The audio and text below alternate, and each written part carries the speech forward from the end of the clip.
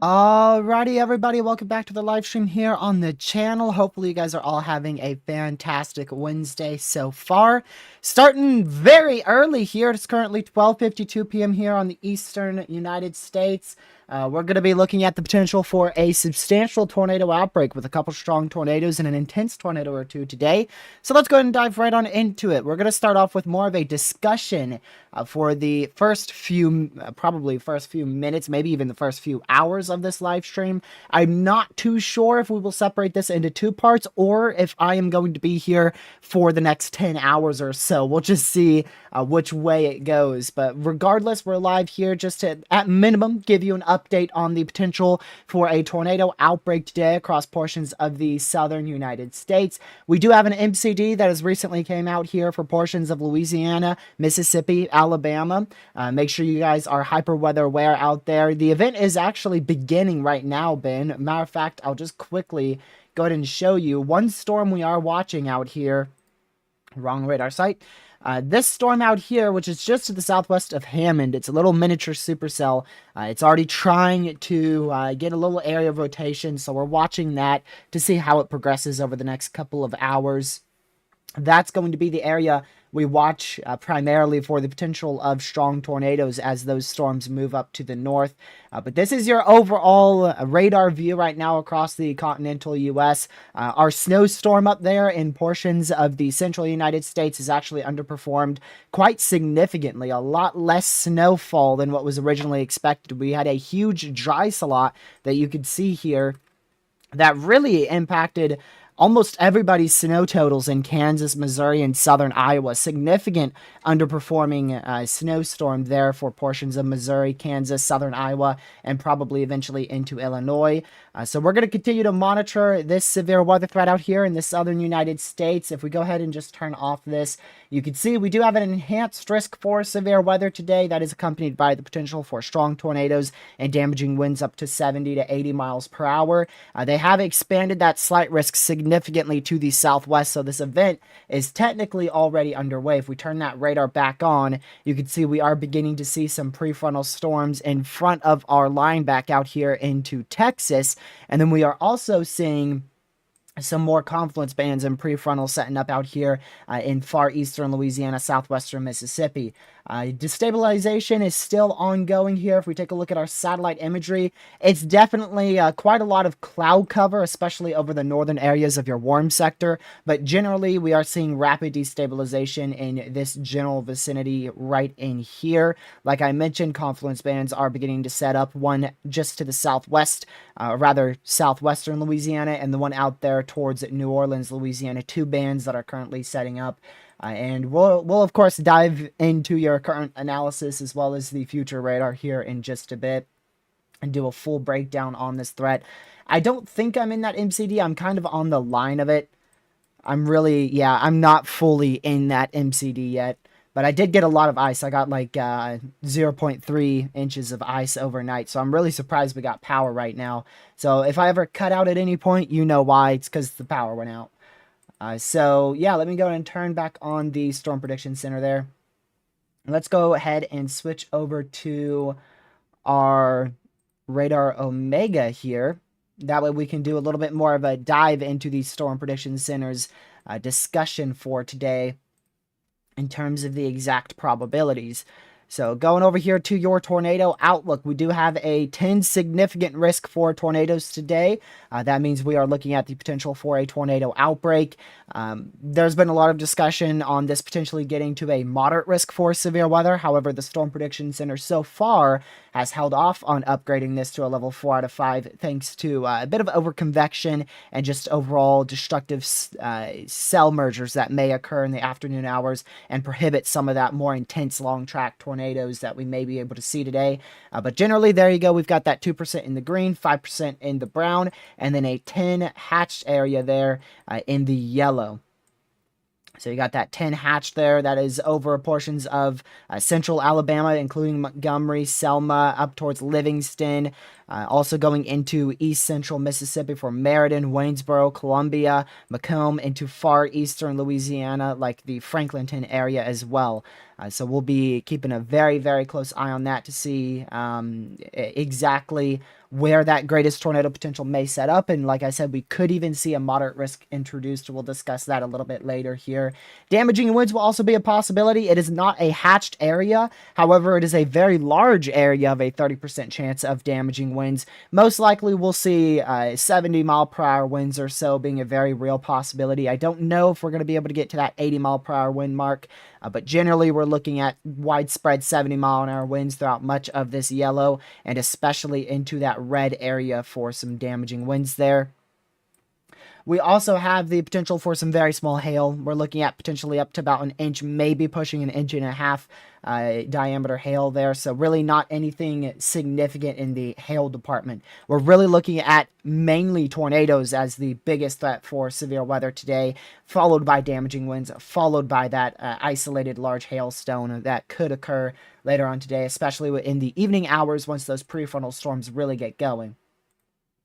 Just briefly, I do want to mention, just like we predicted in yesterday's live stream, the Storm Prediction Center did indeed upgrade Saturday's risk to a very large enhanced risk for severe weather. Right off the bat, that means a moderate risk is definitely a very surreal possibility by the time we get to the day one outlook here for Saturday.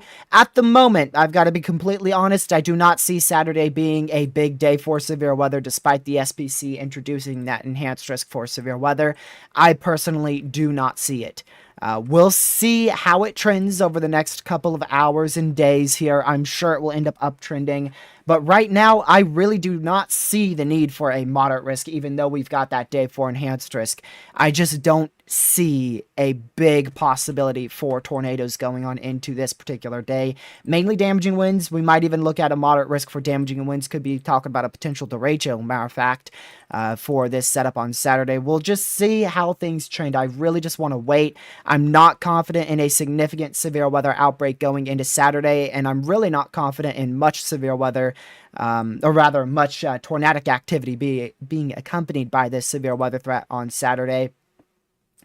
If you look at our highest resolution model that we have for this particular day, that's the NAM model run, also known as the NAM 12K model run. It is really a very underwhelming warm sector. You've got widespread 250 to 500 instability, and you've got a little corridor of up to 1,000 instability, but overall a very sloppy warm sector with a very sloppy, elongated, positively tilted trough with a very messy enhanced belt of flow across the southern and southeastern portion of that trough ejection. So it does not look like a substantial severe weather setup in terms of your trough ejection here, as well as just how poorly that warm sector is set up going into Saturday. Also, wind shear could be an issue, especially for the southern portion of that warm sector, looking in this area here, that covers most of the enhanced risk region that the SPC has for Saturday. So definitely questioning if we're actually going to end up with a substantial severe weather outbreak on Saturday. We'll wait and see. Of course, there's a good chance we see some uptrends, but at the moment, we're not going to really discuss Saturday that much unless we get some major uptrends somewhere on the model runs. This live stream will be primarily focused for today's severe weather threat. I'm really not too sure. Yesterday after we ended the live stream, our models started to downtrend for Saturday. So I'm not for sure on why they pulled that trigger on the level 3 out of 4, or rather 3 out of 5 enhanced risk there for Saturday. There's definitely a lot of time for things to uptrend, so we're probably going to end up keeping this enhanced risk, but right now I don't see a moderate risk caliber setup out of this. We'll have to wait and see. We're just going to have to wait.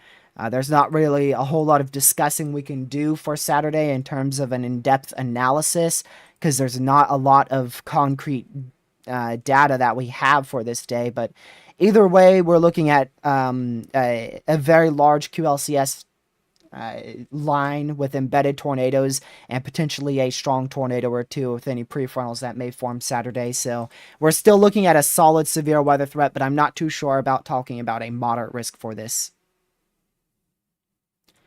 particular day here going into Saturday. Today, though, we do still, of course, have that enhanced risk for severe weather. Matter of fact, today's setup looks completely more significant than Saturday's setup in terms of what our model runs are currently showing. I'm going to wait for the newest HRRR to render in before I show you guys the model runs here and show you what our environment may look like.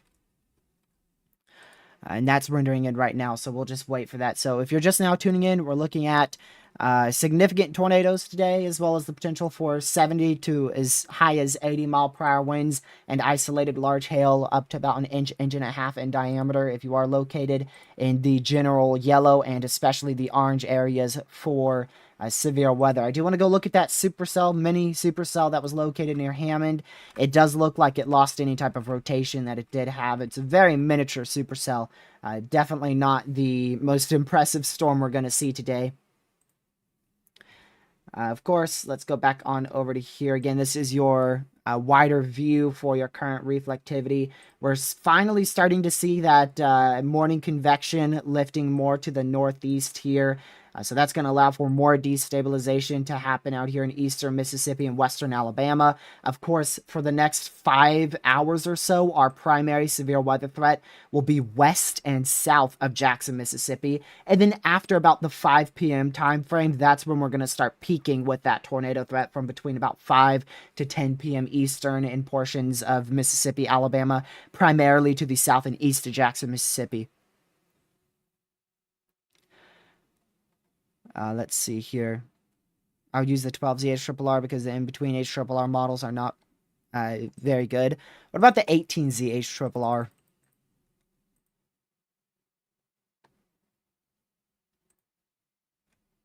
I don't think the 18Z is the most reliable, so we'll use a mixture of both. We'll look at both the 12Z and the 17Z HRRR and see which one. You know what? I can already tell you. It looks like we've actually had something that I didn't notice till now. We've actually had a significant downtrend. Our HRRR model has slowly been significantly downtrending in the northern extent of our warm sector. Let me see if I can find the reasoning for that. Okay, so currently, what Z is it? It is 18Z.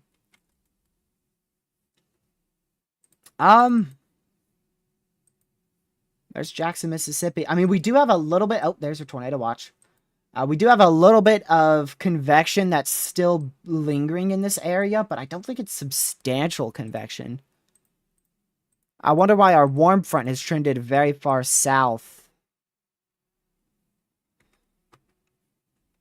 It may be in association to the early morning convection here and the early afternoon convection that is kind of inhibiting that warm sector from lifting more north. Let's see that tornado watch prob.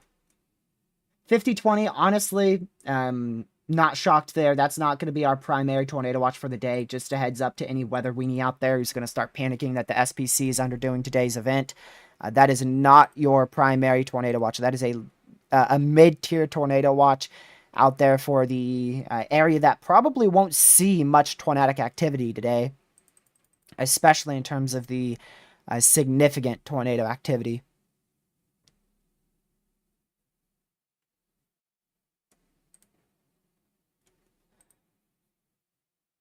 But I am starting to think that we are beginning a better downtrend here on our HRRR model run. I'd like to wait to see what the 18Z HRRR has. Another thing we could compare this to, let's go and look at our current mesoanalysis. I have not looked at that at all today, I'm going to be honest with you. Let's go look at our current mesoanalysis and go to our instability, because that's going to be the biggest thing we pay attention to, is how far north that... Is that already at 2,500? Yikes. That's a lot of instability there. So our main northern lift of our warm sector should begin now. Every hour we should see this continue to push more and more north.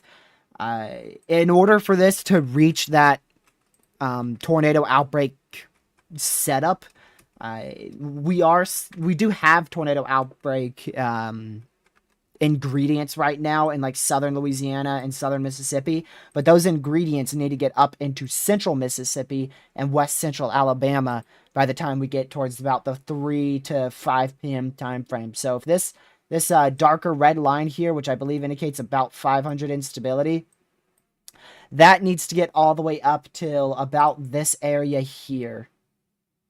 That's how far north we need to see that dark red line get to over the next about 4 or 5 hours or so.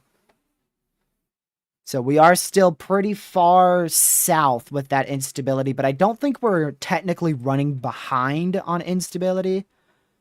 It's 18Z, and it really looks about similar to what the 12Z HRRR had, so I don't think we're really running behind on instability. Matter of fact, I think the 17Z HRRR is underdoing the northern extent of that warm sector at the moment. Just kind of comparing it between the actual 500, or rather the actual mesoanalysis we're seeing right now. So I think the 17Z HRRR might be a little bit too far south with that current warm sector. So I think we're still on track to see a likely tornado outbreak today. If we go ahead and take a look at some other ingredients here, just briefly. Go over here. Taking a look at our surface observation, see if we can find that warm front. You can very, very clearly see where that warm front is located, generally in this area right in here. That's generally as far north as your warm front has lifted. Your warm front is definitely not into Jackson, Mississippi yet. So generally that's where your best environment is for tornadoes at the moment. Look at your instability, and yeah, that's literally where your warm front is. Looking at visible satellite imagery, you can see that clearing over your warm front area as well. So we're going to watch that satellite imagery to see how far north that clearing may be able to get. Looking at our lower level jet won't even be an issue today. Same goes for wind shear. We're really not going to look at wind shear that much in this stream, because just always assume that it is going to be sufficient for strong tornadoes. Wind shear is not a bust factor in terms of this event. underperforming significantly. Now, lapse rates, lower level lapse rates, those are already looking pretty good. We've got a quite large area of 6 kilometer lapse rates, which I got to be honest is more than what I was expecting. Really didn't expect to see much more than about 5.5 kilometer or 5.5 Celsius lapse rates out in this area until the afternoon hours. I really was not expecting to see that good of lapse rates or this early in the afternoon. Mid-level lapse rates, those are okay. That's what's going to help prevent your significant hail threat. We're not looking at a big hail threat today by any means. And then, of course, you have your supercell composite there, which is, of course, increasing. And that will continue to increase with time here. You could see how it still lifts pretty far north on this particular HRRR one. I don't know which HRRR this is using. It says the latest HRRR, but that doesn't really specify exactly which one it's using in the background. So I don't know what HRRR that is. If it's like 17Z or if it's 16Z. Or shoot, it could even be 12Z. I want to wait for 18Z though. Like Indiana said, 18Z is going to be interesting. That might be where HRRR uptrends again.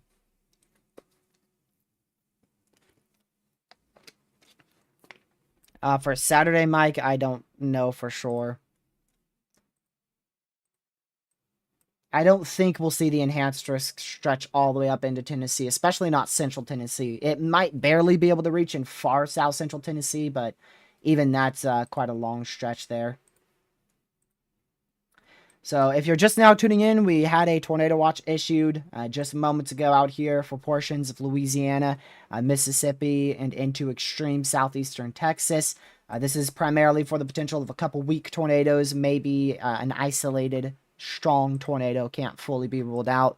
There's your watch probability. So you've got a 50% chance of 2 or more tornadoes, 20% chance one of those is a strong tornado, 50% chance of 60-mile-an-hour winds, or 10 or more 60-mile-an-hour wind events, 20% chance one of those is significant, and then same goes for your hail threat. Hail threat's going to be very low.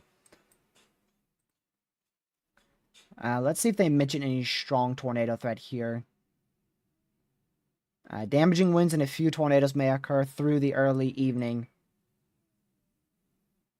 So really not expecting a whole lot of activity, especially in the western side of this tornado watch. This area here, really not expecting much activity in the wake of severe weather or tornado activities.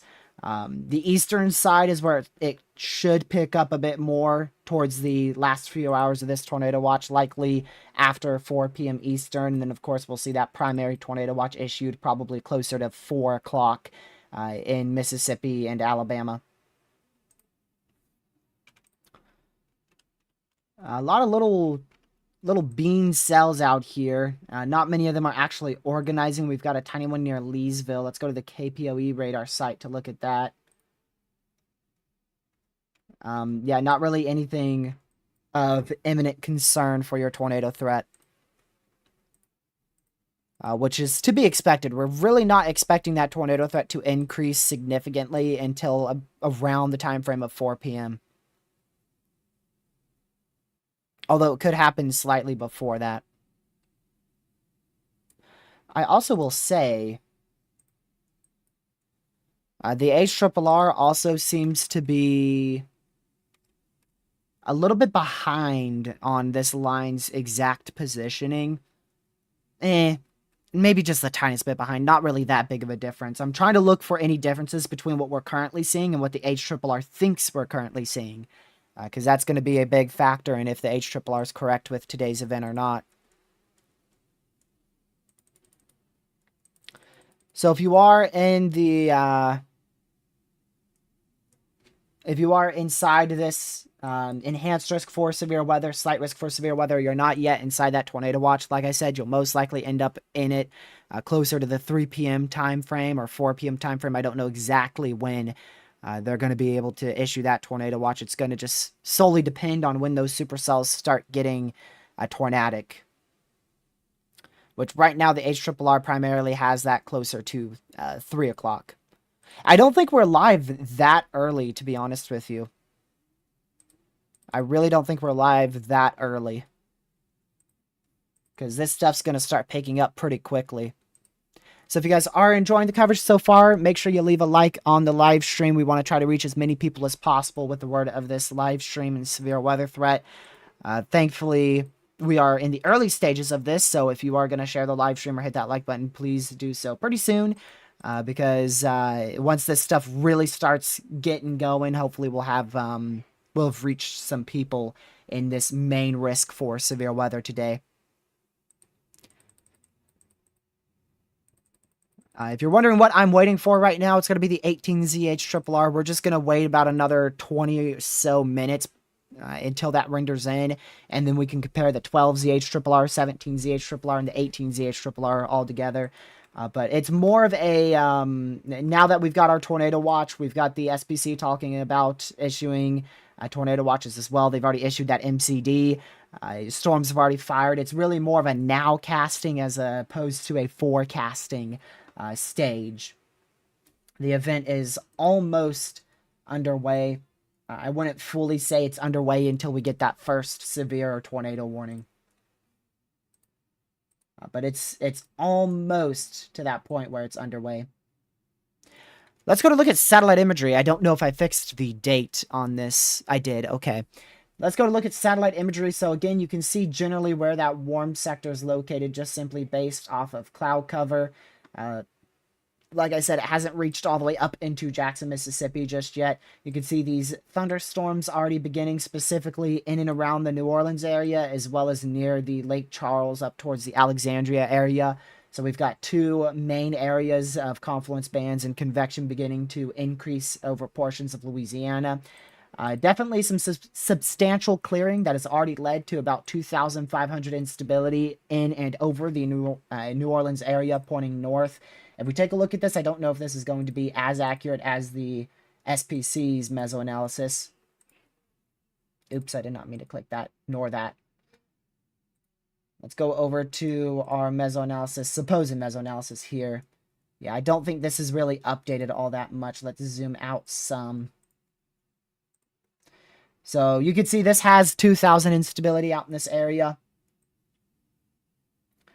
We were actually up to about 2,500. And like I said, the main area we're paying attention to is that 500 instability level. Because in second season, 500 instability is enough to fuel a tornado threat. So we're going to keep an eye on how far north that 500 instability level will pull. According to the HRRR, it should go all the way up into, if not more north than Jackson, Mississippi. I don't know exactly where Jackson, Mississippi is located. Let's see here. Let me look at the shape. So I think Jackson, Mississippi is located. Let's see. That's Collins. It's McGee.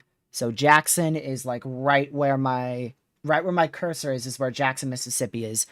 So we're still pretty far away from instability getting that far north. If we're talking about a bust thanks to instability, the way that would go is if instability does not get to Jackson, Mississippi by the 5 p.m. time frame. If it's 5 o'clock Eastern and we don't have 500 instability in or north of the Jackson, Mississippi area, then we can start talking about more of a underperforming event. But right now, from what I've seen over all the model runs and our current mesoanalysis, I believe we are on track for a very substantial tornado outbreak to be underway in a couple of hours in portions of Mississippi, Alabama, as well as into Louisiana. You can see there on the primary screen, we do indeed have a tornado watch that is already out. Again, we are starting to see some of that prefrontal convection firing up. We do have a bit more prefrontal convection in western Louisiana than I originally expected. I don't know if that's going to contribute to a more substantial tornado threat or if that's going to hurt the warm sector lifting north. I'm not too sure what that more convecutive area near Alexandria exactly means. But regardless, we could see a weak spin-up tornado out of those discrete storms as they pull to the northeast.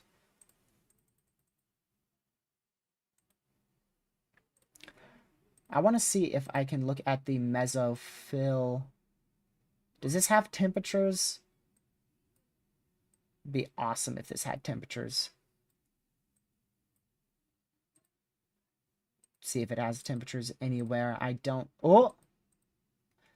Oh, wow, that is like the worst color table for temperatures I've seen in my whole entire life. Because temperatures is another way you can generally tell where your warm sector is getting to. That is probably the worst temperature color table I have ever seen. Let's see. Yeah, there's your instability, though. You can see that blue line. According to this, it is actually getting pretty far north. It's just west of Crystal Springs now. So that's what we're going to be paying close attention to. All right, let's go back over to... Okay. I think everything's good there. That MCD, I don't think that's going to include the potential for a tornado watch into central Mississippi yet. We'll get a separate MCD for that later.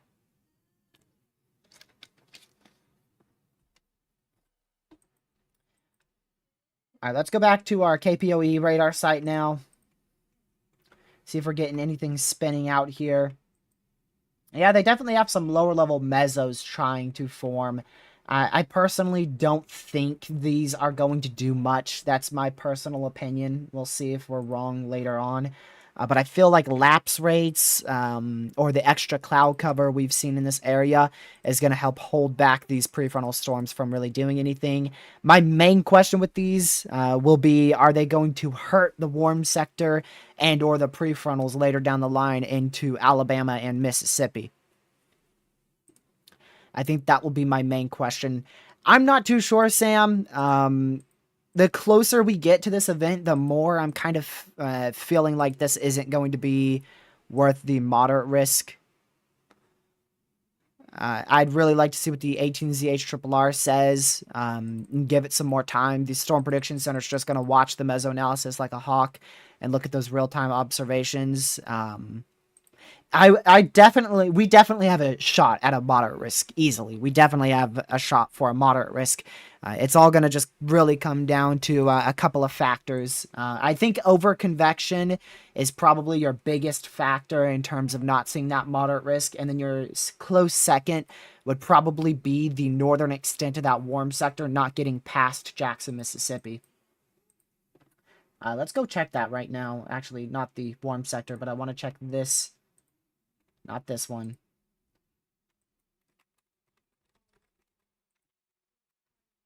Keep an eye on this storm. That's definitely one that I'm a little worried about. Because it seems like it's already trying to get its act together. Definitely watch that. Which way are these moving? These are moving northeast. Okay, so these are moving like this. So those probably won't affect our main risk. Our main tornado threat is going to be more out in this area here. That's where, if we see a moderate risk, it would go somewhere in there. We are in the very early stages of this tornado outbreak. Potential tornado outbreak. It seems like everybody thinks lapse rates is like literally everything in Dixie Alley. That is the main reason I'm seeing people say that this won't go moderate is lapse rates, lapse rates, lapse rates, lapse rates. It's not likely going to be lapse rates. It's probably going to be over-convection that keeps this from going moderate. 6.5 lapse rates with 203 cape is sufficient enough. That is plenty of lower level instability. I really think people are too homed in on lapse rates being such a big bust factor here. I have a good feeling it will be over convection that ends up helping this to underperform.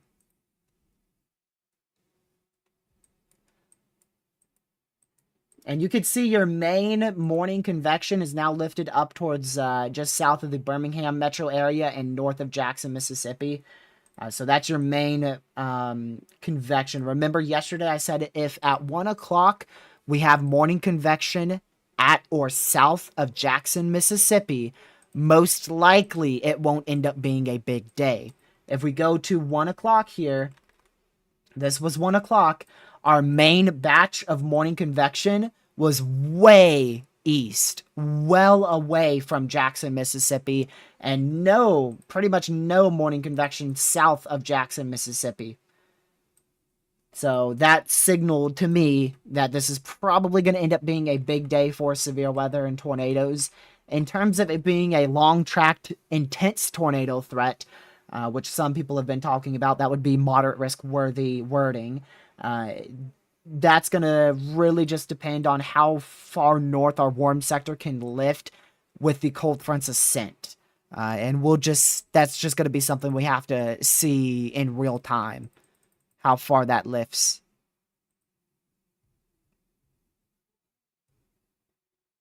We're gonna see tornadoes today. I do not see a way that we don't see tornadoes today. The whole discussion that I'm having is this moderate risk worthy? Is it to that caliber of we are expecting strong tornadoes with the potential of EF3 plus tornadoes? That's the main discussion I'm having right now. We're gonna see tornadoes today. I will be blown away if we do not see at least one tornado today.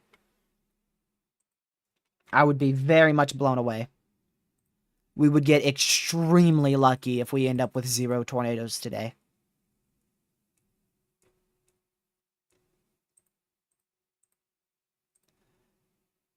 Let me go over here.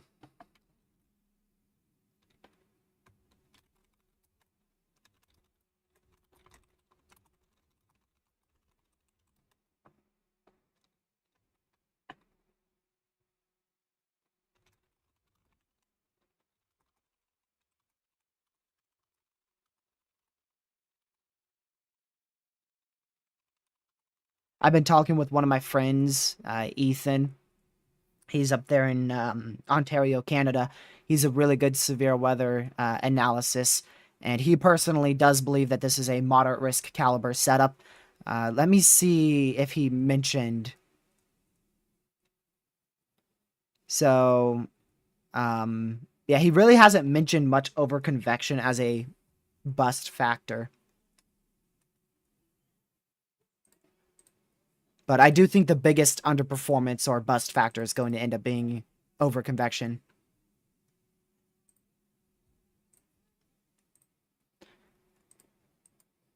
Rotation near Elton, Louisiana. Let's see where that is. If it's in eastern Louisiana. Okay, that's with these prefrontals. Oh my goodness, let me get a better radar sight. Oh, I can't. Maybe if I do this. Nope. These are all just miniature supercells. Radar Omega might have a better one. Would this work? Okay, yeah, there you go. So there is a little area of rotation east of Elton, Louisiana. I do see what you're talking about there, Cody. I do want to switch to this radar site as well. It looks like that is a little area of rotation, and you can see the miniature. Now, that is a mini supercell. If we're talking about mini supercells, that is one. I mean, we're not talking about more than 5 miles worth of this supercell here. That is a mini supercell. And if we do get any tornadoes out here, it's probably going to be from these mini supercells that progress over the next hour or two. We'll see how that goes. Definitely really intrigued to see how this is going to look after it comes off the radar site, because that might be already one of our first bigger storms of the day.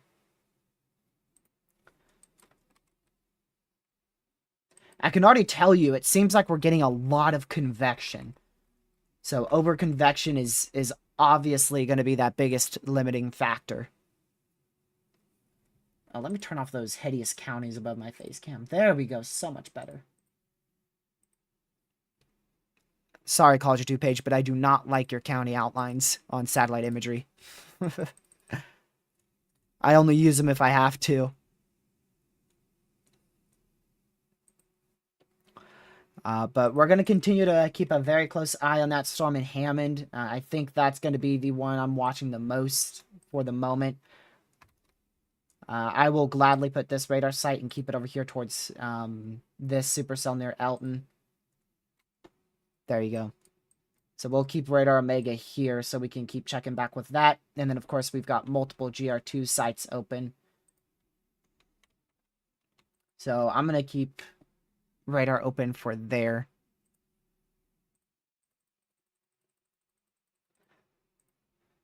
Our next Storm Prediction Center outlook will be at 3 p.m. Eastern. That's about an hour and a half away. So if we do see a moderate risk, like I've been discussing quite frequently, including yesterday, I think it would be at the 3 o'clock advisory. If we are talking about a moderate risk being issued, that's definitely the most likely time frame.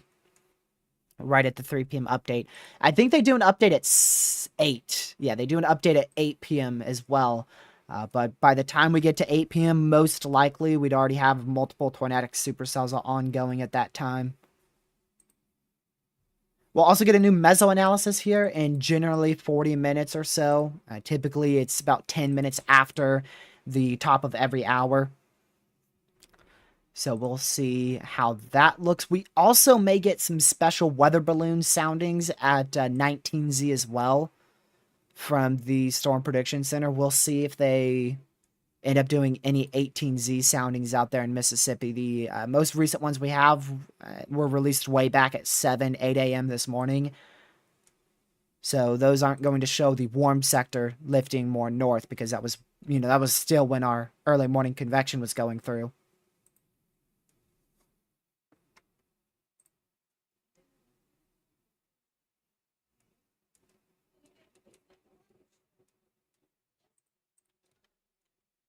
Let's go back over to that storm here in Elton.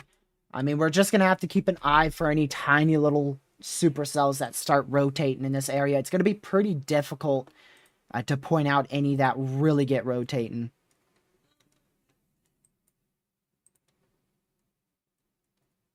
Unless we see like a very strong meso, it's going to be difficult to point out which storms have a better opportunity to produce tornadoes over any other ones here. La Nina is currently forming out there in the Pacific, which has resulted in a southern jet stream like we discussed in our tornado outlook last year. So therefore, it's resulted in that more southern jet stream, aka why Dixie Alley is already popping off here in February. So it does not surprise me. We're already entering that La Nina out there in the Pacific. I don't know. I don't believe we're in a La Nina. I've kind of forgotten, to be honest with you. But it's definitely, here's your sea surface temperatures. It's definitely cooler than average out there. So it's definitely a La Nina pattern. If you didn't know, La Nina typically results in a southern jet stream. That results in a greater threat for Dixie Alley severe weather events. And I don't know if I could loop it for you to show you how much that's changed. I don't think I can.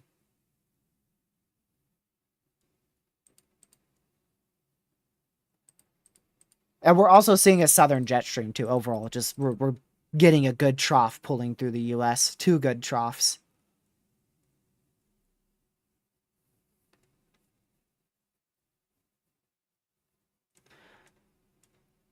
I'm definitely starting to feel like we are looking at a long track, strong to intense tornado threat now in this area. Just based off that instability that is continuing to climb northward. I don't know if that strong, long track tornado threat is going to be able to push towards Jackson or on the northern side of that enhanced risk, but at least we're looking at a strong, long track tornado threat on the southeastern edge of that enhanced risk. We'll see what our next mesoanalysis says. Okay, it looks like this isn't rotating that much, so that's good news. This is the right cell, right? Yeah, okay. It's going to be a very messy, clustery mode here. We're only going to get like 2 to 3 storms that probably end up semi-discrete, but that's all it's going to take in such an environment like today. All it takes is 1 or 2 semi-discrete storms in this environment, and you've got 1 or 2 significant long-track tornadoes.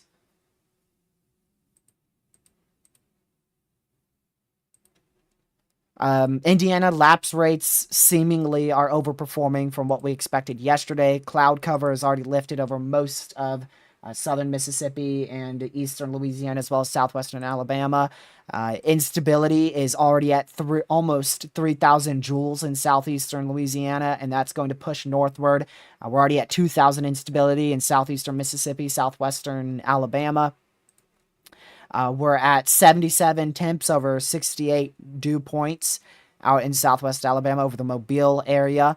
Lower level jet is already up to 45 knots in that region as well. So there's a lot of things that I've looked at here that have that I think point towards a long-tracked, strong tornado threat today. A lot of our underperforming, or what we originally thought were going to be underperforming or bust factors, are currently decreasing. So we're going to end up seeing a better opportunity for stronger tornadoes. Overconvection is really the biggest issue. I think that's our biggest underperformance here. And we are seeing a lot of convection. That tornado watch in southern Mississippi / central Mississippi into southwestern and central Alabama might happen a bit sooner than I originally expected. I don't know if they're going to hold off on that all the way till 3 p.m.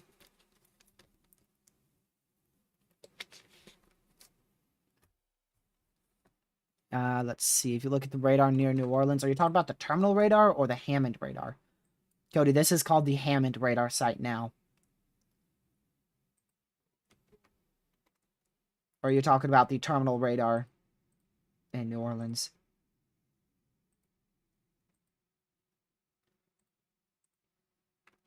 I don't see tight rotation here northeast of Elton. It's still a little broad. Personally, don't see much coming out of that. Wouldn't fully still rule out a tornado with these prefrontal storms, but most likely they're too clustered together.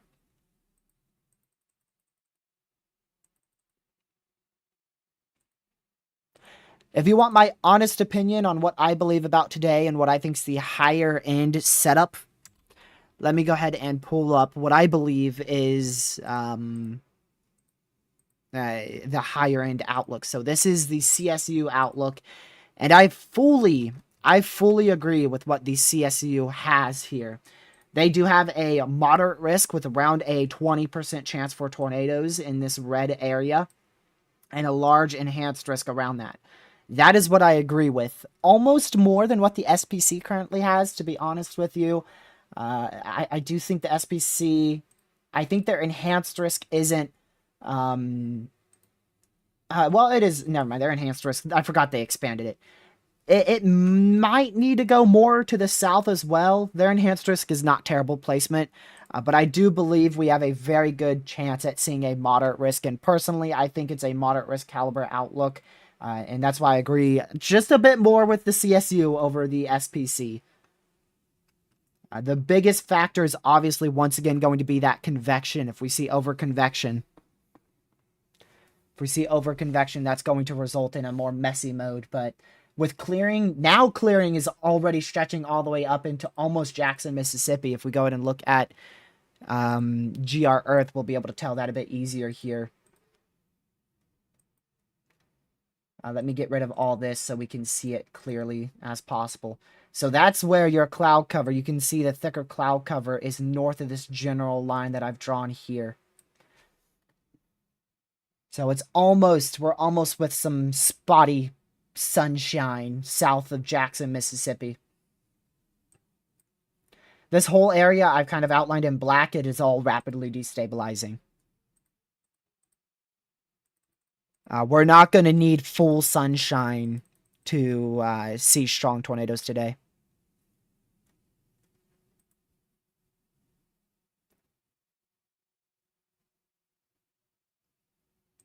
Let's see if the 18Z's in. It's not coming in on my end yet.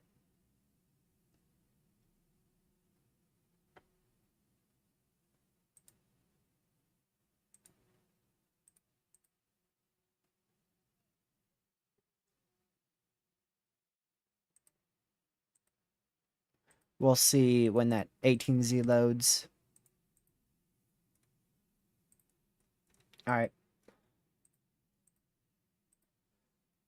Also, the CSU has a very low-end hail threat as well. It does, for some reason, it has a slight risk for hail out there in Georgia. I don't know why.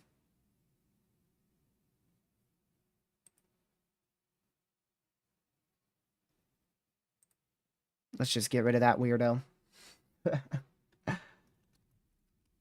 And, of course, the damaging wind threat also, weirdly enough, barely has an enhanced risk.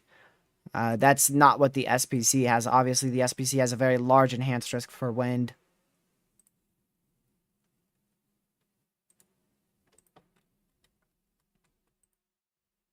I don't know about our wind threat, actually.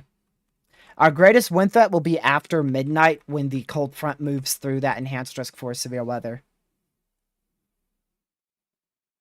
Not many mods are in here since we're live early. So, I can't put that on mods at all. It's crazy how you get weirdos in weather live streams like that.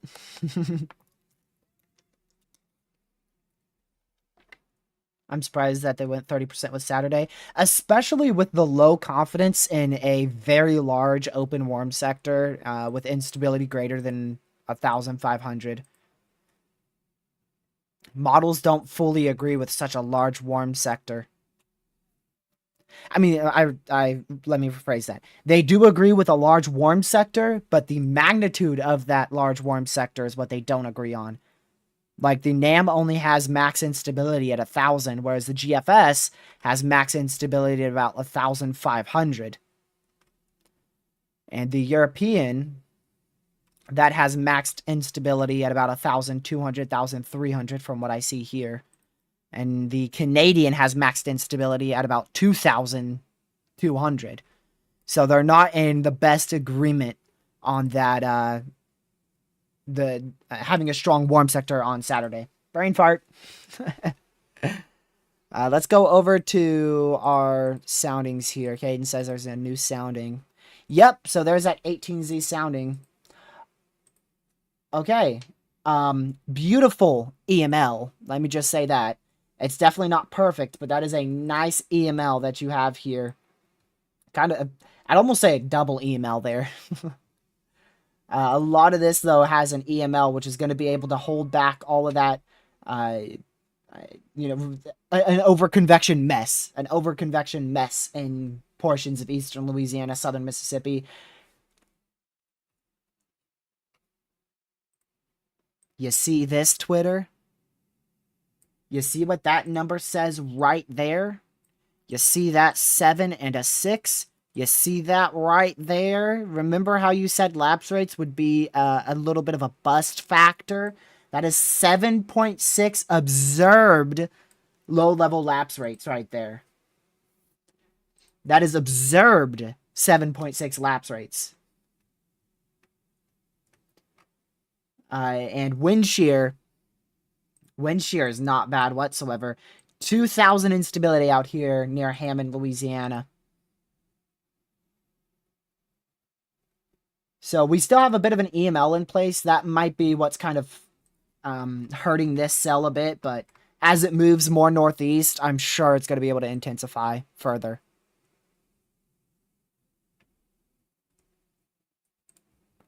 I'm sure it will intensify further as it goes more northeast.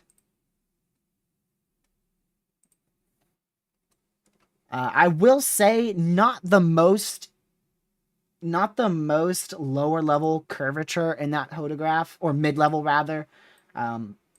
Lower level does not look half bad at all. But kind of the mid-level area, I don't see the most curvature with that. It's not bad, though. It is not a bad sounding. That is definitely an enhanced risk caliber sounding right there. Maybe even... I'd say moderate. If this was if it was in April, this would probably be enhanced. But since it's second season, and typically in second season, you actually can have significant storms with lower thermodynamics, This is probably a moderate risk caliber sounding, especially with a good EML like that out here in Louisiana. I'm going to send this to Ethan, see what he thinks. Near Hammond, Louisiana. Observed 18Z sounding. He's probably going to say really, really good. Other than some curvature in that photograph.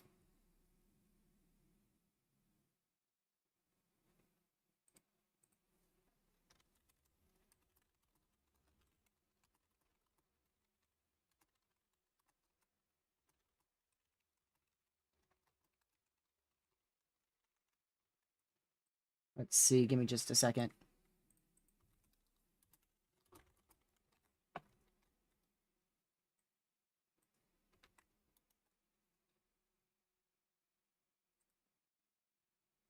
Okay. Lucky. I haven't heard from him today. I've tried to contact him. He's not responded to any text. I don't think. I actually just got a text on my phone. See if that's him. Nah. Oh, by the way, there was a little tree down on the road, on my road. All it had to do was move like a couple more feet to the left, and it would have snapped our power line. So I was like this close to losing power for the day. Like I was really close to losing power. This thing's got a really good hook, but it's just not really actually rotating. And maybe it's an upper level hook or something. I'm not too sure.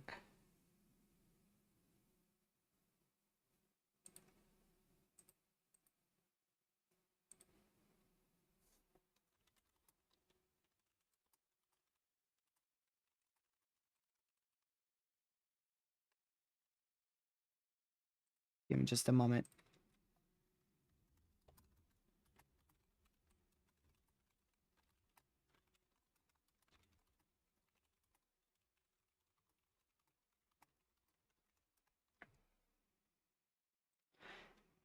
Okay, so once again, if you're just now tuning in, this is what we're dealing with. We've got a enhanced risk for severe weather issued by the official Storm Prediction Center.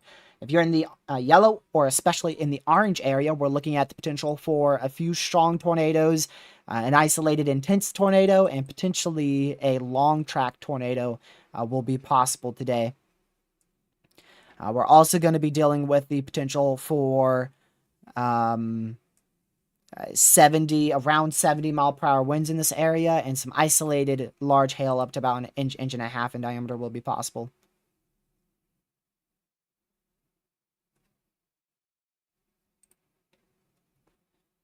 Okay, Ethan said that he believes we need a little bit more wind shear and more length to the photograph, which will most likely come later on in the afternoon, but overall that is an amazing sounding thermodynamically wise, which is what I agree with. Especially what he said right there, thermodynamic wise. 2000 instability, 7.6 lower level lapse rates, almost 203 cape, 1500, almost 1500 ml cape. I mean, that is up there for Dixie Alley in February. I ain't got the new MCD. How the heck did you get it before me, Caden? Where do you see that at? Unless it's winter related.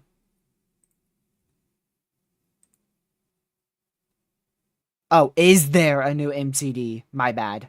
He didn't say there is. He said, is there?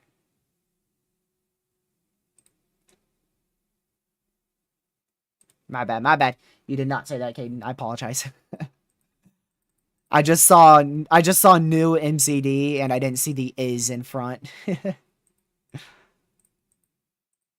But Caden, the main thing is that sounding. That sounding is definitely definitely moderate risk caliber sounding there.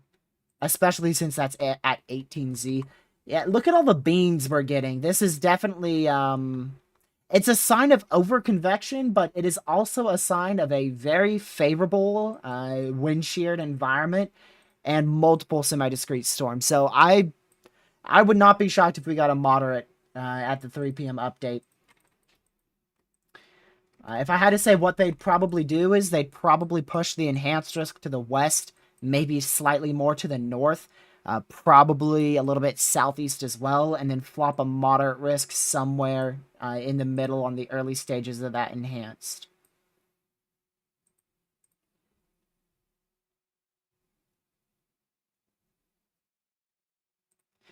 I want to go check the HRR again. Still not rendering in with 18Z.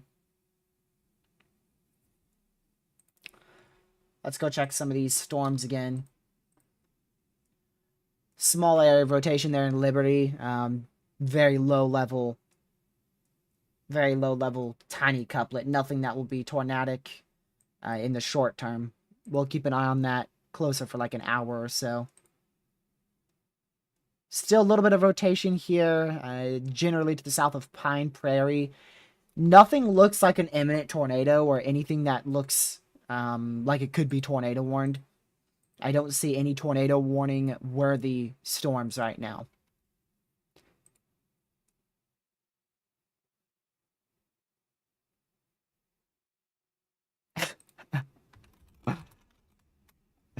Dude, that's crazy. Yeah, we're in the very early stages. I just want to emphasize that multiple times. It is only 1:50 p.m. here on the East Coast. We are not expecting much tornado activity before 4 p.m. Eastern. So we've got another solid 2 hours and 10 minutes before things really get going. 18Z HRR is finally beginning to render in. We'll see if that has any more north of a warm sector, and we'll also see the new Mesoanalysis here in about like 20 or so minutes. This stuff will all sort itself out. It may be a little bit clustering, a little bit messy now, but it's probably going to start turning more semi-discrete, especially as we get towards that 4 p.m. Eastern time frame. But it's definitely more over convection at the moment.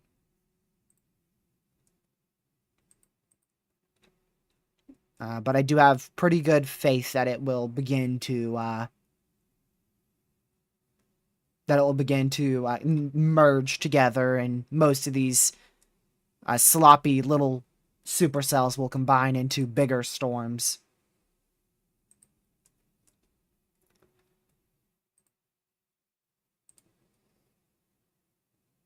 Yeah, here's somebody on Twitter that follows me. They said, I have no idea where the downtrend from the HRR came after 10 p.m. Eastern. Instability on Mesoanalysis is currently more north than most models, thanks to those downtrends. So I don't know either. I don't know why the HRR downtrended. It shouldn't have downtrended because our instability is uptrending right now in terms of on Mesoanalysis. So I really don't know why it decided to downtrend out of nowhere.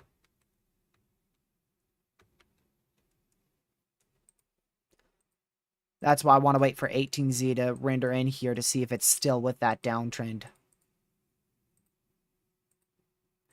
18Z is a bit better on instability, but it's still not grasping that full northern extent of your warm sector. It's still not all the way up there where it's supposed to be.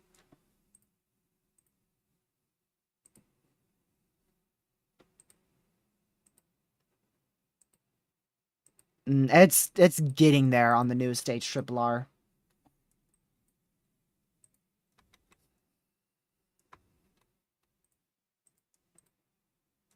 So like I said, I really just think a lot of these storms are going to just be more of a waiting game. They're definitely beginning to organize, and it's just going to be a matter of time before these really explode and start dropping tornadoes left, right, and center. If I were chasing, I would definitely be out there in southeastern Mississippi. For sure. I'd be sitting probably east of Columbia right now. maybe even a little bit more north and east than that, closer to Collins. I'd be somewhere in here. I would not be south of the Highway 98 corridor in southern Mississippi.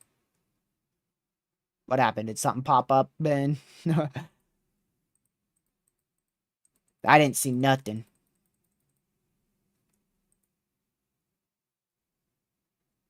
18Z's coming out now on College 2 page at least. It's 4% done.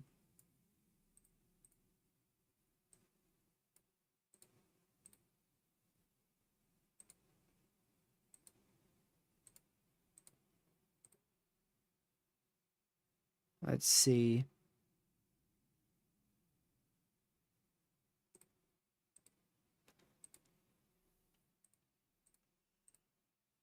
I think our primary storms.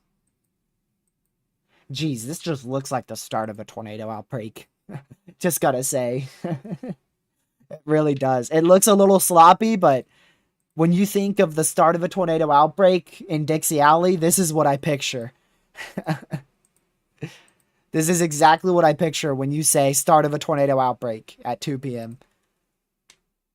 in Dixie Alley, because that's literally what it looks like in my head.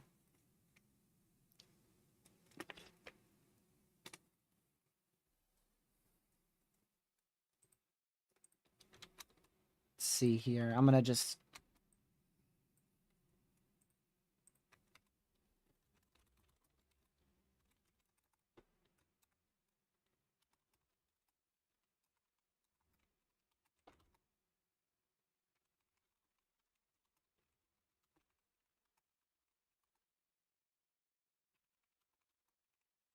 the 40 p.m. time frame, the 4 p.m. Eastern time frame.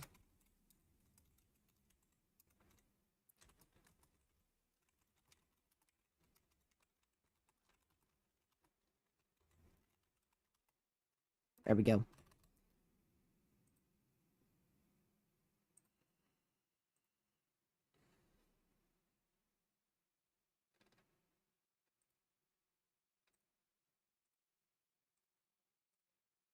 Turn back on the SPC. There you go. Oh, and probably want to turn on those tornado watches just so people know that there is a tornado watch out. Whoa, there was like 6 messages I just missed. It starts sloppy, then chaos begins. I think this will be a tornado outbreak. I agree with you, Indiana. We have too many of them, although they do have some space between them. They aren't too close together. Like I said, I think it is a bit more. It is definitely more on the over convection and messier side of things. But once storms start to merge and we start to figure out which storms will be the dominant one within the next 2 or so hours, they'll start dropping SIG-TORs most likely. I think we get several strong tornadoes. For some reason, I can't read that. My brain won't read this message. I think we get several strong ones. No way those storms 3 hours before don't do anything other than some crazy. There you go. There you go. I learned how to read again.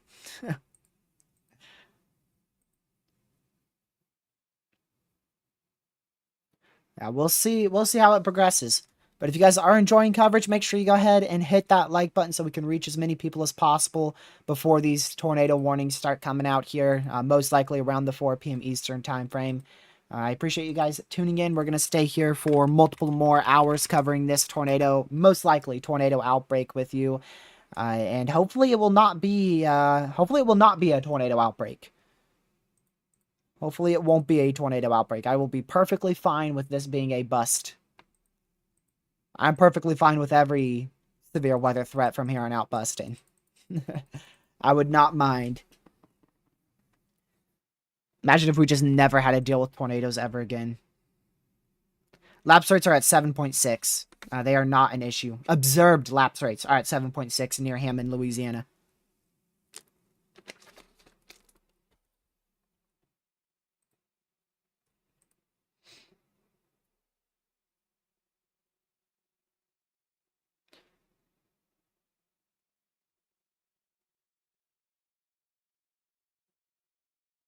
Let's see. What's holding these cells back at the moment?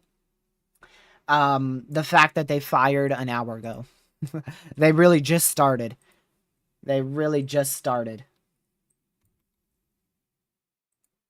And another thing may be a bit more of the over convection mess here, but that will all sort out towards 4 p.m. Don't even look at shear, Ben. You don't even... We're at 40... I'm 45 knot at the lower level, and then I think... you know what? I do want to check helicity. We're at 200 lower level helicity from the 0 to 1 kilometer range, or surface to 1 kilometer range, which is technically 0. And then surface to 3 kilometer, we're at almost 250. Bulk shear, we're at 25 knots in the surface to 1 kilometer. And then in the surface to 3 kilometer, I think that's 30 to 35. But that will all increase substantially, especially after 4 p.m.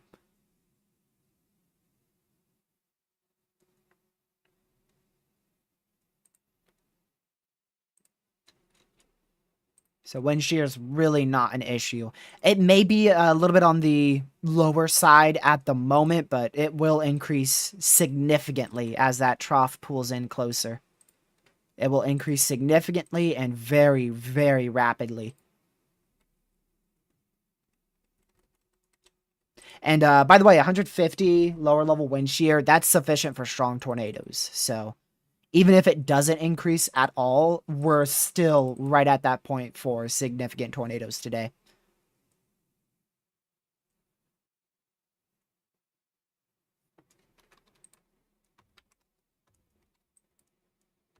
So it's just a waiting game, waiting to see all these storms merge to see exactly which ones will be the primary storms of the day. I personally don't think we will see many tornadoes out of these storms further to the west.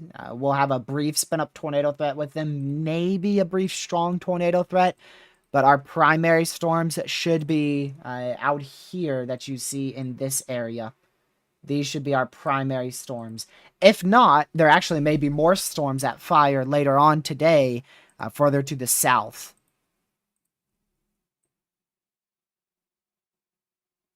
Yeah, but the HRRR has the storms I've circled here being the primary tornado threat from about 3:30 or so. About 3:30, all the way, strong tornado threat, all the way till the QLCS line catches up towards 10 p.m.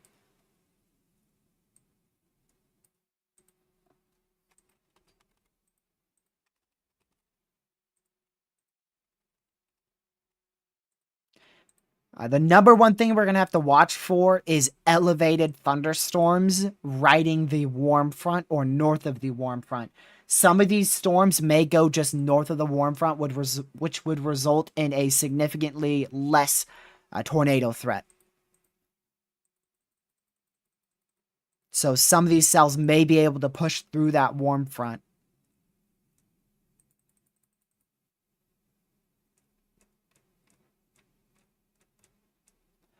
I'm still thinking our primary tornado threat starts around 4 p.m.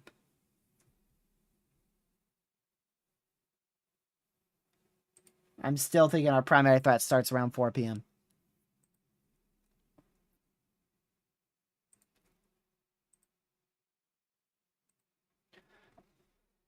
Alrighty, a bit of an update on our satellite imagery that has been above my face cam. Here's a look at it on a more full-scale view. You can still see we have quite the lack of cloud cover. I mean, we do have some clouds, obviously, but quite the lack of cloud cover in our main warm sector area to the south of Jackson, Mississippi, as expected. Still seeing that main batch of prefrontal supercells firing up in and around the New Orleans, Louisiana area. The primary tornado threat, I don't know if we can switch the... Can we turn on the SPC? Aw, dang it. I was hoping we'd be able to turn on the SPC here. If we look at the SPC outlook, we'll be able to look at it with this here. You can see that yellow hatched area. That's your 10 significant chance for tornadoes. So storms are starting to enter that 10 sig. I do believe the greatest tornado threat will be focused kind of on the southwest corridor of that 10 significant chance for tornadoes. I don't know how far southwest. I don't feel like it would be all the way into the far southwest corner into like northeastern Louisiana. The primary threat should be closer to kind of southeastern Mississippi, west central Alabama for strong tornadoes. I don't think that main tornado threat, when talking about a possible moderate, would extend into Louisiana.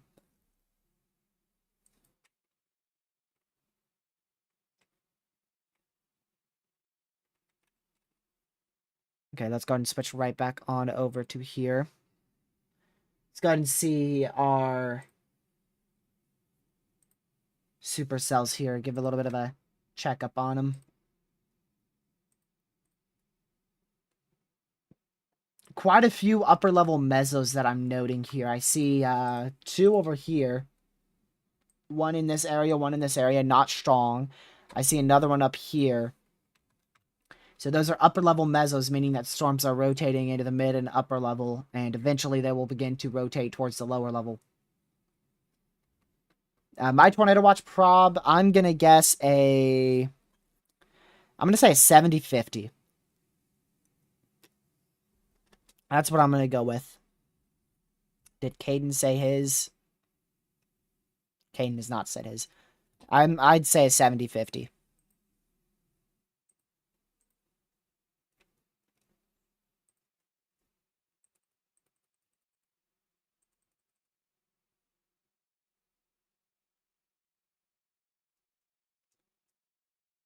I'm going to go back over to the Mesoanalysis. We should get a Mesoanalysis update here shortly. I haven't showed you guys the HRRR. I've been waiting so long. I'm sure some of y'all have been looking forward to that. I just realized that. So here's the 18Z HRRR. You can see that it's generally initiated wrong right off the bat. But by the time we get to about 3:30, we're going to continue to see these storms move northward. We'll keep seeing that over convection look back out here into Louisiana. And then by the time we get to 4 p.m., that's when we'll start to see more discrete supercells fire west of New Orleans, moving up to the northeast, with those prefrontals continuing into southeastern Mississippi, west central Alabama. Definitely a more messy look on this HRRR model run. For sure. Then 5 p.m., that's when things really start exploding. Most likely, we have multiple tornadic storms towards the 5 p.m. time frame in this area. Multiple smaller supercells trying to produce tornadoes back out here at 5 p.m. with an embedded QLCS tornado threat back out into Louisiana towards the 5 p.m. time frame. 6 p.m., strong tornado threat begins to most likely peak out here in portions of east central Mississippi and west central Alabama, still with that QLCS tornado threat back out into Louisiana, kind of central Louisiana, eastern Louisiana, southwestern Mississippi. 7 p.m., still continuing with that strong tornado threat in front of your main QLCS cold front. 8 p.m., still continuing with those prefrontals. 9 p.m., that QLCS catches up to those prefrontals, most likely resulting in another intensification period of embedded supercells towards the 9 p.m. time frame. 10 o'clock, supercells are starting to weaken, and then by the time we get to 11, stuff should start to congeal into a line where primarily we'll see weak spin-up tornadoes, isolated strong tornado at and after the 11 p.m. Eastern time frame. And then there's your last frame of this model run until it continues to load in. This is for midnight tonight. So overall, it is very messy, but even with such a messier mode, we'll most likely end up with a couple strong tornadoes, potentially an intense tornado or two, and the opportunity for a long track tornado or two, specifically over central Mississippi into central Alabama.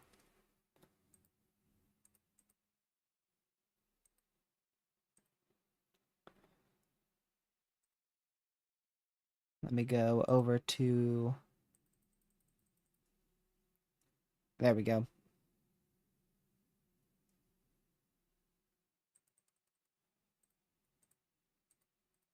And now that the 18Z HRRR is done rendering in, we're going to wait till we get the 19Z. That's the fun part about weather. Right when you get the newest data, you want the next newest data.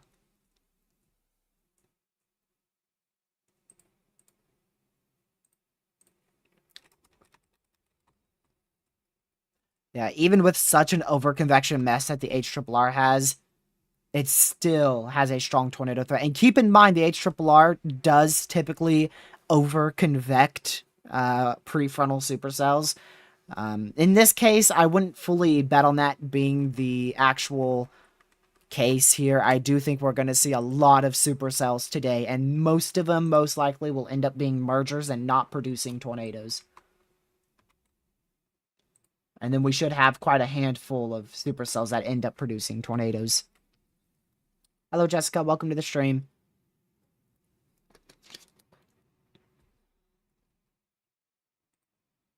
Glad to see you in here. Thankfully, you're not inside the primary tornado threat. You are in a tornado watch, but you're not in that primary tornado threat for strong tornadoes and long-tracked strong tornadoes today.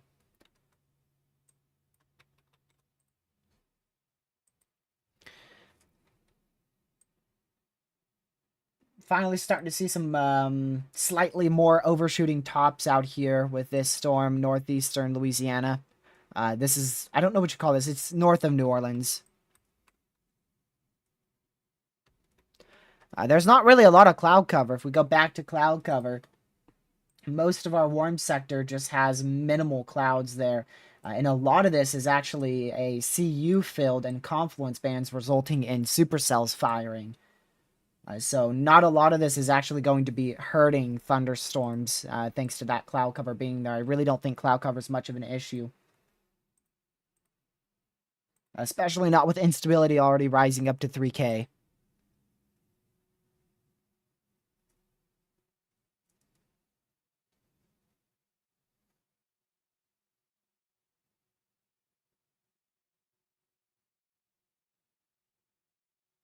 Let's see, rotation near Faraday, Louisiana.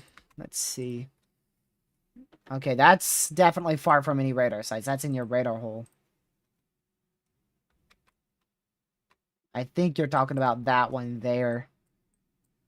But it's too difficult to say if much is happening with that. It's probably an upper level meso like most of these mini supercells have. But until it gets closer to a radar site, we probably won't see any type of tornado warnings or anything produced with that storm. Until it starts specifically getting towards the lower levels. That's what I was trying to say. Until it starts getting towards the lower levels. Little rotation also here near Woodville. It could go moderate. The environment is very favorable for strong and intense tornadoes. The only thing that will most likely keep it from hitting moderate caliber will probably end up being the over-convection side of things.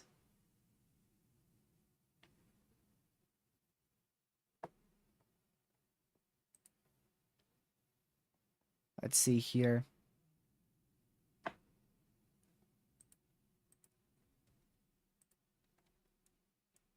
Most likely going to end up with an MCD for a tornado watch at any moment out here in southern Mississippi.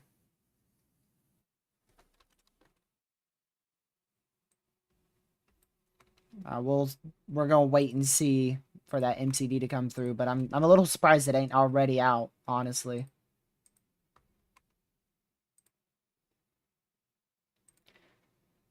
So just a lot of bean cells and messy supercells.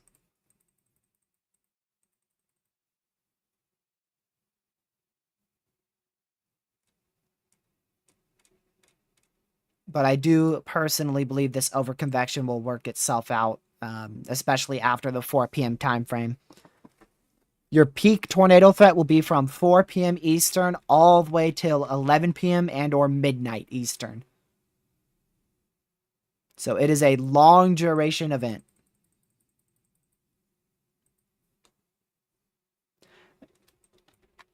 Okay, you guys don't have to point out every little area of rotation.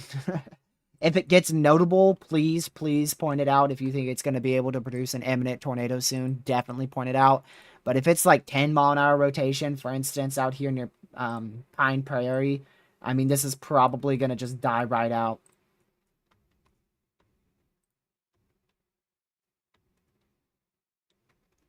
Because obviously you can tell, I mean, considering how many people are pointing out little areas of rotation, you can tell that there's a lot of wind shear and storms are trying to rotate. Just it's a little bit too early in the supercell's life stage to actually be able to produce a tornado.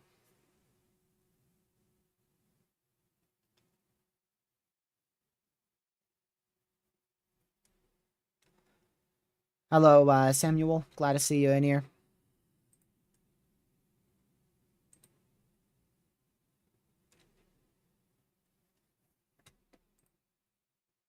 Okay, we should have the newest Mesoanalysis English. Okay, it's coming in right now. It's coming in right now, so we should have it literally at any second. It will be completely in. And it is completely in. Instability has risen to 3,500 in southeastern Louisiana. And your warm sector has moved just a bit more to the north. Your warm sector is north of these storms. So all of these storms are still inside of your warm sector. Your main 500 instability is still across that entire area where those prefrontal storms are firing. And then you have 3,500 instability out here, southwest of New Orleans. I don't think that instability will actually be used by many storms, but that instability is going to help with extra instability being able to be pulled more to the north, like this. And it will probably help with more thunderstorms firing on the confluence bands as well. We're also up to 12 supercell composite out there in southern Louisiana. So we are really getting up there. Really, really starting to get up there in environments, environment-wise. But once again, that overconvection should limit the tornado threat until we get towards about 4 p.m. Eastern. A new SPC outlook will be released in about 45 minutes. Oh, there's our first severe thunderstorm warning. The event is officially underway. We have just gotten our first severe thunderstorm warning for 60-mile-an-hour winds and 0.75-inch hail. That is for Angie in eastern Louisiana and far south central Mississippi, south of Columbia. But yeah, I don't think they'll change a whole lot on that 3 p.m. update. I don't really feel like they're going to end up going moderate, to be honest with you.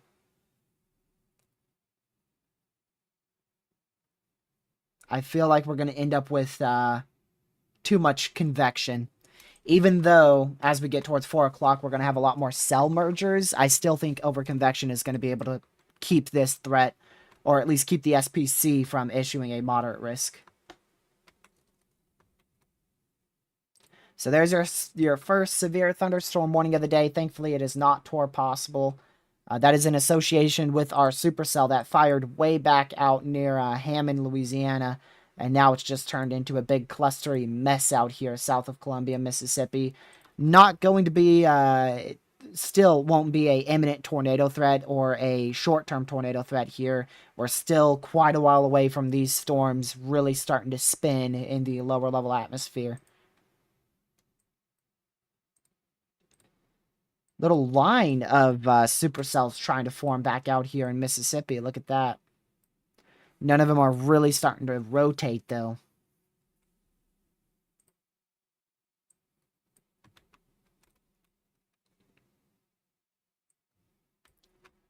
Not too sure if it's confluence band. We can look in a second.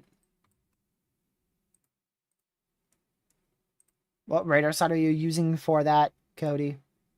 I mean, there's really not a radar site you can use for that area.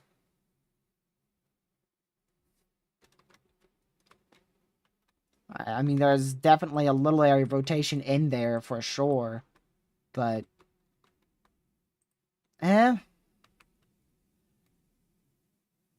yeah, that's not bad. And our second severe thunderstorm warning of the day, going into Mississippi. It's for the same storm. This one's for 1-inch hail, 60-mile-an-hour winds. A little bit larger hail there.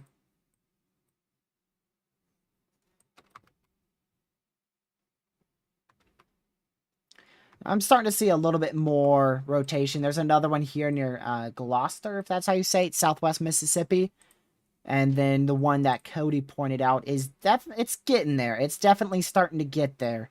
I can't tell you how much that rotation is translating to the lower levels, but it's starting to get more concerning and a more short-term tornado threat here.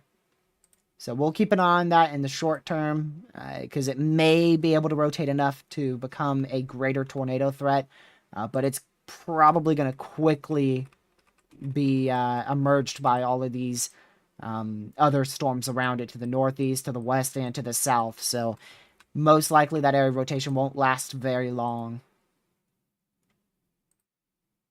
But after those cell mergers, you never know, maybe after those cell mergers, that area of rotation will increase. Go to the Jackson, Mississippi radar site. Also getting there for a bit more of a concerning cell near Macomb, Mississippi. And we officially have a tornado warning.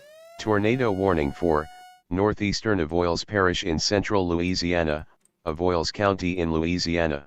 National Weather Service is not messing around. We officially have our first tornado warning of the day northeast of Marksville, Louisiana. So make sure you are seeking shelter. Cody pointed that one out. There you go. He was indeed correct with that. So that has warranted the National Weather Service to issue a tornado warning for 9 minutes. That is a short tornado warning, man. That is a short one. The National Weather Service in Lake Charles, of course it wasn't Shreveport, has issued a tornado warning out here northeast of Marksville, Louisiana.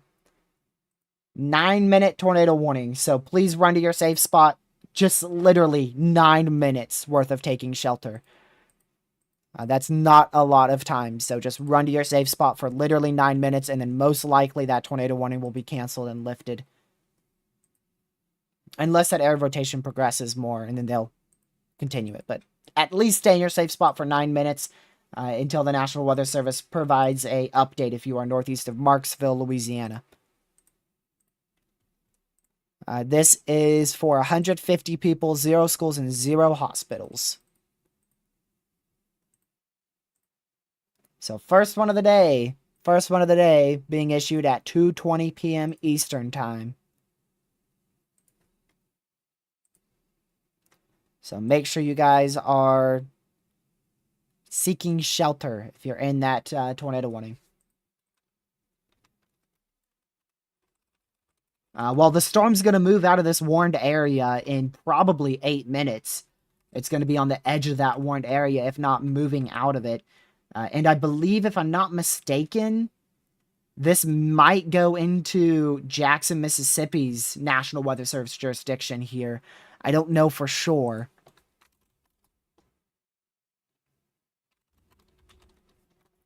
See if I can find it. Yeah, so that's why this is part of the National Weather Service in Jackson, Mississippi's jurisdiction. So if we get a new tornado warning, it will be issued by another National Weather Service.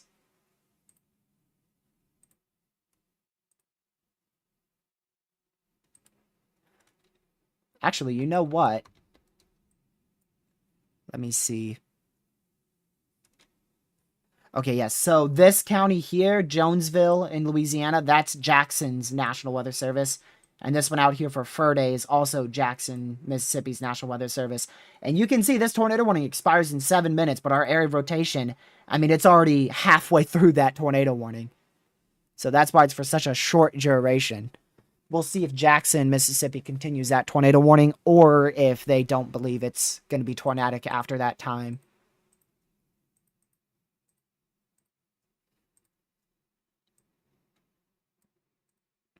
So there is your first National Weather Service tornado warning, and they've gone ahead and extended that just slightly for 22 more minutes.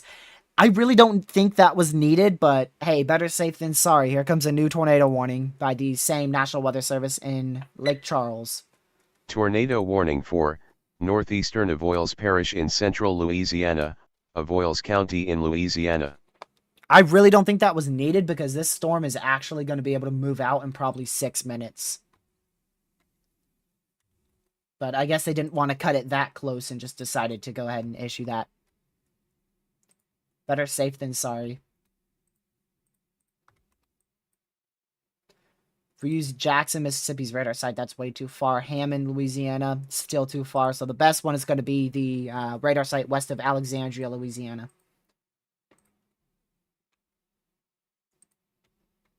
Let's go ahead and I'm trying to find the right radar site here. So you can see that little area of rotation. It is not very tight. You're looking at about 40, maybe 50 mile per hour rotation there.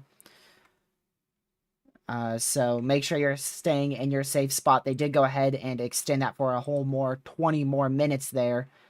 So if you are in this polygon here, you're in a warning for 20 minutes. 20 more minutes to seek shelter. If you're in this one, back out in this area, you've got 5 more minutes of seeking shelter. So Jackson, Mississippi's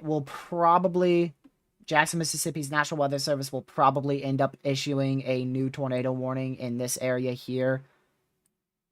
And they might do it by county, so I don't think that area is going to end up in a tornado warning there. I think the area of rotation is going to go enough south that they won't issue that tiny little part of the county in a warning. So most likely we'll get a new tornado warning somewhere in this area. I don't know where exactly. Or Jackson just won't warn it because it's probably going to be pretty short-lived with this cell merge about to impact it to its south. They could do a number of things with that storm. Number of things. We'll see which one they go for. You can see all these upper-level little mesocyclones here. A bunch of little mesocyclones trying to get rotating. A bunch of them. Bunch of mini supercells trying to rotate. That is west of Macomb.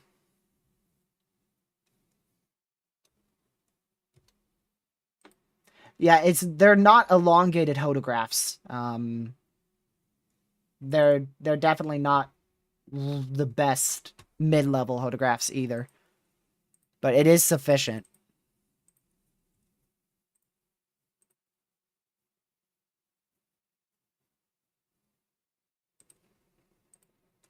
It is definitely sufficient enough. I'll go check Mesoanalysis really quick. Keep an eye on this one north of Summit, Louisiana, south of Brookhaven, Mississippi. That just might try to produce a tornado here over the next couple minutes. We'll see if that increases in rotation or decreases next scan. But I don't know. At your lower levels, you have a very large area of 150 helicity. And then in your mid-levels, you've got a large area of 150 to 200. So I really don't think wind shear is a big issue.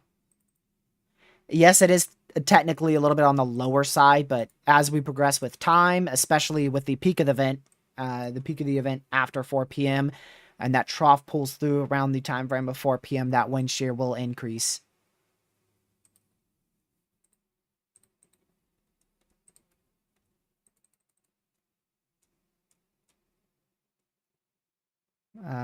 Let's see here.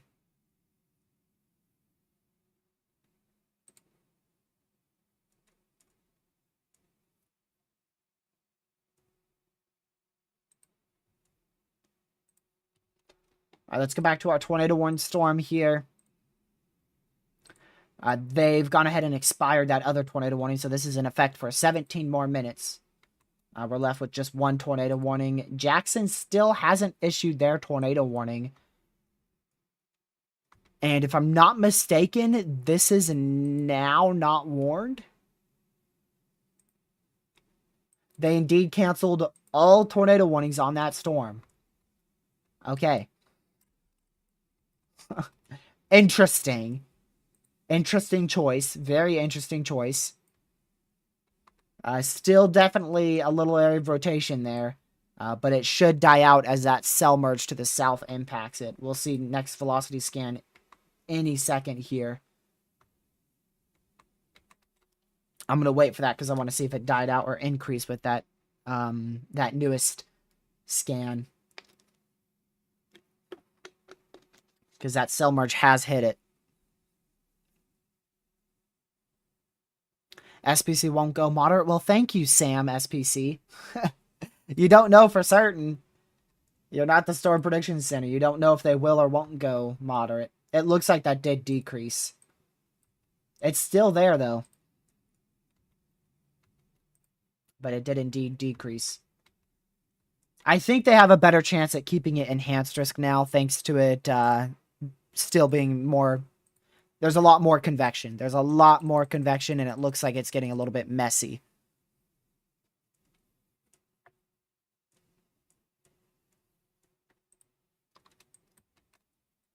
Okay, would not be shocked if we get a tornado warning here shortly in south central Mississippi. Depends on if the National Weather Service is watching this storm or not, because there is a lot of cells to keep an eye on. If it does get warned, it would be in the Jackson National Weather Service's jurisdiction there. But either way, just keep an eye on this. If you are in Brookhaven, East Lincoln, up towards Woolworth, this general area here, just keep an eye on this storm. It is going up to the northeast along the I-55 corridor between the, let's see, is that the... Okay, yeah, that's Macomb, Mississippi. I didn't know if that was Louisiana. Macomb, Mississippi, and Brookhaven, Mississippi. It is going along that I-55 corridor, and it definitely has a good area. Okay, that's probably contamination. I doubt we have 3 areas of rotation. We'll definitely need to get a new scan on that to point out exactly where your area of rotation is. I doubt there's 3. Jackson, Mississippi's radar site here. Yeah, see, that shows one bigger region of rotation. You can see it does have a more of a supercellular structure with it, too. Yeah, one of them, I mean, it's definitely rotating. I just don't know how strong. Somewhere in there is definitely an area of rotation. If I had to guess where, it would probably be one of these 2 areas here where that hook echo's located.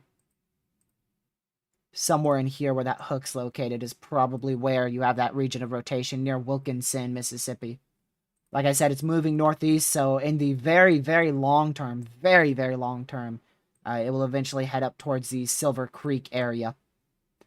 Don't know how long this is going to be able to sustain itself, but long term, that's where it's going to be heading up towards. It's going to be moving northeast. A tornado watch has just been issued. Few tornadoes likely. 75-mile-an-hour winds likely. Let's see the probs on this. It is going to be a 70-60. I was very close. I said 70-50. It is a 70-60 tornado watch. That means there is a 70% chance of 2 or more tornadoes and a 60% chance one of those is significant. A few tornadoes and a couple intense tornadoes likely. A couple EF3 plus tornadoes likely. Let me go ahead and just highlight that.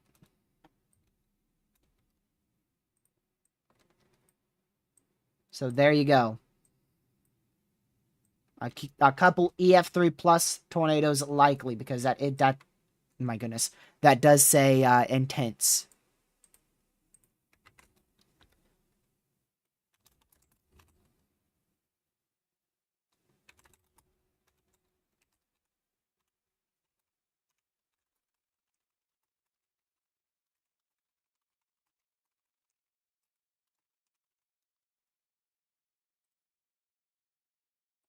Go ahead and get this out on Twitter. I want to go find the tornado watch. There you go.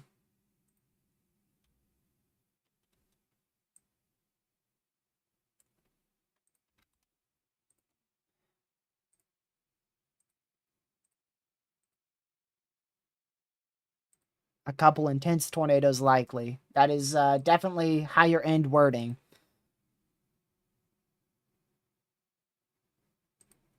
That goes till 11 p.m. Eastern. right when I was talking about this tornado threat decreasing. Right around 11 p.m. or midnight, and they went with 11 p.m. for that tornado watch.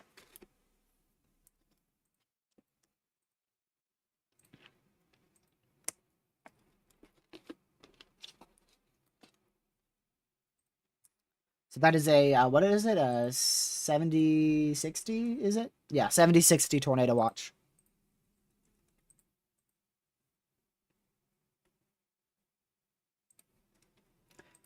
All right, let's go check on that new area, or that area of rotation, rather. Still broad region of green and red here. I can't tell if it's really strong or not. It's just a broad region of rotation that you can see south of Brookhaven. And again, this is going to be moving to the northeast up towards Silver Creek. Probably in about, I'd say probably about 45 minutes or so before it gets all the way up to Silver Creek. Actually, it may be moving more north, more like this. It might go to the west of Silver Creek, more of this way.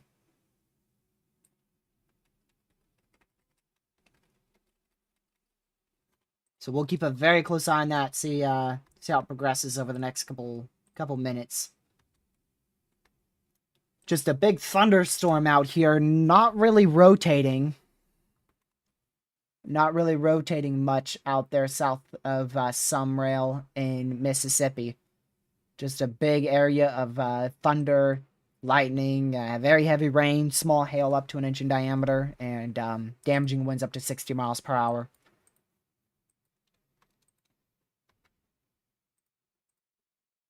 Let me go back to the Jackson, Mississippi radar site. Very difficult to see if there's any areas of rotation east of Alexandria near the Faraday area. Can't really tell.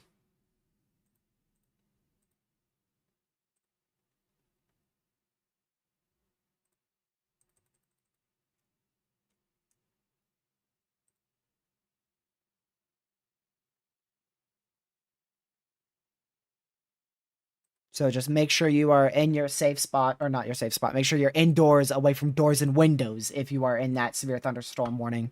Thankfully, there's no tornado warning, so nobody has to be in their safe spot.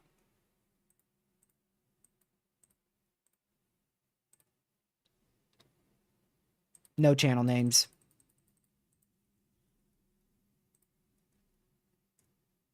Okay, I'm going to go over to the Mesoanalysis once again. That tornado watch, by the way, does go all the way up into Jackson, Mississippi, as far north as Philadelphia, one county to the south of Macon, Mississippi. And it does go as far east as Selma, Alabama, and Mobile is actually included in that as well. So make sure you are hyper weather aware. If you are inside these purple areas, that's where you are under a tornado watch. Remember, a tornado watch means conditions are favorable for the development of tornadoes. So make sure you are hyper weather aware if you are in those tornado watch regions. And this one that was recently issued right here. This one is your higher end tornado watch with a couple EF3 plus tornadoes likely. That is a 70-60 tornado watch, which if you don't know what that means, it is a 70% chance of 2 or more tornadoes and a 60% chance that one of those is strong. Also, if you didn't know, a strong tornado is EF2 plus, whereas an intense tornado is EF3 plus. And then, of course, you have a violent tornado, which is EF4 plus. That's the different wordings the National Weather Service uses on their watches for higher end days. Really don't see any good areas of rotation aside from that one south of Brookhaven. We're going to definitely keep watching that. I'm a little surprised they don't have at least a special weather statement or maybe even a tornado warning on that. It's hard to say how much it's rotating, but it's definitely rotating at around 40 miles per hour, maybe greater than that. But like I said, it's pretty hard to tell. Definitely has a hook. Definitely is a mini supercell.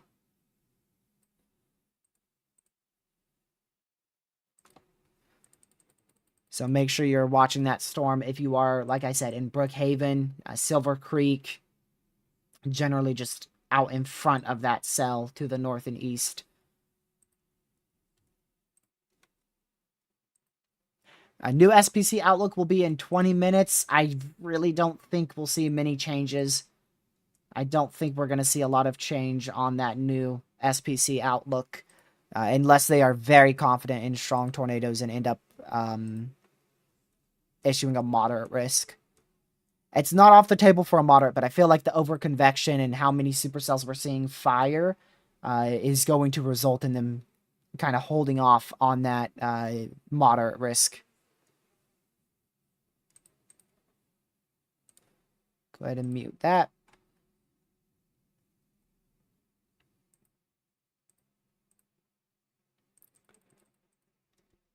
What about the new HRRR? Is that in yet? We are 83% done with the 18Z, so we're not in for the 19Z GFS yet, or 19Z GFS, 19Z HRRR. My bad, wrong model run. There is no 19Z GFS. So our current only warning that is active is a severe thunderstorm warning. That is out here barely to the southeast of Columbia, Mississippi. So if you are in that severe thunderstorm warning, make sure you are indoors, away from doors and windows. I don't see a tornado threat with this at the moment. It's still way too clustered. Eventually, this may become a tornado threat in about an hour or so as it starts to sort itself out. But that will be closer to like the I don't even know where that would be. Probably near the is that Ellisville area in south central Mississippi. Still a pretty good area of rotation. Like I said, can't tell you exactly how strong it is, but at least a little area of rotation here. Just to the southwest of East Lincoln, south of Brookhaven, Mississippi. You can see the curvature nature of this supercell and that little hook echo right here, just now passing the I-55 corridor between Macomb and Brookhaven, Mississippi. That's really the only rotating storm I am keeping an eye on. All these storms have gone ahead and begun to merge. We could get a brief spin-up tornado out of this area over the next hour or so as storms move eastward, but most likely it will be probably even after 5 p.m. Eastern before those storms end up doing anything else. So our main tornado threat is really going to be focused with any of these storms here. Let me go ahead and show you. Any of these storms in this area will be where our main tornado threat will be focused for the next couple hours. That big batch of convection back here really shouldn't do much until probably the 5 p.m. time frame. Once it may start breaking up towards that 5 p.m. time frame, but who knows? It might completely die out before then.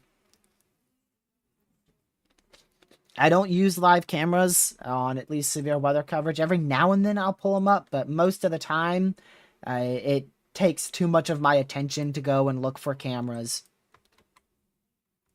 I prefer to just stay watching radar and commentate what I'm seeing on radar. Yeah, the tornado warning was canceled actually pretty soon. I mean, it still had like at least at minimum 15 more minutes left of that warning, and then they just canceled it.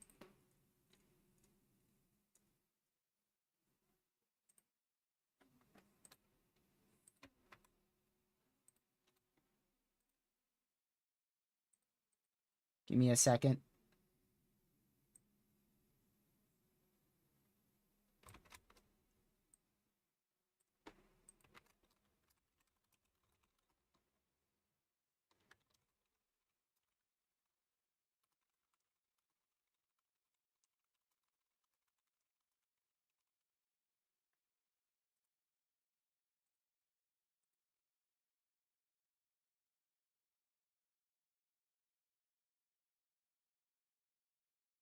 All right, there we go.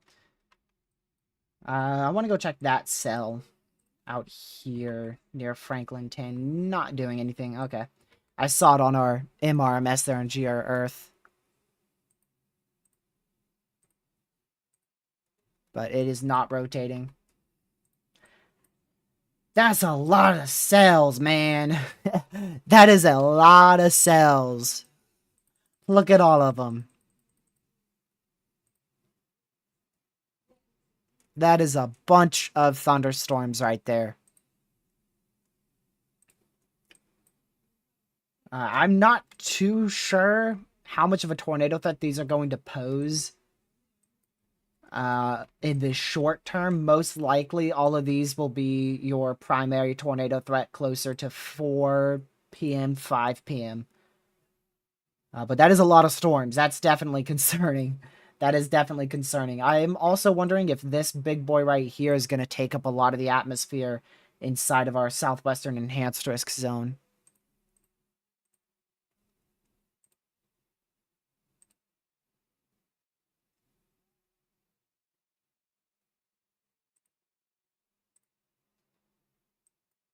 All right, HRRR is almost done rendering all the way in. 18Z has 48 frames, so that takes a lot longer to complete. Our new Mesoanalysis will be in most likely about 25-30 minutes. SPC outlook in 15 minutes. 15 more minutes before that Storm Prediction Center update, where I believe we have the best chance for a moderate risk. However, over the last 2 hours, we've started to see maybe too many supercells begin to form over Louisiana and southern Mississippi. Peak tornado threat will be between most likely 4 p.m. And around 10 p.m. Eastern. Between about 4 to 10 p.m.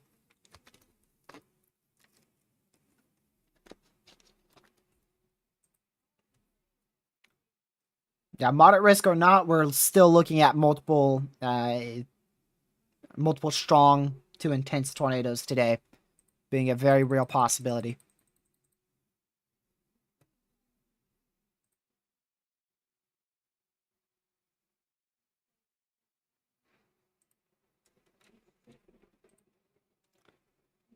Yeah, I mean, these aren't terrible. I mean, there is a lot of convection, but they're not horrifically close to each other.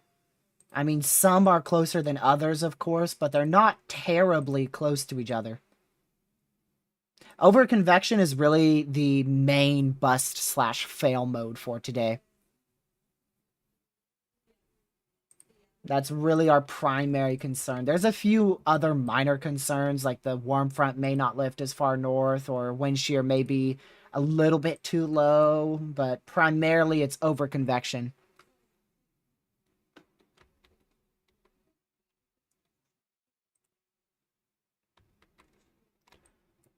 Like this, for instance. All this overconvection here, which we really weren't expecting much of a tornado threat in that portion of Louisiana anyways. I mean, I know that's still in the 5% tornado risk, but personally, I never expected much tornado threat in this region here. I was expecting it more into southwestern Mississippi, southern Mississippi, and far eastern Louisiana.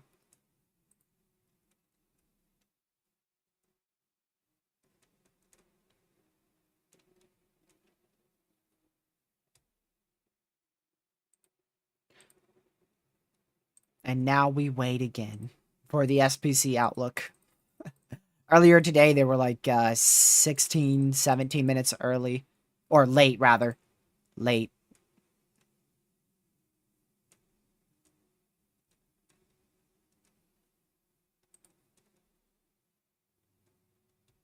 HRRR is still rendering in for 18Z. We gotta wait till it finishes that, and then a couple minutes later, it will render in for 19Z.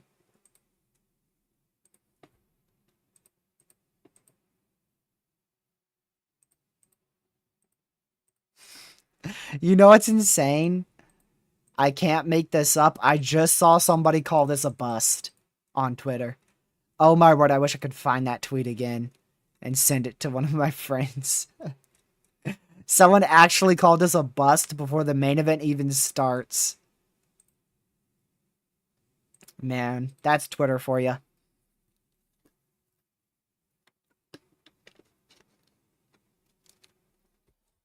What do you mean if they are issuing them late?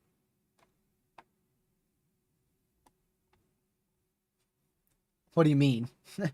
The reason why the discussion at 11:30 a.m. was 15 minutes late was because they were debating probably going moderate.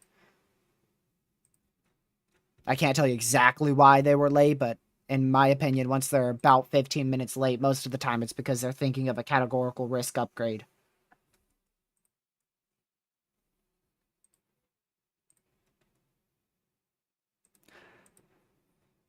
Oh man, I just got completely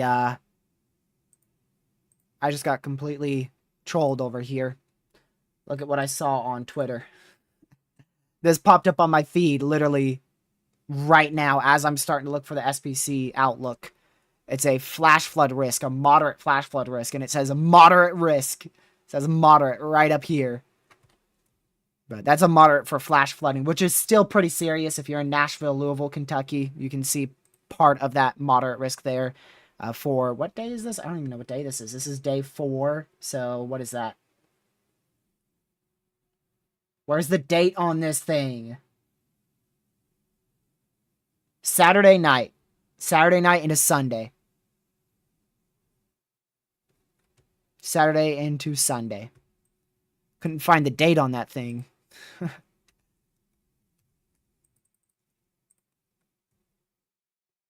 And we just got a MCD for an increasing supercell and tornado threat for the next few hours. Right here. That's in the southwest side of your enhanced risk up towards Jackson, Mississippi. 65 to 80 mile per hour winds, 1 to 1.75 inch hail, and peak tornado intensity may reach as high as 150 miles per hour. Visible satellite imagery as well as surface observations continue to show a northern movement of the warm front across portions of southern Mississippi and southern Alabama. Gusty southerly winds over 30 knots extend across much of eastern Louisiana, indicating a boundary layer of mixing and strengthening lower level jet. This air mass will continue to spread north throughout the evening. A notable pressure fall exists over portions of southern Mississippi and southwestern Alabama just ahead of the rashing developing storms. Given the 0 to 1 kilometer shear, or rather helicity, is 200 to 300 and destabilizing air mass, these cells are likely to become supercellular with an increasing tornado threat as cells mature. A strong tornado or two is possible as storms move in the region with the warm front. Let's see, to access both large lower level shear and favorable instability.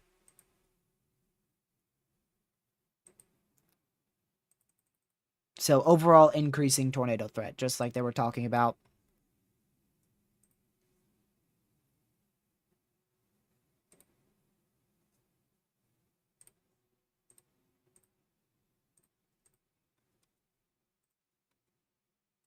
Let me go ahead and quickly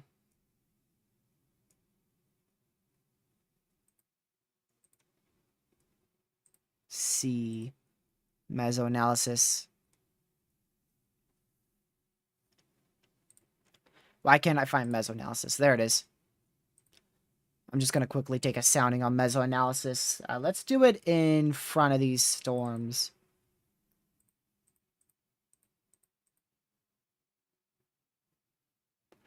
Can I pull this over here? Nope. Well, here is a sounding out there in front of these storms. I don't know why it's set over there. I pulled it here. There you go. See, it's still relatively the same. So there's your skew T. Can I pull that back up? It literally just disappeared on me. So you can see we have a, well, now it changed, but we did have a EML there. Why does this keep moving everywhere? There you go. So you can see your little EML in here. And there is some drier air. There is some drier air that is being trapped in the mid-levels towards the 400 to 500 millibar height. That might be what is contributing to most of these storms being miniature supercells.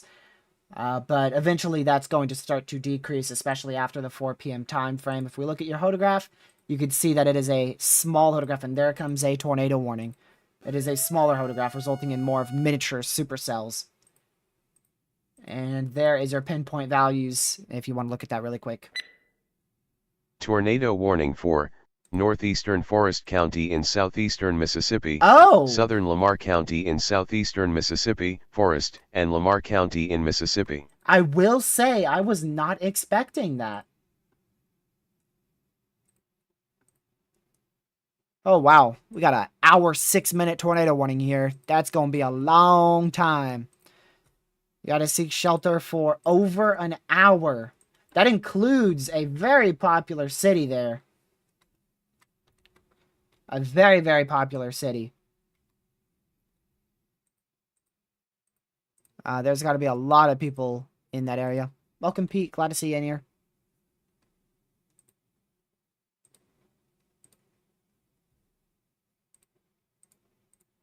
There we go.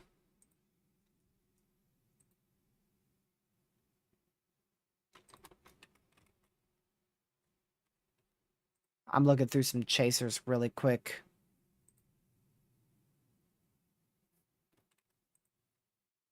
Okay. There is actually a chaser on this who I know. So I'm going to pull him up, see if he gets anything. I think that area of rotation, or rather that tornado warning with the area of rotation, is probably back out here, moving up into that tornado warned area.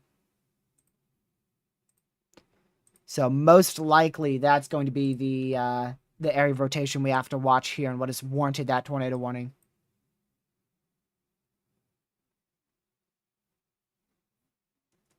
So make sure you are in your safe spot if you're in that tornado warning. Remember, a tornado warning means a tornado is imminent or possibly even on the ground. So make sure you are running to your safe spot immediately. Oh, I wanted to tell you guys how many people were inside that warning. There are over 117,000 people in that tornado warning with 29 schools and 4 hospitals.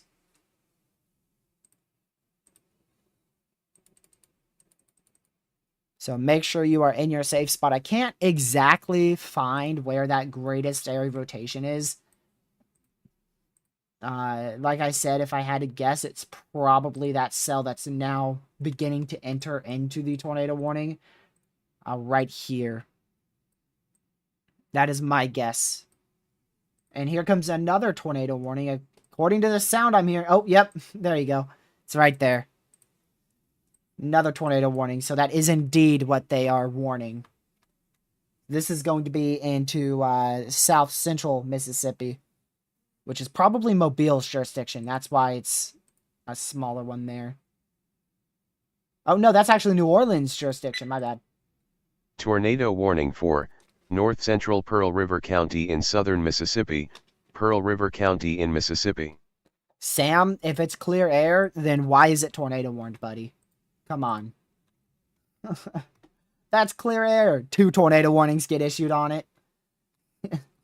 We also got a new severe back out here in Texas for 60-mile-an-hour winds and 0.75-inch hail. So make sure you are in your indoors and away from doors and windows there. And, of course, in your safe spot if you're in this tornado warning back out in south central Mississippi. Sam, I just explained why there's 2 tornado warnings. This one is in jurisdiction of the National Weather Service in New Orleans. This one is in jurisdiction of the National Weather Service in Jackson, Mississippi. I just said why we saw that second tornado warning. Also, some pretty good supercells back out here in that special weather statement. Of course, not really fully rotating just yet. And look at all those prefrontals, man. That's a lot of prefrontals going out near Macomb. Still rotating out here east of Brookhaven now.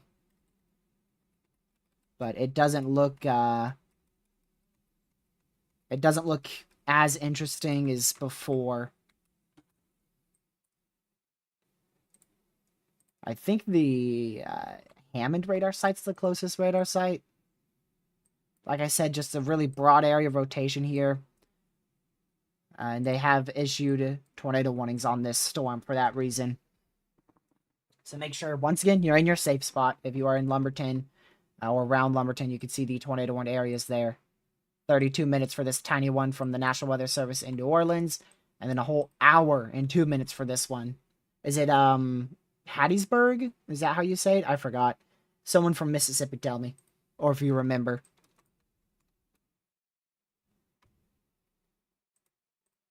I keep forgetting how to pronounce that town. All right, new SPC outlook at any given second now. They probably... Oh, nope. They actually went ahead and issued it a little early. We have maintained an enhanced risk, which I'm not too surprised. There's a little bit too much uncertainty on exactly how notable those cell mergers are going to destroy these storms, or if this overconvection is going to really start toning down.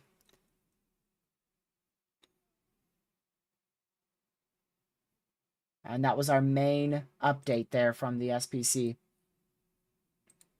Probably not much change with that outlook, I imagine. So just because there's not a moderate risk for severe weather does not mean there will not be strong tornadoes today.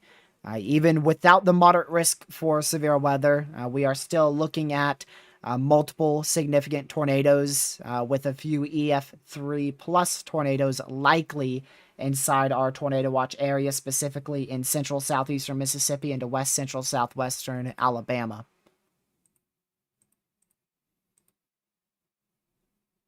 All right, let's see if they say anything. Severe thunderstorms are expected to continue this afternoon through the late tonight from the lower Mississippi Valley into western Georgia. The main potential is for damaging winds and tornadoes, a few of which could be strong EF2+.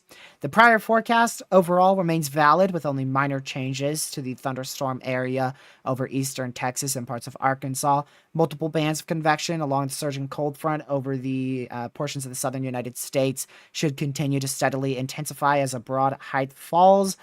I'm just going to skim over this. Let's see.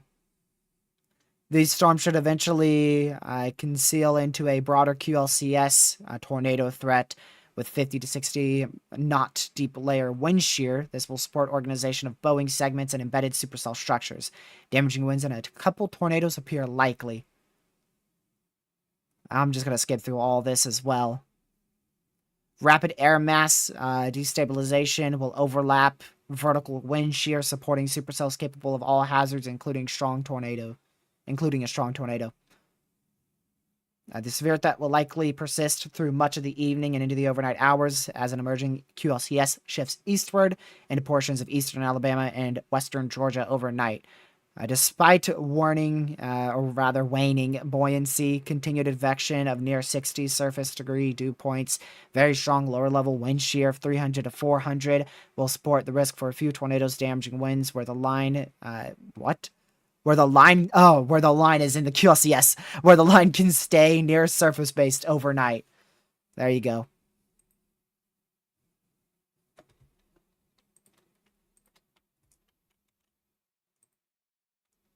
I was like, where the line? What? All right, let's go over here.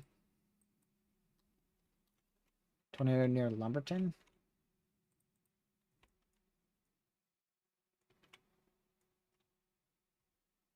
What?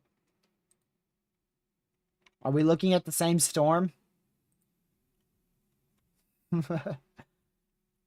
I do not see any notable CC drop anywhere in that area.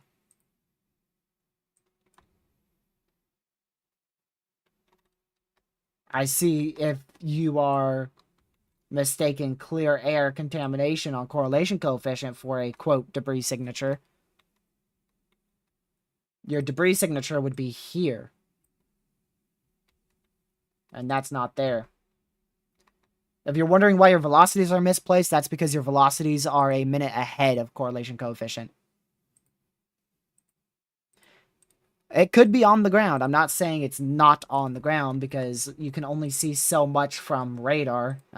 We don't have any chasers that are directly angled at that storm at the moment. So you never know. Remember, a tornado warning means a tornado is imminent or possibly even on the ground. So you definitely want to be in your safe spot.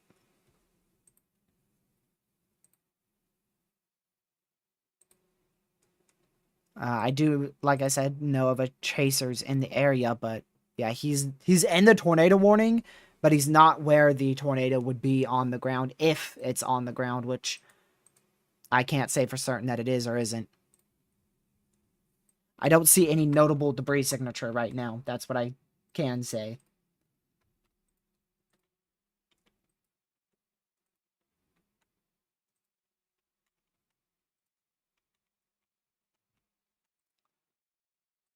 So we'll keep watching that. Again, if you're in Lumberton, make sure you are in your safe spot. That CC, like I mentioned, is clear air. The area of rotation is off-centered thanks to the area of rotation or at least the velocity scan being ahead of time. At least on my radar site.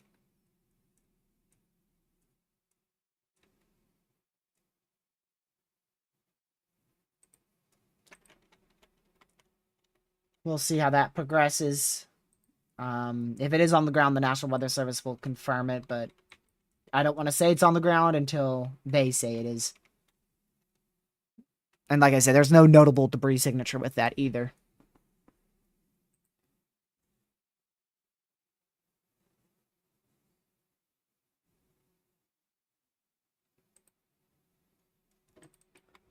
I want to check the radar omega storm relative velocity up here.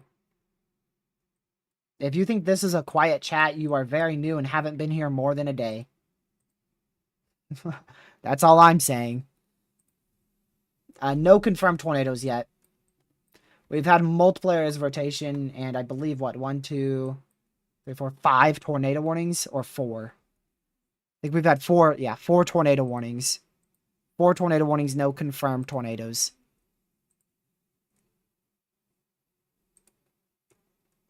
I'll go count every tornado warning right now. 1, 2, 3, 4. Oh, yep, 4.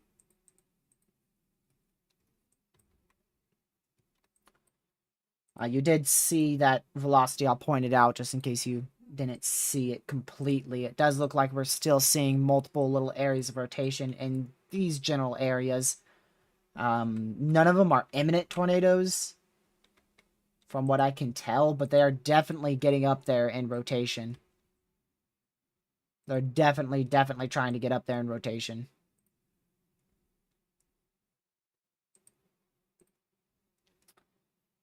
Let's see here. Yeah, we're still not at 4 o'clock, so our main tornado threat is yet to actually begin. We're getting there. We're getting up there to our main tornado threat, but it won't fully start until, like I said, 4 p.m. I'm seeing a lot of areas of rotation. Look, we've got one here, another one here. Some of these are definitely in a clear air slot, so they might not be as strong as what radar's saying. You've got at least 2 more up here, one in Brookhaven and one up here near southwest of New Hebron and south central Mississippi, and then maybe another one near Smithdale, Mississippi. So there's a lot of little areas of rotation. Right now, no tornado warnings on all those little areas of rotation, but easily could get tornado warned in the future if the National Weather Service thinks they will strengthen it at all. Currently, the only tornado warned cell is for this one out here. That's near Hattiesburg in Mississippi. We'll use a Jackson, Mississippi radar site there as well. Yeah, very broad area of rotation. It's really not that strong. It could produce a quick spin-up tornado, which is why they've warned that. All right, new Mesoanalysis. New Mesoanalysis in about 10 minutes here.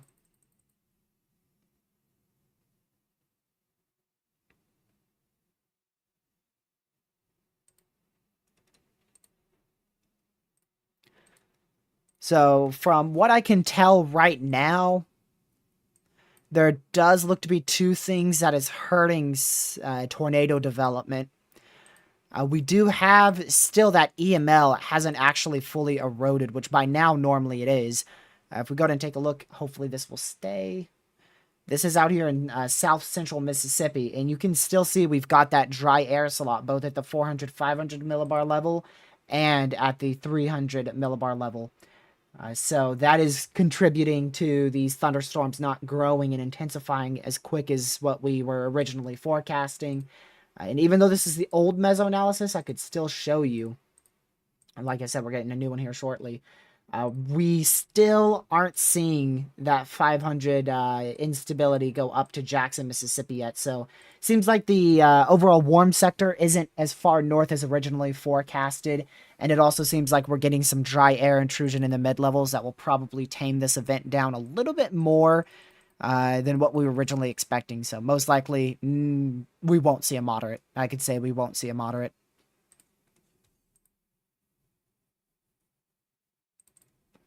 we're not going to see a moderate risk.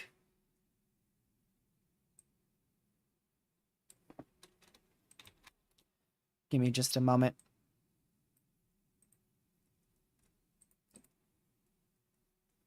Go to the National Weather Service, tweet.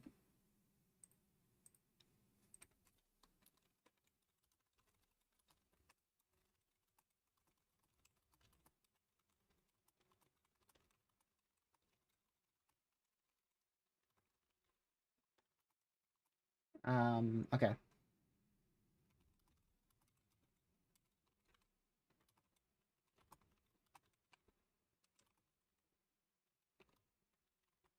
What was the other thing I mentioned? We have overconvection, drier air aloft. And there was something else. Oh. The warm sector.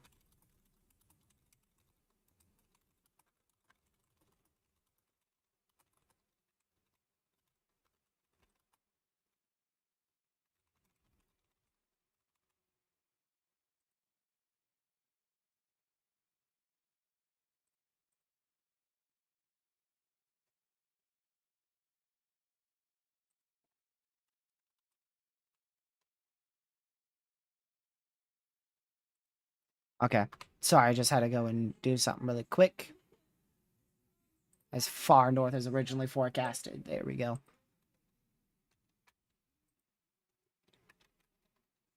So, like I said, they did keep that enhanced risk for severe weather, which I'm not going to argue with that at all. If they upgraded to a moderate, I would have not argued either. And keeping it enhanced, not going to argue either. Because if they went moderate, I could see why, and if they kept enhanced, which they did, I see why, of course.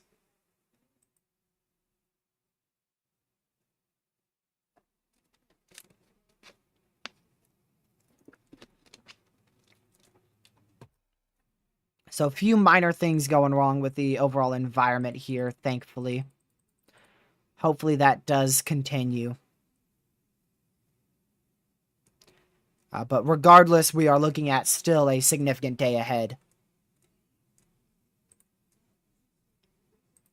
All right, let's go check on our radar sites here. This is from Jackson, Mississippi's radar site. Still multiple broad areas of upper level circulations here. 2 inside our tornado warning, and then some more to the west of our tornado warning. And of course, we still have those broad areas of circulation. Ooh. Broad areas of circulation, Smithdale, Brookhaven, and near New Hebron, all seeing areas of circulation. That one might be worth a warning there from the Jackson, Mississippi National Weather Service. That is getting pretty tight. That is definitely starting to get tight. That is probably the best couplet we've seen today. And that one's heading up towards Brookhaven. We'll see if they actually do end up issuing a tornado warning there or not. But I believe that's the best couplet we've seen of the day so far. Still a broad area rotation out here in your tornado warned area. 2 broad regions. Both, of course, inside that tornado warning. So make sure you're still in your safe spot there in Hattiesburg, Mississippi. Like I also mentioned, still broad regions around that tornado warning as well. None of them look that notable, so that's good. A new severe thunderstorm warning out here. That's going to be for Fayette in west central Mississippi for 1-inch hail, 60-mile-an-hour winds. I'm going to really keep an eye on that one near Brookhaven. Both of them. We've got 2 of them. This one's clear air. That looks more like clear air. See how this is your clear air slot, and you definitely have rotation in the clear air slot there. And that's also not where the hook echo is. That's a big dead giveaway right there. That's not typically where you see tornadoes on a supercell. That part of the supercell is normally the hail core.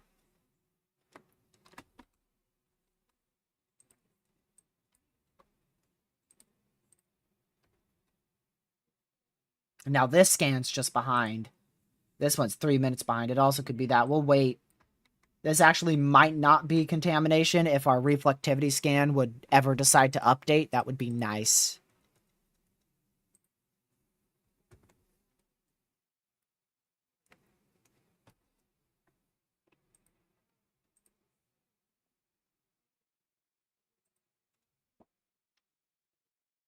And there's your tornado warning.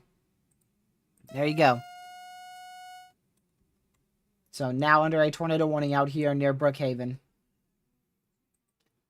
That is our second tornado warning that is active right now. You have to wait for that to pop up. It's going to take another few seconds. Tornado warning for southwestern Simpson County in central Mississippi, Lincoln County in south central Mississippi, northwestern Lawrence County in south central Mississippi, eastern Franklin County in southwestern Mississippi, southeastern Copiah County in central Mississippi, Copiah, Franklin, Lawrence, Lincoln, and Simpson County in Mississippi. So there you go. And that does actually have the both areas of rotation. So if this does end up producing a tornado, it's not unwarned because they have that large tornado warning in effect for particularly this area of rotation here. So we're going to watch this region of rotation as it moves off to the northeast, as well as the one that just got tornado warned out here, going up towards Brookhaven. So if you're in Brookhaven, Mississippi, make sure you are seeking shelter. Remember, a tornado warning means a tornado is imminent or possibly even on the ground. So please be in your safe spot there. Same for Hattiesburg still. Another little area of rotation trying to get its act together. A little bit of a donut cell here. Really trying to get its act together. South of Columbia, Mississippi. You can see that area of rotation there moving off to the northeast. So if you're in Columbia, Mississippi, keep an eye on that. Another area of rotation, but also pretty broad back out here northeast of Franklinton, Mississippi. We'll also keep an eye on our main QLCS that's trying to form. Actually, that's not your main QLCS. My bad. That's just another line of severe storms there. Your main QLCS is back here. I'll show you. So this is all your main prefrontal action is all out here. You've got one little line here, another line here, and then your main QLCS cold front line here. So we've got 1, 2, 3, 4 primary lines of severe weather, so to say.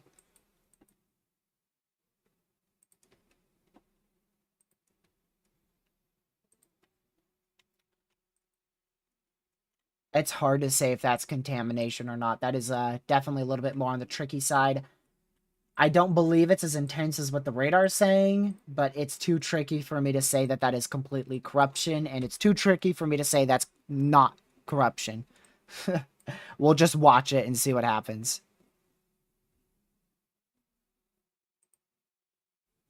That's what we will do.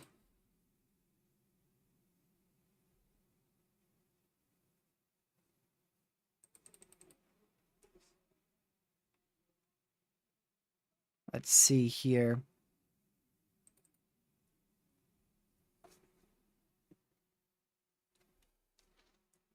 Yeah, other people were mentioning of a possible CC in Lumberton, but I'm quite confident that was contamination.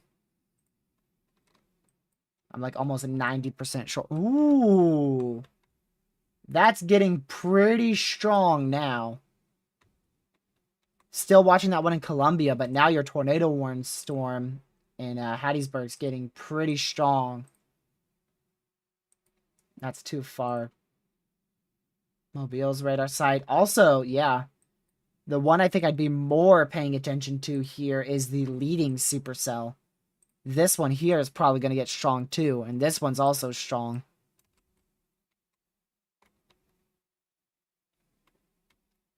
So keep an eye on that. We'll probably end up with a new tornado warning pretty soon.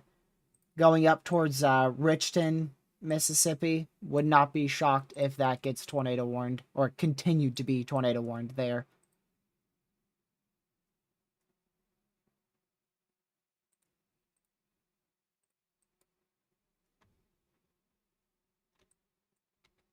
Let's see.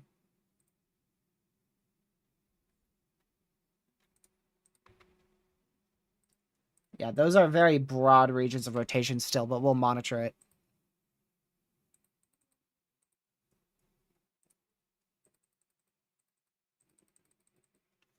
Just make sure you are in your safe spot if you're in any of the tornado warnings. Again, we've got one in Brookhaven, Wesson in central Mississippi, and then one in Hattiesburg, Mississippi. So please seek shelter. Remember, tornado warnings mean tornadoes are imminent or possibly even on the ground. And like I mentioned just a second ago, we're also watching 2 little areas of rotation near Columbia, Mississippi. So definitely a lot more regions to watch compared to an hour ago. This is like 3 areas of rotation trying. 2 of those, I'm getting really, really concerned about these 2 areas of rotation here. And then there is a weaker third one here, which might be contamination. That could be a little bit more of a lie on the radar's part. But these 2 are definitely concerning. So make sure you're in your safe spot in that tornado warning once again. And we could see an extension to the northeast here. Once again, potentially going up into Richmond. Or I said Richmond. It's Richton. Richton there in southeastern Mississippi.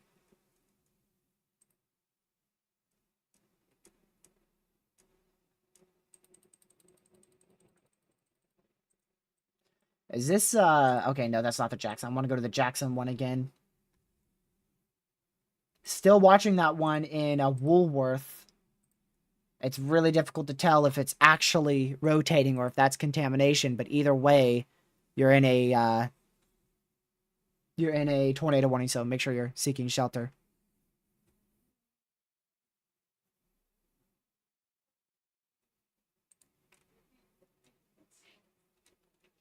So if you're just now tuning in or you didn't already know, we actually did not get a moderate risk for severe weather, thankfully.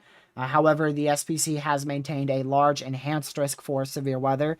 So a couple of tornadoes, some strong, and the potential for multiple EF3 plus tornadoes will be possible today. Also, up to 80-mile-per-hour winds and up to 1.75-inch hail will be a possibility.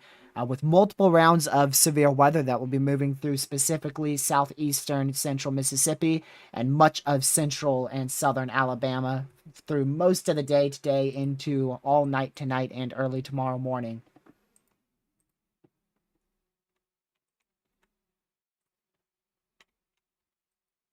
Okay, that's starting to get a bit better, but it's still in the clear slot. So I'm not confident in that rotating a lot. Oh, man. I think we've got our first opportunity for a strong tornado, y'all. I think that's going to be one that could produce a strong tornado. And it just got warned.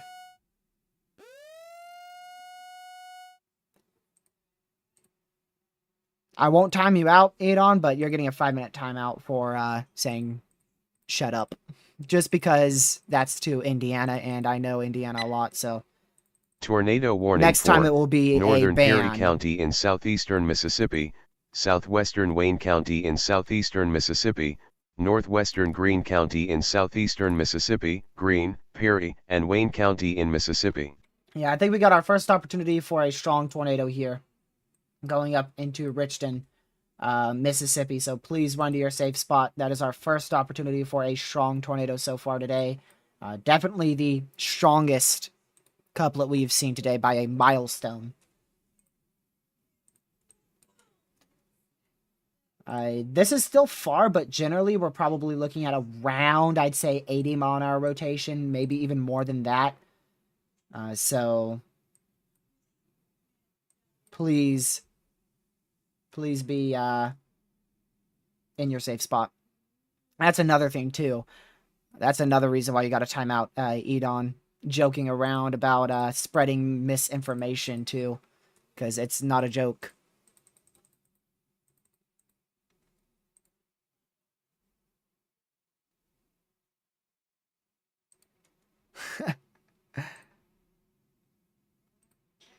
Wow. That's crazy.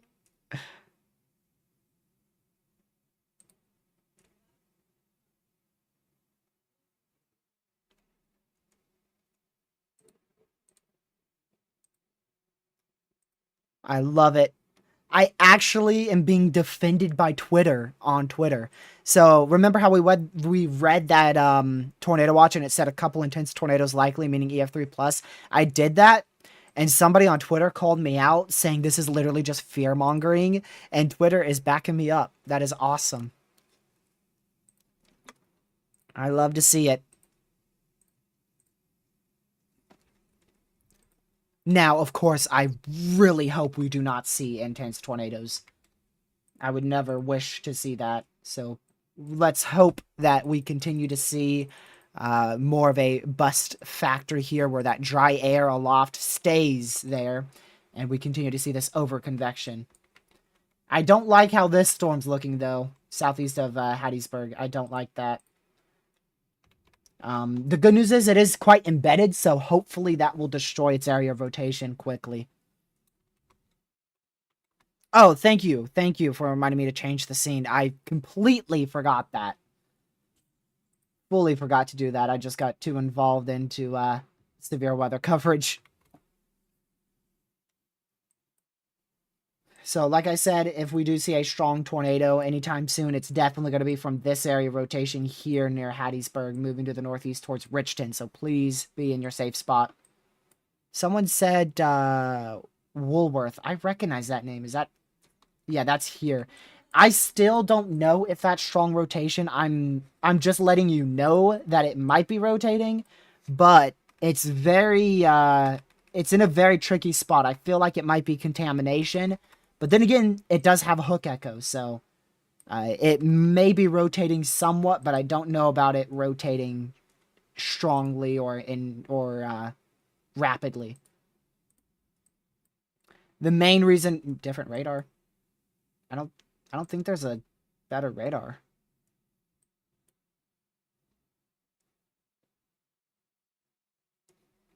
Last scan looked concerning. Yeah, I mean, I've been talking about it for probably 10 minutes now. But like I said, it might be corruption, so that's why it's not something I'm very concerned about. But the reason for this tornado warning in Brookhaven was for this area of rotation here, moving to the northeast, so we'll keep watching that as it moves into Brookhaven and Weston. Still looking like we have a very good chance for a tornado outbreak today. I'm really hoping this overconvection continues and we begin to see that dry air really halt any type of significant tornado activity today. But definitely quite a substantial tornado threat.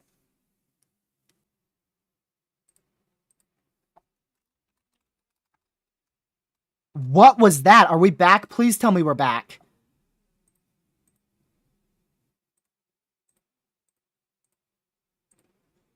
Yes, we're back. That's the ice storm.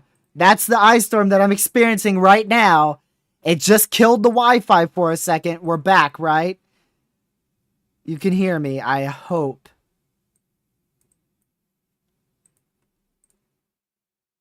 Okay, I think we're back.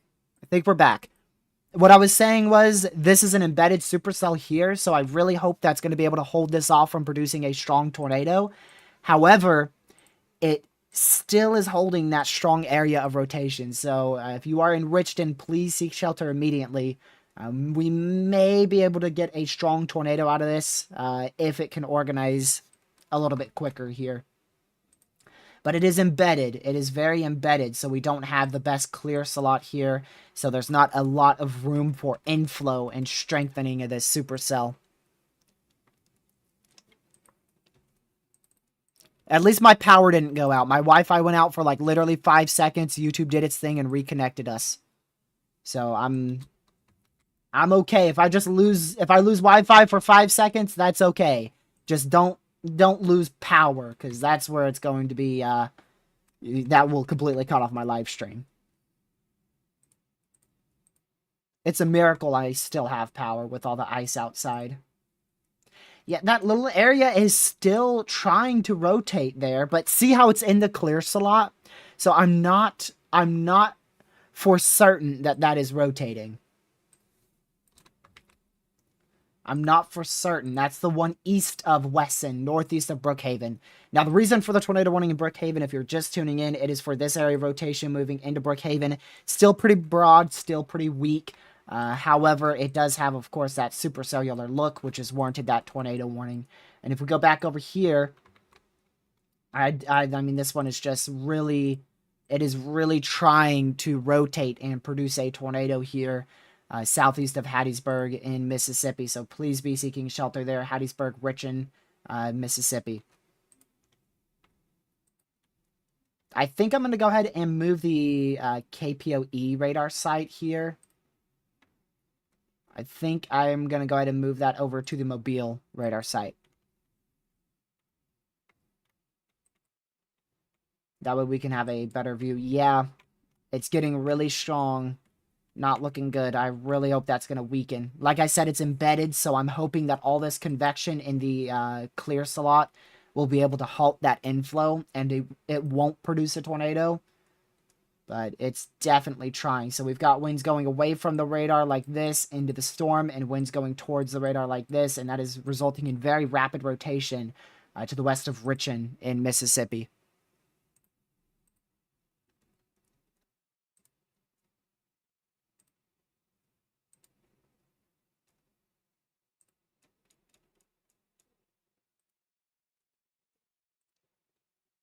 So like I said, please make sure you're seeking shelter. Of course, if you're in the other tornado warnings as well, make sure you're seeking shelter. We're more focused on this one because it is rapidly rotating.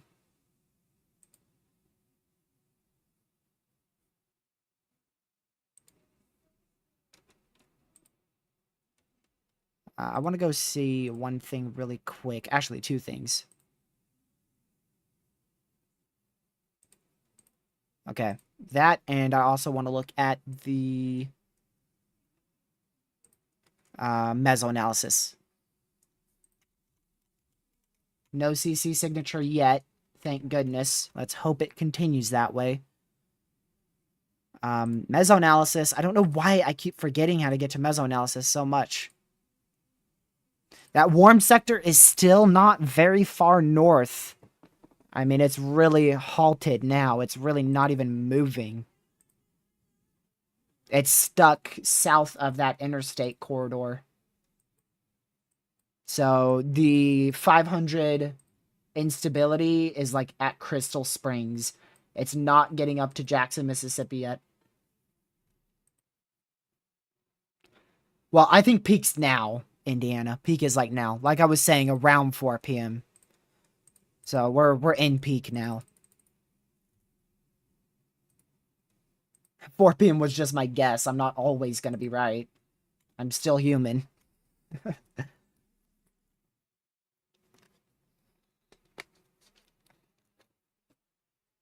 Yep, this is definitely the strongest signature we've seen today in terms of rotation.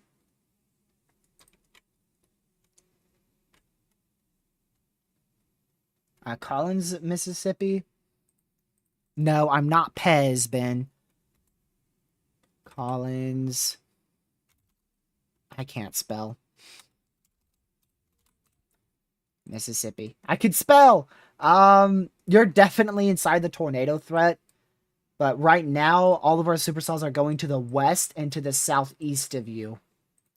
So if that continues, you're going to get very lucky. But regardless, you're going to see severe weather tonight. Because we're going to be getting this very big line of strong to severe storms that move through very late tonight. So I definitely want to be hyper weather aware. But at the moment, most of our storms are staying to your west and east. Now this could produce a tornado at any second right here. At any second. Now it looks like they've separated the tornado warnings, so technically we now have a new tornado warning for this little area of rotation here in McLaurin. Because originally this tornado warning was for this area of rotation, and then it looks like to me they have shortened it over this area. You're sick, Pete? Man, hope you feel better.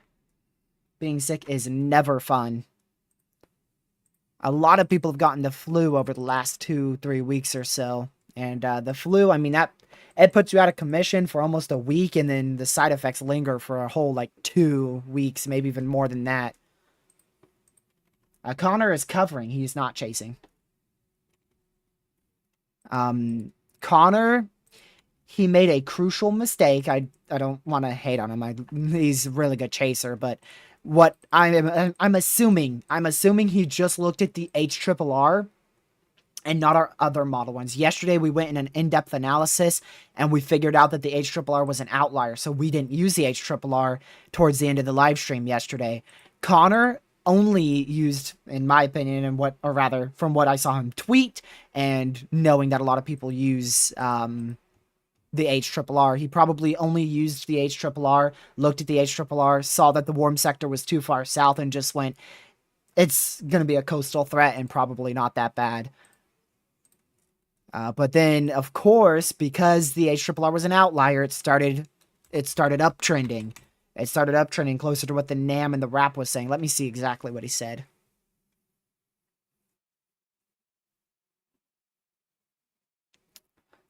Let's see. Like I said, I'm not hating on Connor, okay? Please don't take it that way. The dude's a fantastic chaser, better than I'll ever be, that's for sure. So what he said, what is he really thought hard about chasing Dixie today, but the warm air at the 700 millibar may hinder mini supercell production in the afternoon. So that's what he said. Plus, I can't blame the guy. He lives in freaking Indiana. That's a long drive, dude. Northern Indiana to southern Mississippi. That is not a short drive at all. I bet that is probably a 16, if not more than that, hour drive. Oh my goodness. I'm not even gonna lie. I'm shocked we do not have a debris signature right now. We are very close to seeing a strong tornado touchdown here, going towards Richton, Mississippi. This could very easily be on the ground at any second.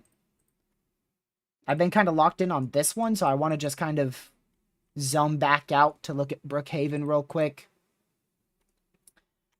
Both areas look pretty weak. This looks like it's mainly... It looks like it's mainly clear air. That's what I'm looking for. Jeez. This one in Brookhaven still rotating some, but it's getting trickier to see. Yeah, it looks like that's also weakening some as well. I mean, he probably would have had to take a flight down to Mississippi to make it in time, because that's just too long of a drive. So I don't blame him for going. Or for not going, my bad.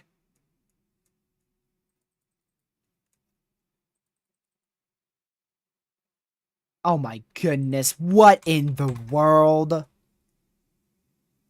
I just got put into a slight risk for snow, bruh. Look at that. There's the CPC. How much cap is too much cap? Bro, that's insane. That's centered over North Carolina and South Carolina as well.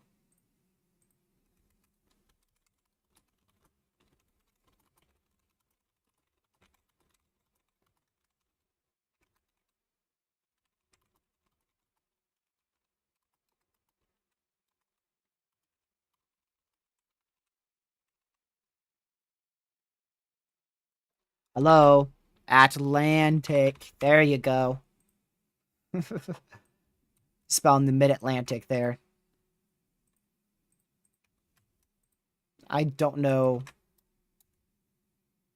what Twitter's doing here.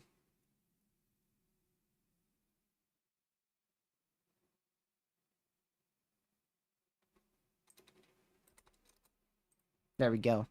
Twitter was bugging out on me there.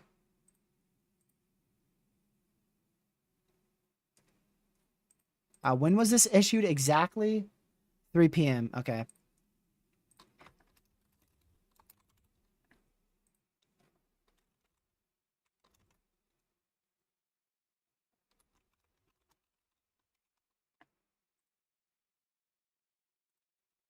All right, let me go ahead and take this back out. Here we go. Still no CC, thank goodness. I'm really surprised. Also, another little area may be trying to wrap around and rotate near New Augusta, Mississippi, so watch that closely as well.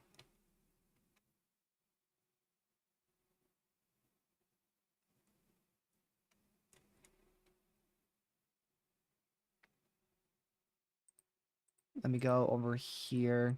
I gotta close out some tabs. My computer's gonna start fussing at me. I have 4 Mesoanalysis open, y'all.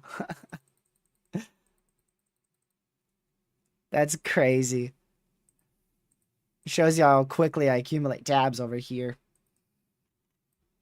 Richton, still be in your safe spot. Let's go ahead and zone out just a little bit to go back over here near Brookhaven. That has gotten tighter on the newest scan there, so still a good area of rotation now going over Brookhaven, Mississippi. So make sure you're still in your safe spot there. Also going to start watching. Definitely going to start watching these severe thunderstorm warnings in west central Mississippi. They are definitely trying to rotate. Keep an eye on both of those because they are definitely more semi-discreet inside your line. That, I can't tell if that's corruption, but that's definitely trying to rotate there over Fayette in southwestern Mississippi. All right, see you later, Caleb. And again, watch that Brookhaven one as well. Looks like all these storms are starting to increase in rotation again.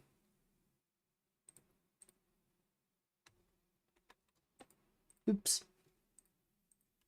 There we go. Someone just said it. Sam, yeah, Sam, I agree with you. This rotation is starting to get a little bit more broad here, but it's still strong. See how a couple scans ago, it was gate to gate? See how there's literally pixel to pixel action here between the strongest pixels? And if we go to the current one, see how there's now a gap between these strongest pixels? So that means your area of rotation is beginning to broaden out a bit. However, it could very quickly tighten back up.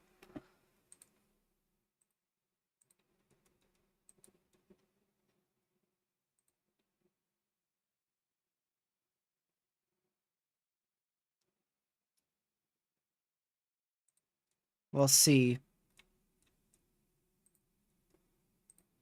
Blacksburg just released their map of snowfall for my area today.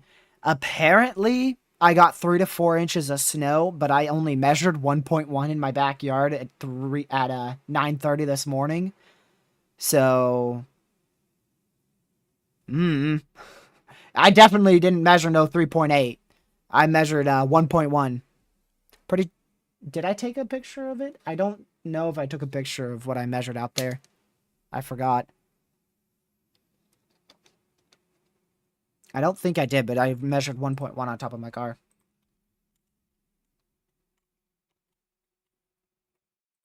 No, I live in Southern Virginia. Martinsville, Virginia. I don't think I said Colorado.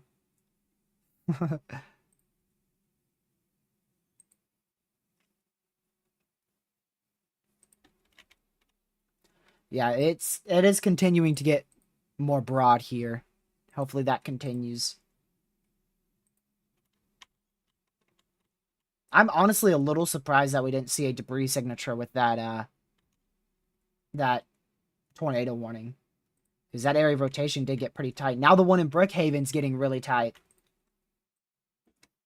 This is all in Mississippi currently that we're looking at with these tornado warnings, by the way. Yep, that one in Brookhaven's now at gate-to-gate rotation. Hold on, I want to go back to Louisiana really quick. Got a new severe for 0.75-inch hail and 60-mile-an-hour winds for Marksville, Louisiana. So make sure you're indoors, away from doors and windows.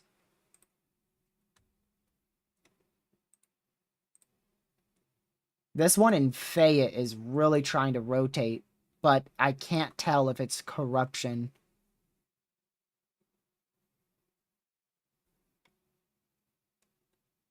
We'll see. We'll see as it gets closer. You have to choose what weather you want, depending on where you live. You know, in the southern U.S., you're going to be dealing with tornadoes and hurricanes. Eastern U.S., you've got tornadoes.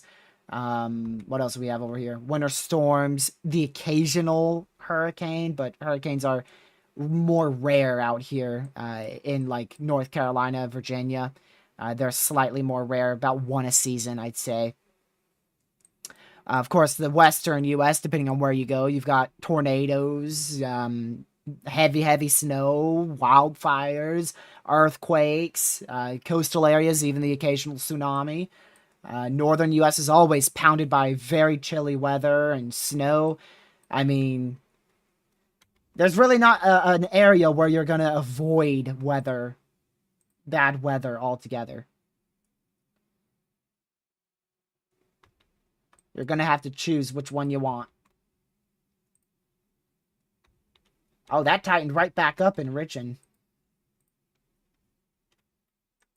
Look at that. It's right back to gate within one scan. It's right back to gate and pretty strong once again. Yeah, the dry air in the mid-levels was expected, but I think it's hanging around a little bit more than originally expected. You know, I was really thinking the dry air would be gone by now.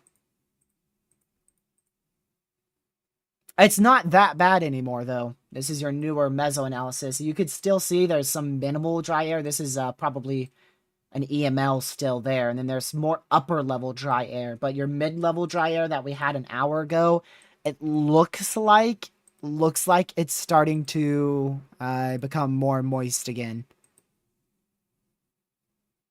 We'll get a new Mesoanalysis in about 30 minutes here.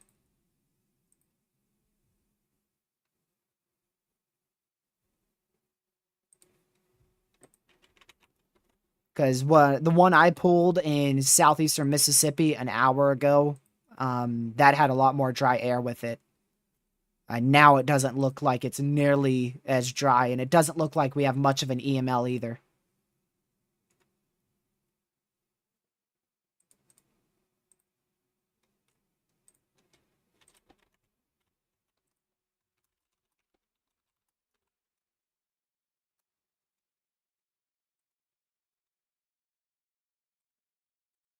Okay. Yeah, this stuff's getting clustery again. We still have this one primary storm over Richmond, though, that's going to be able to try to produce a tornado over the next hour or so. Ooh. I really hope that's corruption and we don't have that strong of an area of rotation. I don't know if that's just a bit of a bug on GR2 there. Okay, there's your newest scan.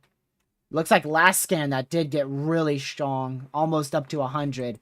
Now it's kind of more broadened out again. It's so hard to tell. It's really hard to tell. I'm not even going to lie.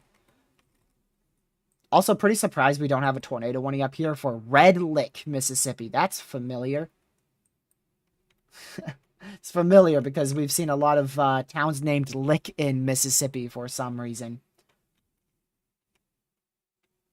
A little bit surprised that's not at least Tor possible. But that honestly probably would warrant a tornado warning. I'm not very sure on it because obviously I'm not the one who issues warnings, but that's a pretty strong region of rotation. My power just flashed. Did you see that? It just flashed behind me. My power just flashed. Do not go off. Don't go off. But yeah, this might warrant a tornado warning here soon. Especially if that area rotation keeps up.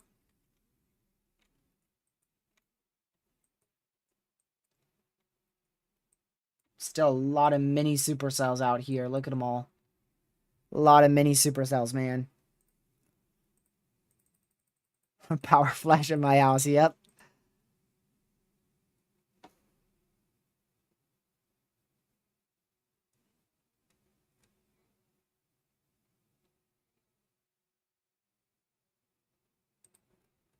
Let me go over here again. So many things to check so frequently.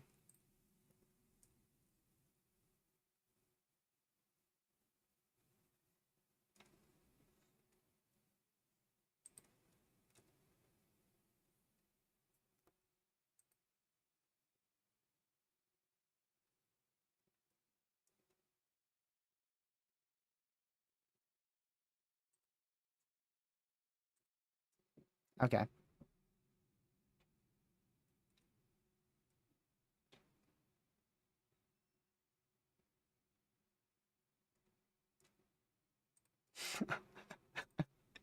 Dude, I love Twitter now.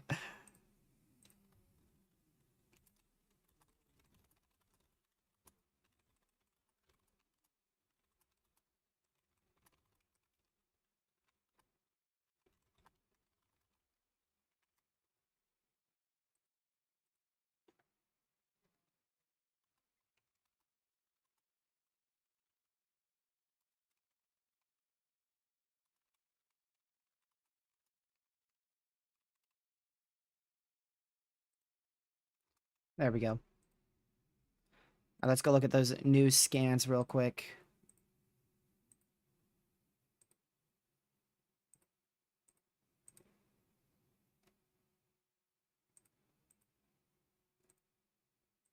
Of course.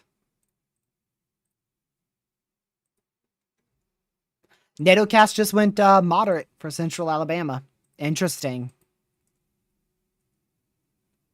15 sig on Nowcast for Central Alabama. That is very interesting, especially on the placement of that.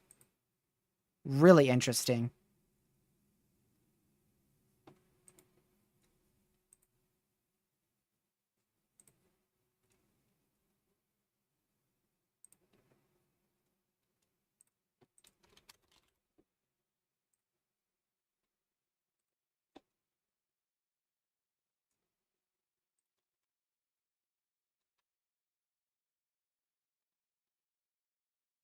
Okay.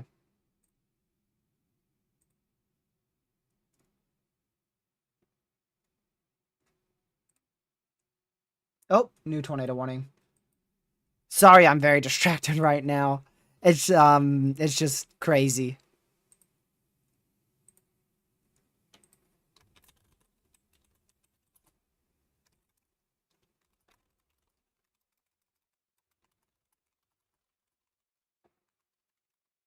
Can you guys hear that? Western Mississippi, sorry. northeastern Jefferson County in southwestern Mississippi, Claiborne, and Jefferson County in Mississippi. Okay. Oh, hey! Look, they must be watching my live stream. No, I'm just kidding. Actually, they just have the same radar as me. So they did end up warning that area of rotation in Red Lick, Mississippi. So please seek shelter. Snowy, are you from Twitter again? Is that the same dude I was just looking at on Twitter who was fussing about me repeating what the Storm Prediction Center says? The event's underperforming as we have 3 tornado warnings and it's still not even technically peak. No confirmed yet? Okay, well, guess what? Guess what? In order for there to be a confirmed tornado, somebody's got to see it. And these things are freaking heavy precipitation. Look at them. You ain't going to see no tornado in this. You kidding me? There's rain all around the thing. As I said, that somebody who I follow on Twitter just said I cannot see a thing. And they're storm chasing this cell in Richton over here. 4 minutes ago, he just said that.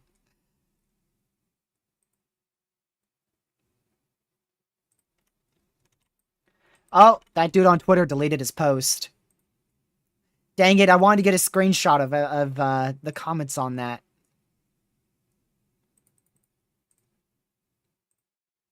Guess I won't be able to anymore.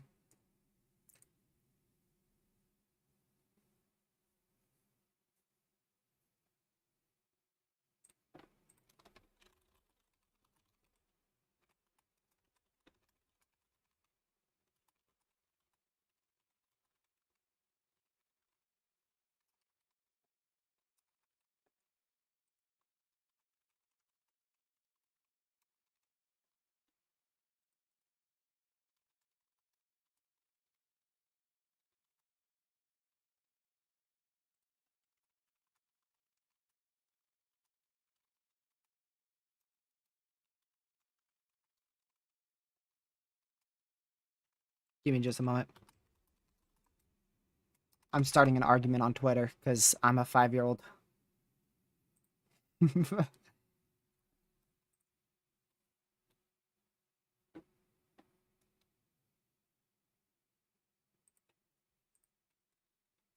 There you go.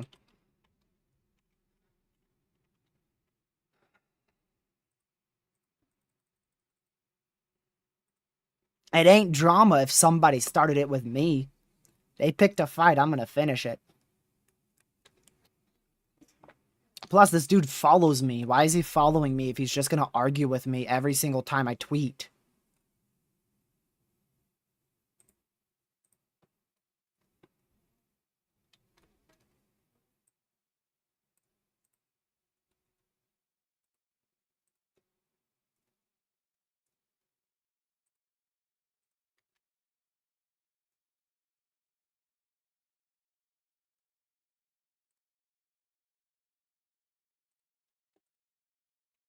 Yeah, I'm starting an argument on Twitter.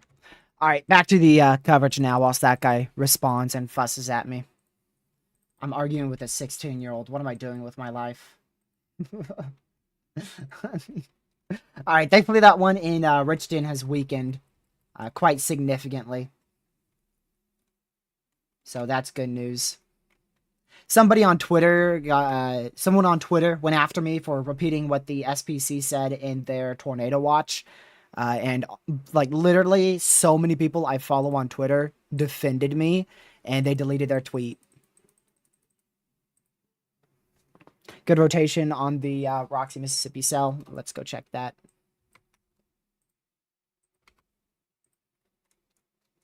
Oh, that was... Wait, which one's that? I don't know exactly which one that is. Oh. 80 miles per hour, or 80 miles per hour. 80 miles away, 70 miles away. So actually the Jackson, Mississippi radar site's better, but the actual radar site, you could see the good area of coverage for the radar ends right here near Fayette. So it's probably better to use this one just because it has more data with it, even though we're looking higher up. So if we go back to the New Orleans radar site, even though we're looking 6,000 feet up, when was the last time this updated? 5 minutes ago. This is a little bit behind. So even though this is looking 5,000 feet up, we still have a good area of rotation here east of Hamburg.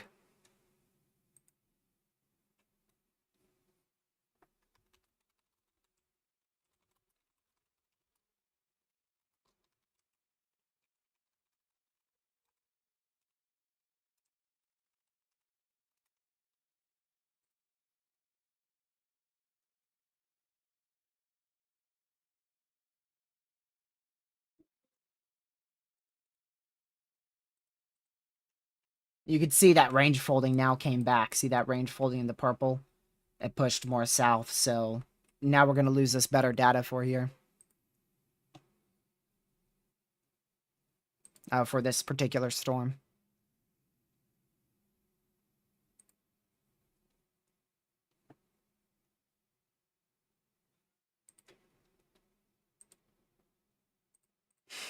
Great. Now I got Ethan arguing on Twitter. Ethan's like the last person I would want to pick a fight with on Twitter. That dude is sharp. He is sharp with his weather knowledge.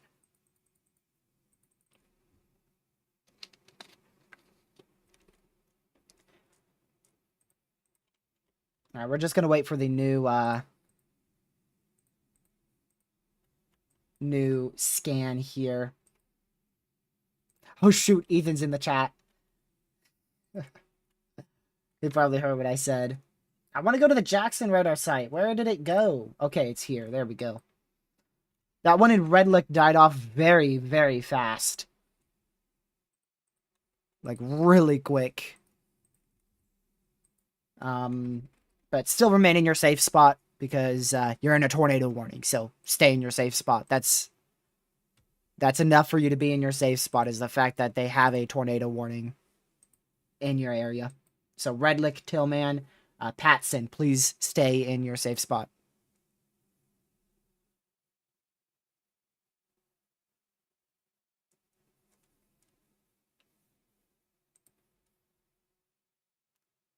Ethan got cooked by Nightbot. Dude, that's crazy.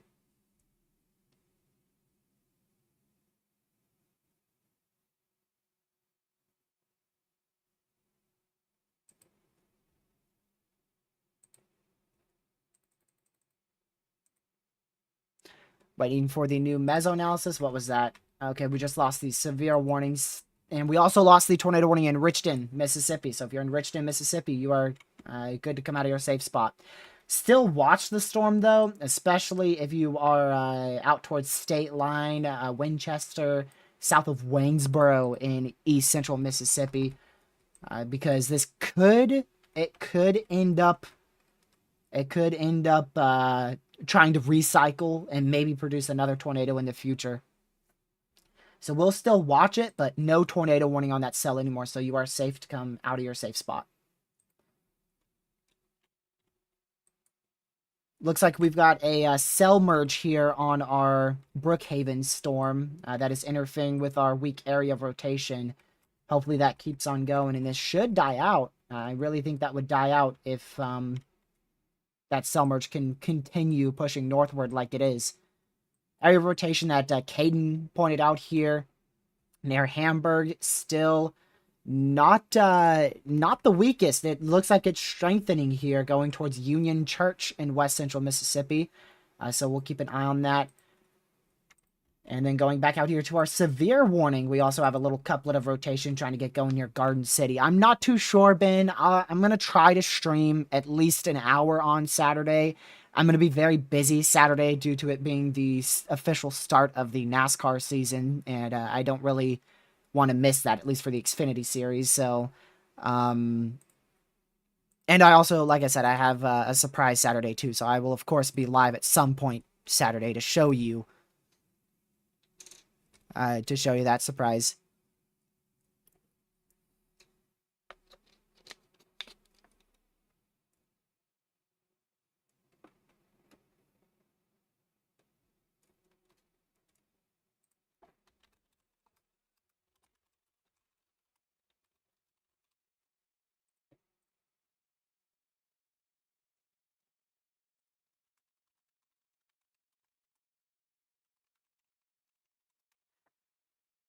Oops.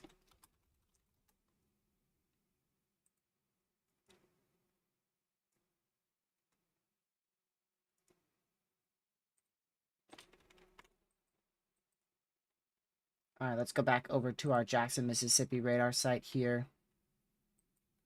I think we'll need to start paying a closer attention to that one in Union Church, as well as the one we just switched from, Garden City. We'll keep an eye on both of those cells.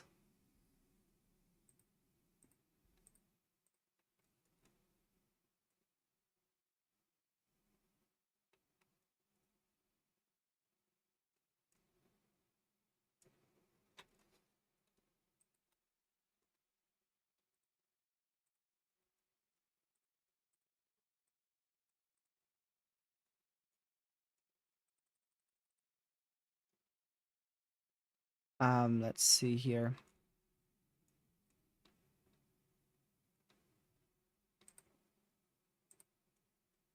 I'm sorry if I'm being quiet. I'm waiting for the new Mesoanalysis, and I'm trying to figure out exactly where that warm front is. It looks like it's lifted more north, but this isn't even the new Mesoanalysis, so I don't know how that's even possible. Wait, is it? No, it's 21Z. This is 20Z. This is 20Z Mesoanalysis. I think it is lifting more north here. Which, like I said, it's really only going to matter if that 500 instability can get to Jackson. We need that 500 instability at Jackson, Mississippi, or these storms are just going to go north of the warm sector and die off rapidly. So we'll see if that 500 instability is at Jackson, Mississippi here at the new update in just a couple minutes. Got to take a intermission here to go and look at our cyclone that is approaching Australia right now. I know we're switching quite the gears, but it is a very impressive, according to the local NHC over there, it is a Category 2. This has got to be the most intense Category 2 hurricane I have ever seen in my entire life approaching Australia. Category 2, my foot. That sucker's Cat 5. What are you capping about? That is not a Category 2 cyclone. That's either high-end Cat 4 or Cat 5.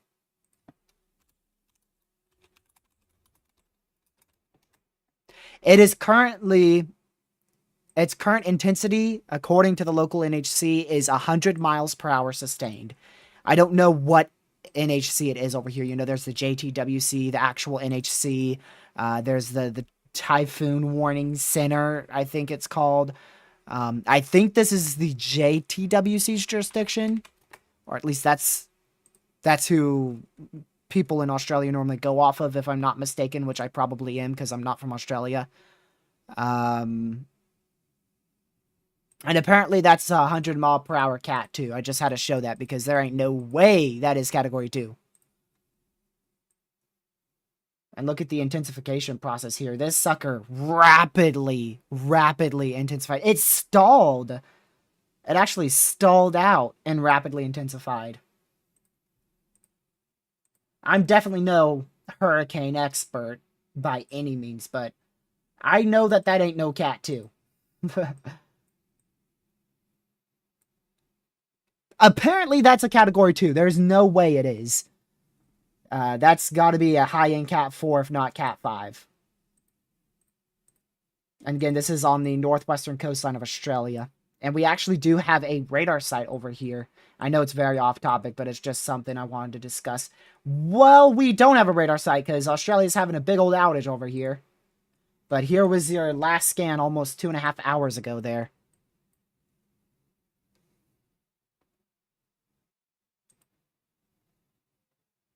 So there's your eye right there. This was at about 1:50 p.m., so a little over 2 hours ago. Like I said, that even this radar imagery here, you could tell that's a well-defined eye. That's probably not a Category 2.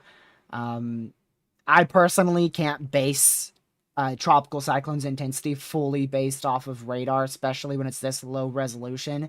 So I use it on satellite imagery. Normally, you can do a good analysis on satellite imagery on a tropical system to be able to depict what intensity it may be. I'm going to take a very brief break. This is the first time I've gotten up in over 3 hours, so if you'll excuse me, I will be back in just about, give me 2 minutes. I will be right back.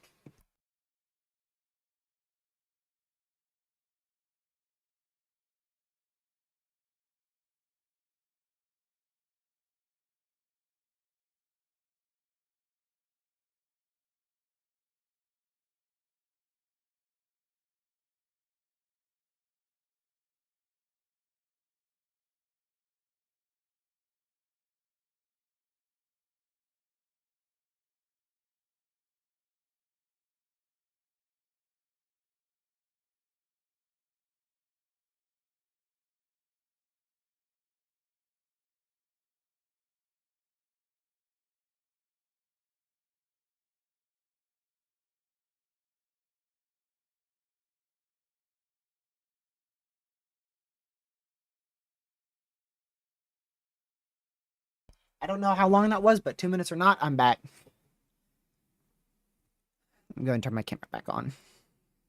Well, let me just make sure I fixed that. Okay, I did. Had to fix something real quick and just get up. Because sitting 3 hours straight, not really that good for you. Barely even a minute. Wow. Sweet. A little area of rotation beginning to strengthen. Actually, quite large area of rotation beginning to strengthen here south of Waynesboro, Mississippi. This is what was previously tornado warned for Richton. It's still undergoing a cell merge, but it is on intensifying trend. So we'll most likely eventually see a tornado warning issued for this storm at some point south of Waynesboro, Mississippi over the next 15-30 minutes. Unless it significantly dies out due to those cell mergers. Still a good area of rotation out here in Union Church. So if you're in Union Church, just make sure you're close to your safe spot. honestly, a little surprised we don't have a tornado warning there.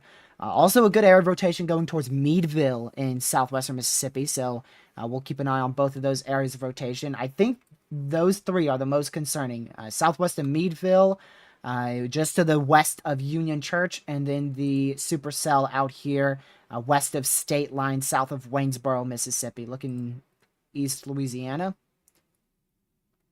Where are we talking, like near New Orleans or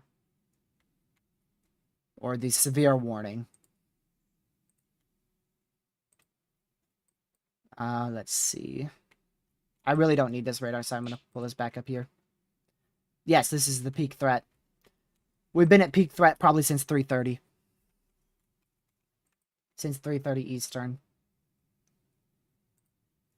Oh, yeah, all these guys, yeah, I've seen them. We've seen a lot of them.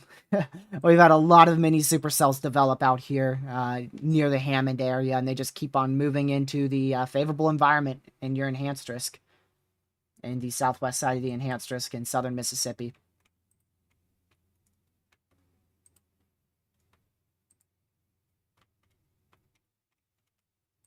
What was I wanting to look at? Jackson, Mississippi's radar site, I think. To the east. Okay, that's not rotating at all. That's good. Alright. We'll continue to monitor it. Keep on watching this ongoing tornado threat. We're definitely nowhere near tornado outbreak caliber right now. Our setup is still, of course, favorable for a tornado outbreak, but we've probably only seen 0 to 1 tornadoes.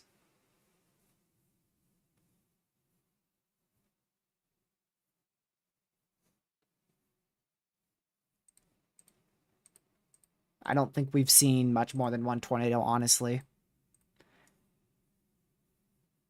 And I don't know exactly where that 1 tornado would have been. Just saying, because all these areas of rotation, you ought to have had a weak tornado somewhere that didn't lift up a bunch of debris to be seen on correlation coefficient.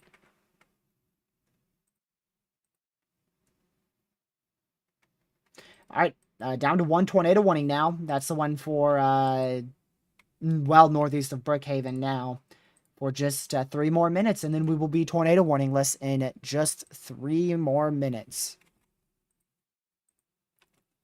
Which would be fantastic. New Mesoanalysis should be in. It indeed is. It's difficult to tell how far north that warm sector is lifted. It looks like your 500 instability is like right, let's see. Oh, this is very difficult to base it off of. I wish I had more information. I can't even tell where any cities are or even the counties. It looks like your 500 instability is generally here. Generally in this area. And then also continues back out behind the cold front. Or near the cold front, I should say. So that's about where your 500 instability is. So anything in that area pointing south is going to be favorable for all hazards. So it hasn't reached up to Jackson, Mississippi yet. So all this is favorable for all hazards whenever storms get in the area, which right now we have storms in much of that area, excluding southeastern Alabama, western Florida, and southwestern Georgia. There is a little storm that's probably about to get north of the warm front here, so I imagine this one won't have much of a tornado threat with it as it goes into the northeast.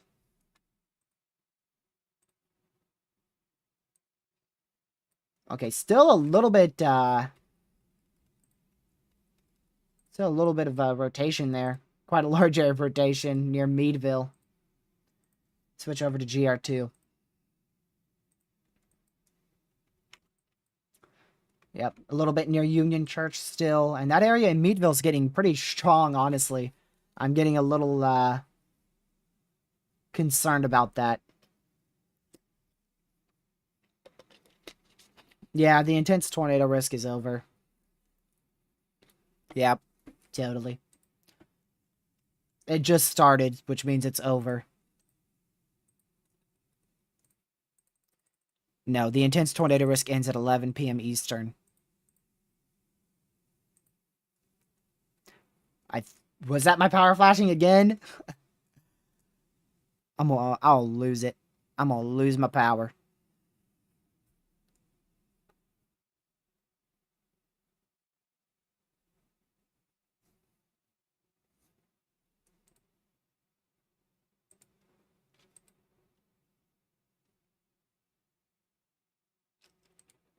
I'm still trying to figure out exactly where the warm front is.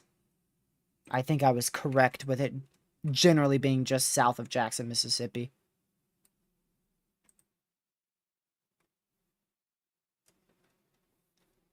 Oh, no tornado warnings. It just expired.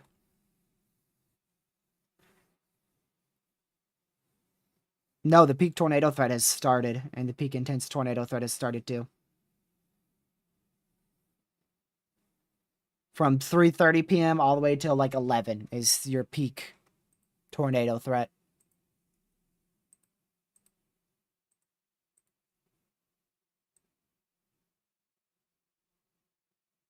Also, there's going to be a second higher peak as well as we get towards the 7, maybe 8 o'clock time frame.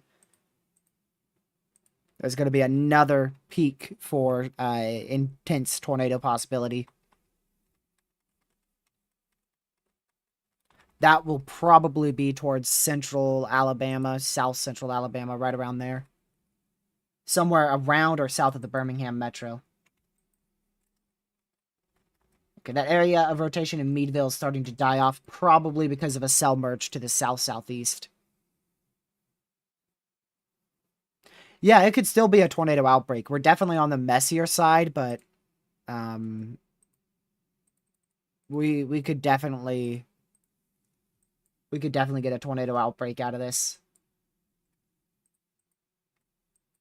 I mean, just remember your cold front. Let's go ahead and find your cold front here. Okay, your cold front is right about here.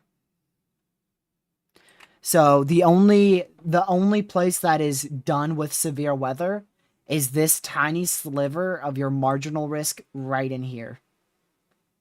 We still have the entire slight and the entire enhanced risk to go. We're only done with that tiny little part. That's the only area that won't see any more severe weather today. So that just shows you how little we've actually been through here. Now, the primary tornado threat, we're still continuing with that, of course. We've got a lot of prefrontal storms that could very quickly produce tornadoes at any moment. But none of them are really rotating right now.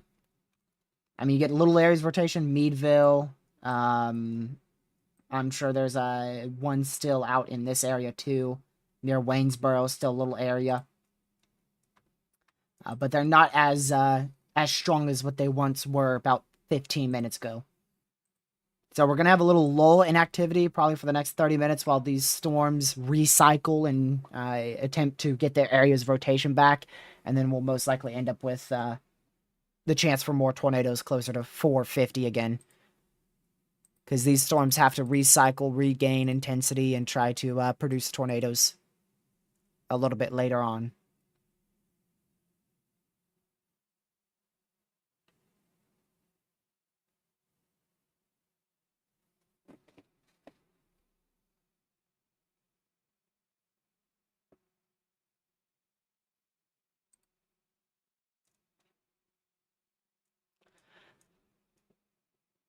I am also wondering for Saturday's threat, too. Still wondering if that's going to be a big day for severe weather. Of course, we have that 30 sig, or the 30% rather. 30% on your day 4 outlook. But we will be getting a new Namin if we haven't already. Okay, we have actually gotten a new Namin. And it just doesn't look impressive at all. It's looking a little bit better for northern Mississippi, though. We'll see what our high-resolution guidance says on Friday for Saturday.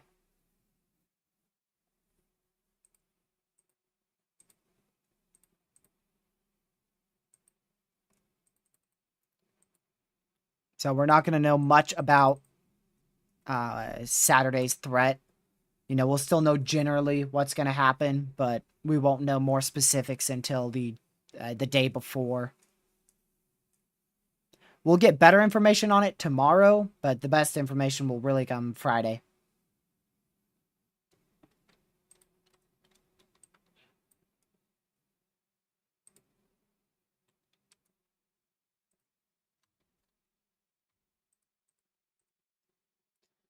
Like I said, still a broad area of rotation over Meadville. We'll continue to watch that. And also, we've got a little indent in the line. We look for that for spin-up tornadoes and embedded supercells. See how you've got that little indent towards Marksville. That allows for inflow to be pushed into the that portion of the storm.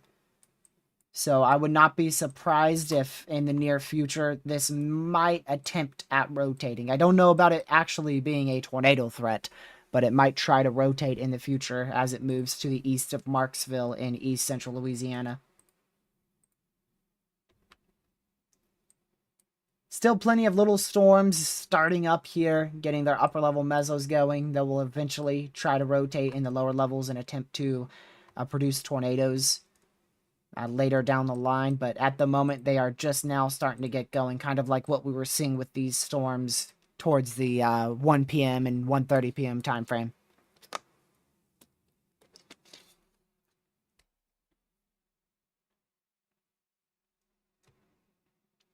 What the NAM shows at 7 p.m.? The NAM or the NAM 3K?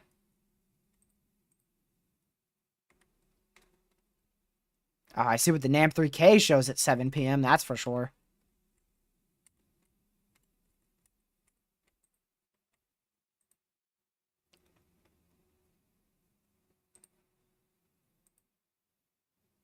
Let's see.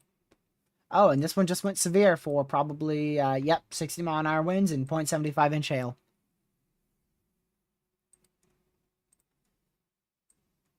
Geez, yeah, it's very aggressive. The NAM is very aggressive with your ingredients in the warm sector being pretty far north.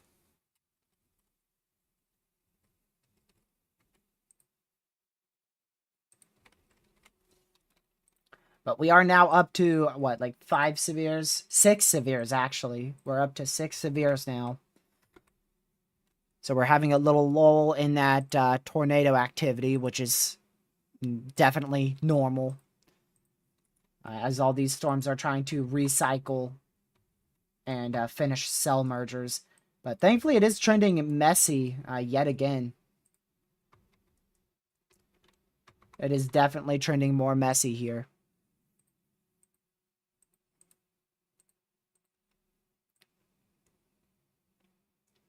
Now the HRRR is starting to say the primary threat will be at 7 or 8 tonight.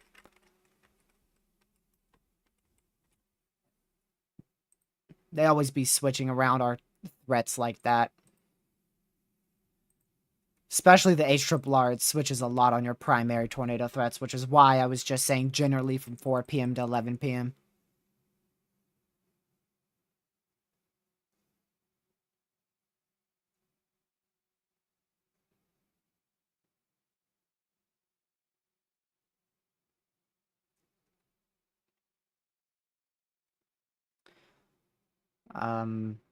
But yeah, I mean, these are going to be the storms that we have to deal with closer to that 8 o'clock, 7 o'clock, 8 o'clock later, or 7 o'clock, 8 o'clock time frame later on.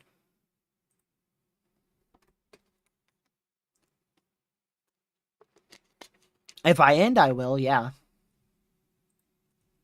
The only reason why I would end is if around 5:30, if there's not a lot of activity, I would probably end to go eat. And then once things picked up again, I'd start back up. which there's a chance I do that quick intermission, but we'd come right back once things pick up again.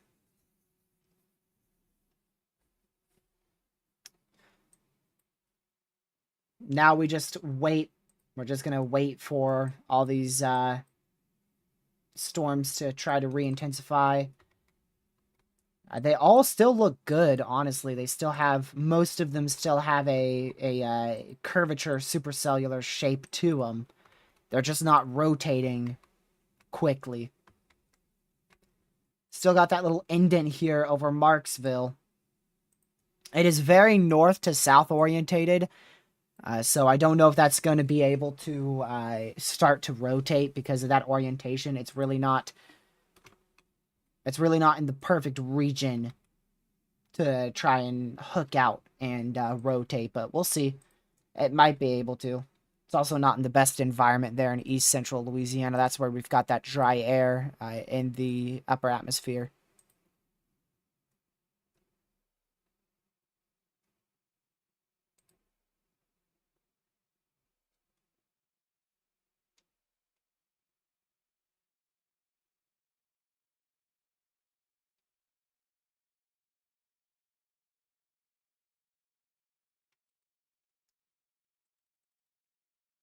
Now we are still at that 7 severe thunderstorm warning mark here. The only reason why we're not seeing a lot of activity right now is, like I said, we're just kind of in that... We're in that phase of waiting and recycling. I don't think that the warm sector is playing a big role in these storms down here. I really don't think it's playing a big role in terms of why they're not rotating right now. That would be for more of storms north of this general area in the Jackson area, pointing to the north and east.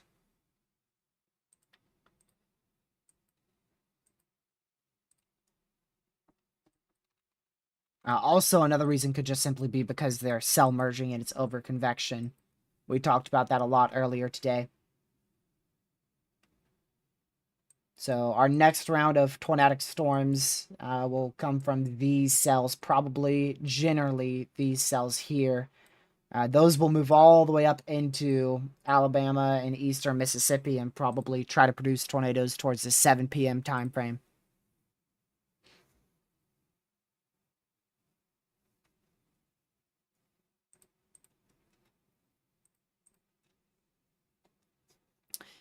Yeah, I did. I did know Pivotal added new things, but I don't know. Pivotal hasn't fully interested me yet. It is something I've considered getting, but right now I'm very happy with just using College DuPage and Tropical Tidbits for model runs. Oh, also just quickly mentioning, if you didn't tune in very earlier in the live stream, pretty much our whole entire snowstorm is underperforming.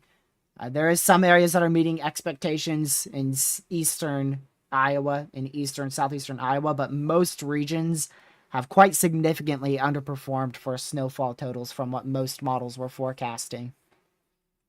So if you're out here in this general area in those winter storm warnings or winter weather advisories and you're feeling like you didn't get enough snow, well, just know that a lot of other people didn't get the snow that they were forecasting either. We just didn't have a lot of... For some reason, we didn't have enough moisture with this storm.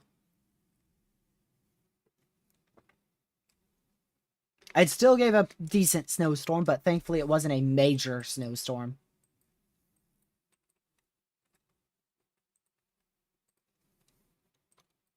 At least from what I know. Yeah, Kansas City only got about 3 inches of snow, and they were forecasted to get as much as 10. At one point, forecasted to get as much as a foot. Then they lowered it to 10, then it got lowered to 6, and then it got lowered to probably like 5. 5 or 6 on the newest advisory. Well, now this is for the potential of a snow accumulation up to 1 inch. But that's because the storm is relatively already passed.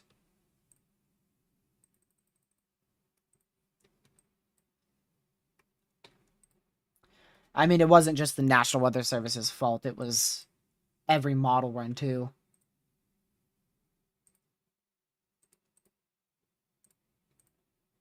The National Weather Service goes off of model runs and overall trends in the current environment, so if that stuff ends up being wrong, they're going to be wrong, and they're trying to predict the unpredictable. I think they're doing pretty good.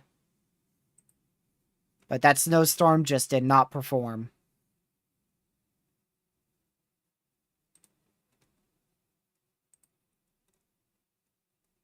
Simply did not perform.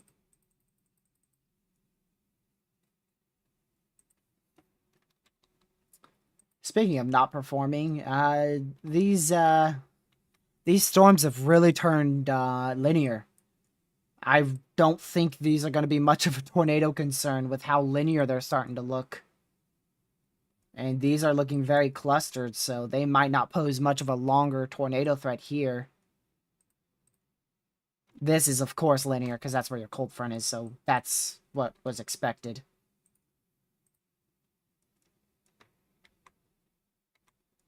I gotta be honest, I'm really not seeing a lot.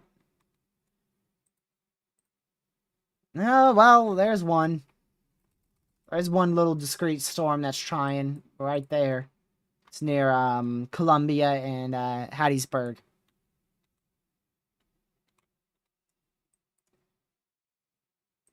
And then, of course, we still have this one that's been attempting here south of Waynesboro for a very long time. It's been attempting to produce a tornado. It was tornado warned for about an hour straight, and then got untornado warned, and that warning expired, and now here we are with a severe warning on it.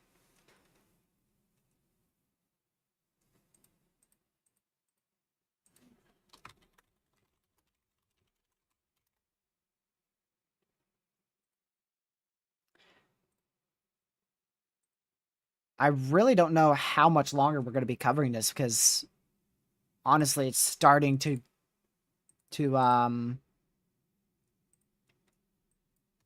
turn more linear. We'll of course give it more time. I'm not going to end the stream for quite a while longer.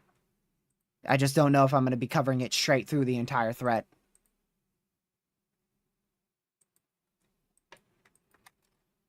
So far, we've had a lot of things go correctly in the atmosphere. We had that mid-level dry air. We also had over-convection. And we had that warm sector not pull as far north as originally expected. So far, if you're wanting a bust, which most of us are, this is looking quite promising.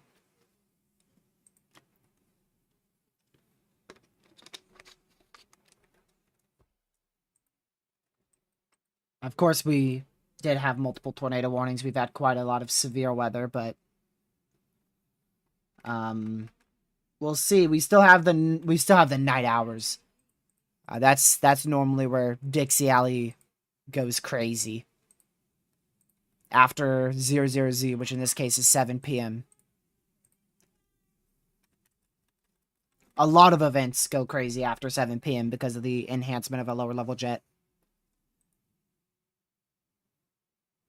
Yeah, bust is not a bad thing.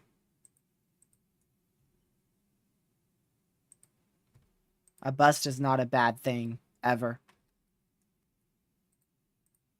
Of course, it does make all the forecasters look terrible, but I mean, I would rather look terrible as a forecaster and have it bust than the other way around.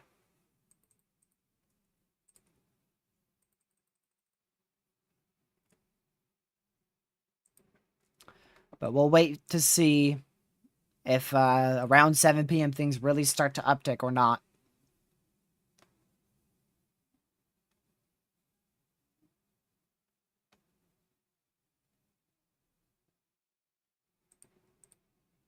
I'm going to go back here really quick.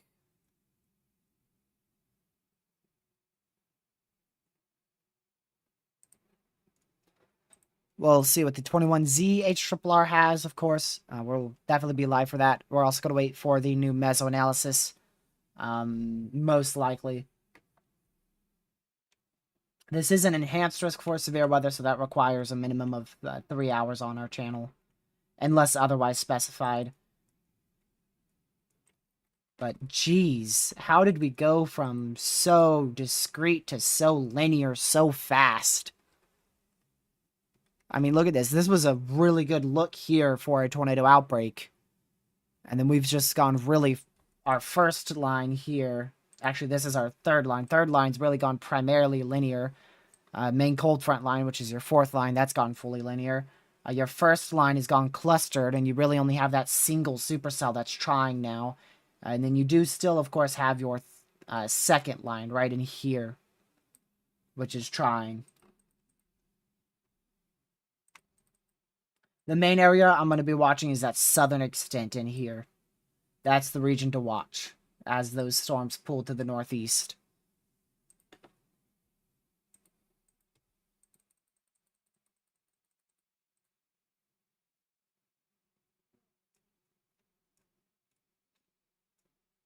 Let me go check this really quick as well. Oops.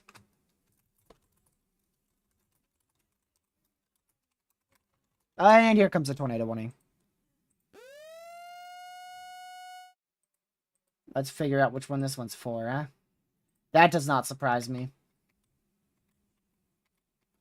Kind of jumped because I almost thought that reflectivity was a tornado warning for north central Washington Parish in southeastern Louisiana, southeastern Walthall County in southern Mississippi, Washington County in Louisiana, Walthall County in Mississippi.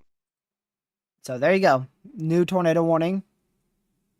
Let's go ahead and look at... I mean, I see why they warned that. It's got a very broad area, but still decently large region of rotation.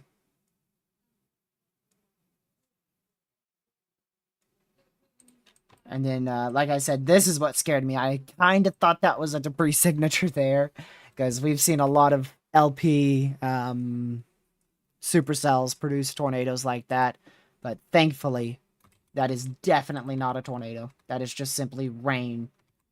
Now, that's probably where your area of rotation is located, so if we are going to see a debris signature, we'll keep an eye on correlation coefficient in that area. But at the moment, that is not on the ground. It did just get tornado warning, though, so remember, a tornado warning means a tornado is imminent or possibly even on the ground. So please be seeking shelter if you are southeast of Tylertown in south central Mississippi.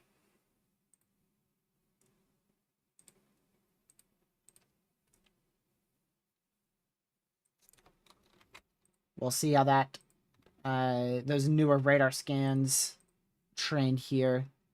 Good area of rotation still. Same goes for this one southwest of Hattiesburg here as well. So definitely a few storms to keep an eye on still.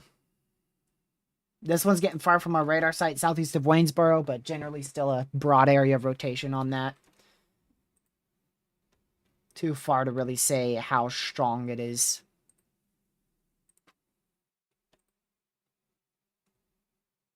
I'll change the scene.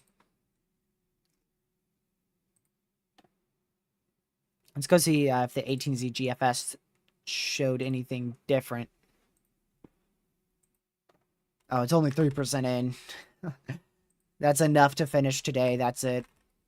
Don't want to really use global models day of unless you're comparing the extent of your open warm sector. And or trough as well.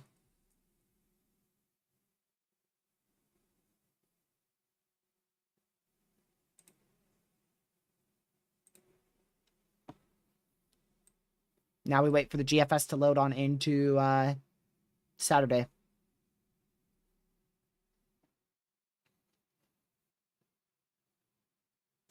Can't say it's a bust until the event is over, which isn't until 7 a.m. tomorrow morning. That's when the Storm Prediction Center classifies a new day. 7 p.m. Eastern. So if at 7 p.m. Eastern we haven't seen any strong tornadoes and we haven't seen multiple tornadoes, so you're talking like 3 tornadoes with at least 1 strong tornado, then you could call it a bust at 7 a.m. tomorrow morning.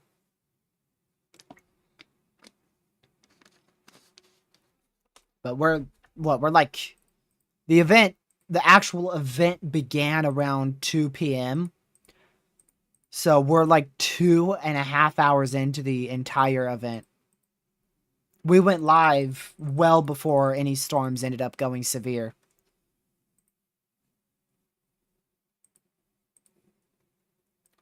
Linear doesn't mean no tornadoes. You can have QLCS spin up tornadoes.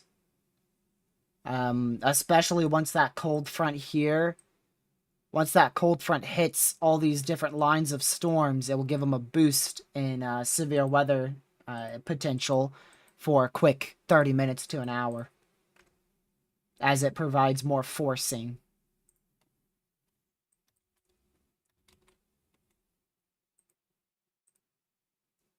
Broad air rotation west of Brookhaven, but that's probably associated with clear air.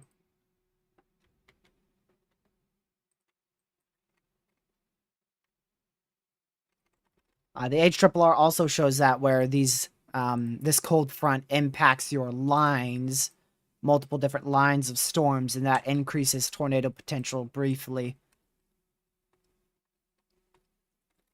As the again, the cold front will provide more lift.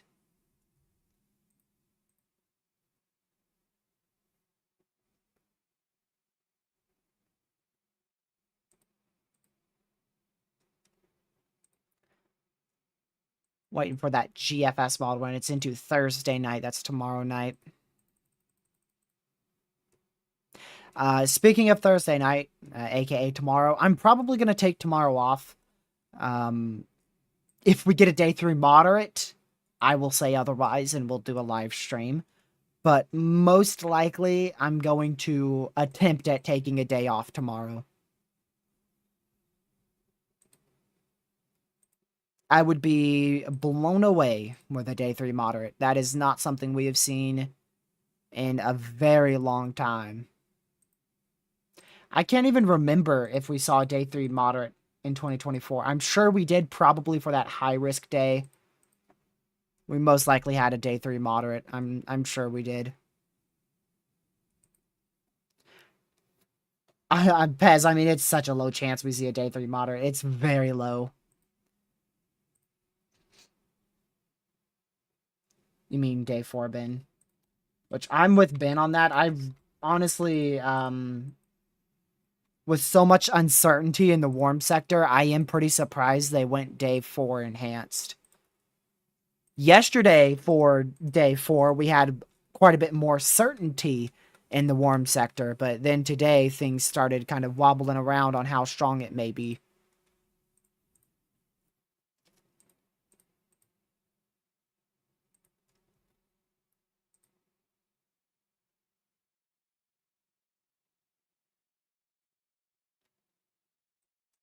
Let's see. So still seeing that broad area rotation generally in this area south of Tylertown in south central Mississippi. So make sure you're seeking shelter. That tornado warning goes for 32 more minutes.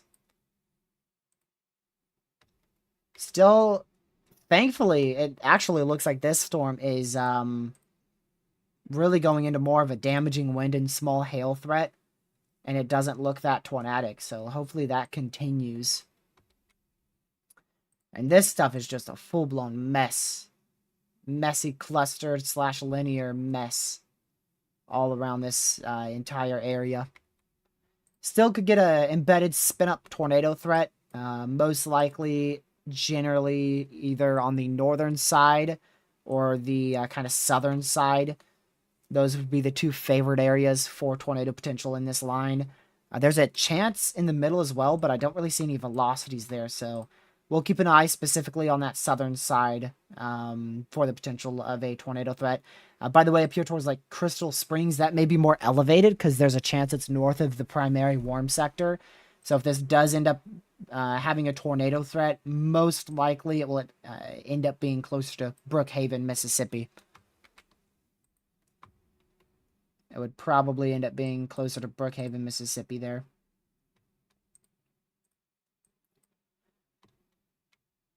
There's your area of rotation still generally associated with that area of reflectivity. Your velocities are 3 minutes behind, so if you're wondering why those line up now and the velocity is not in the clear slot, that's why.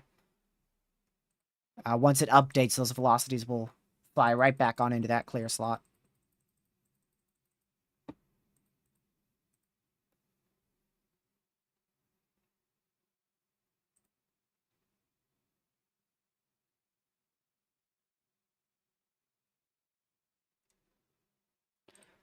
I am so far, I feel like today has played out very well.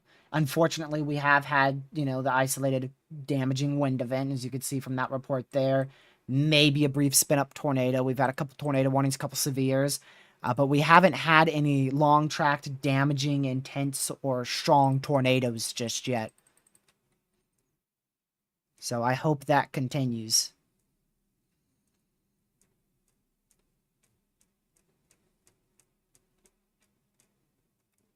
Hopefully we do decrease, though, on the tornado side as we get a new tornado warning. I would have to say that's probably for Brookhaven. Let's see if I'm wrong. Aha! Tornado warning for northern Lincoln County in south-central Mississippi, northern Lawrence County in south-central Mississippi, southeastern Copiah County in central Mississippi, Copiah, Lawrence, and Lincoln County in Mississippi. So there you go.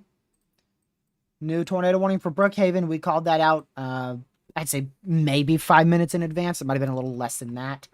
So if you are in Brookhaven, Wesson, Woolworth, you guys are in another tornado warning. This is your second tornado warning of the day. So make sure you are in your safe spot. This is the third round of severe weather you're experiencing. Your last round will be in probably another hour or so after this tornado warning moves through. So you can see that area of rotation now present there, directly west of Brookhaven, moving up to the northeast. Make sure you're in your safe spot. You can see the embedded supercell. It's a little difficult to point out, but generally it's in this area here where you've got that embedded supercell. So your hook echo is located generally in this vicinity here. And that is moving, like I said, directly to the west of Brookhaven, moving to the northeast in Mississippi. Go check this storm again. Wow, goodbye rotation. Jeez.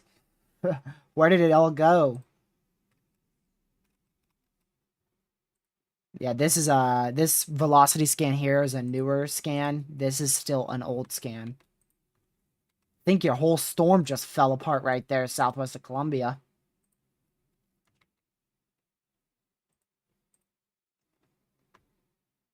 Can't tell what's going on there southeast of Waynesboro. Look at your time, Rockets. If it's updated around the time frame of 4:45 or 3:45, depending on what time zone you're in, then that's the newest scan.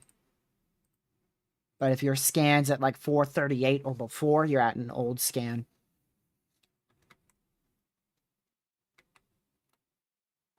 $3:45, you're at a new scan. I'm still 3 minutes behind, at least from what you said. I'm talking about velocity, by the way. Reflectivity, I'm at 4:45. Obviously, you're in Central.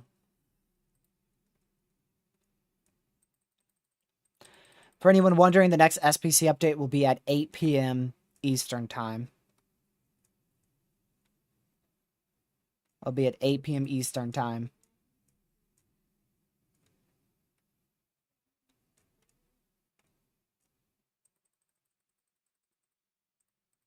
Be really nice if this could update today.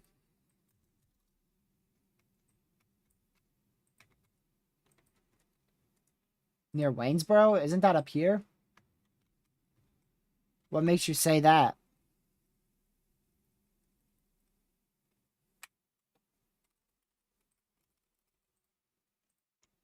I couldn't see anything. Let me go for analysis radar. From a chaser, huh? I'll wait to see if that becomes an official report.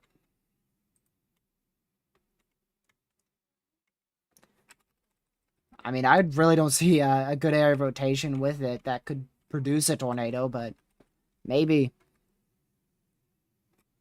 We're looking pretty far up, so wouldn't fully surprise me.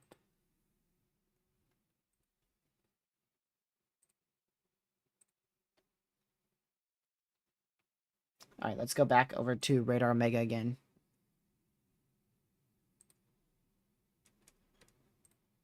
Wrong area.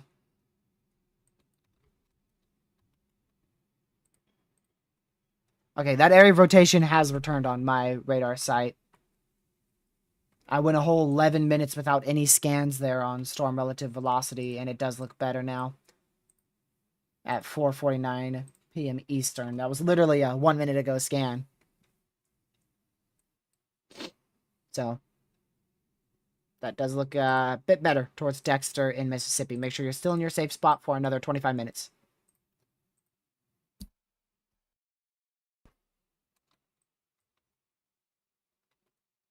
One in Brookhaven.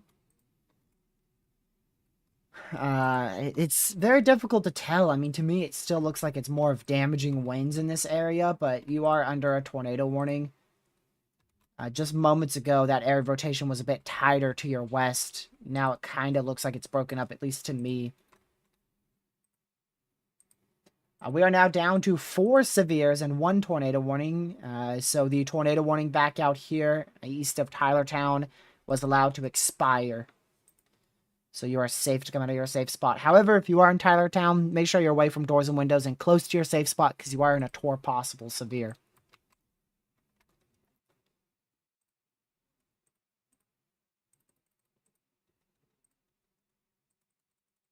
See if that looks any better. Nope, not really.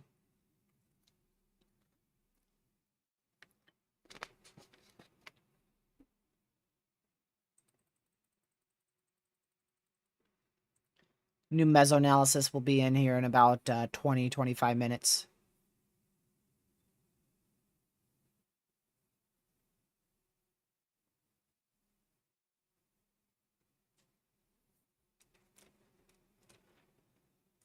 Looks like chasers are already starting to almost call it at this point.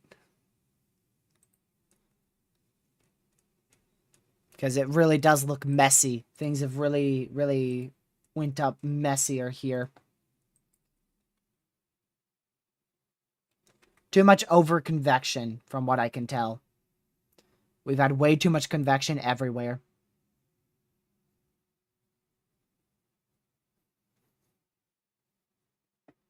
Saturday looks more like a damaging wind threat with a spin-up tornado threat embedded in the line, but it will probably uptrend knowing Dixie Alley.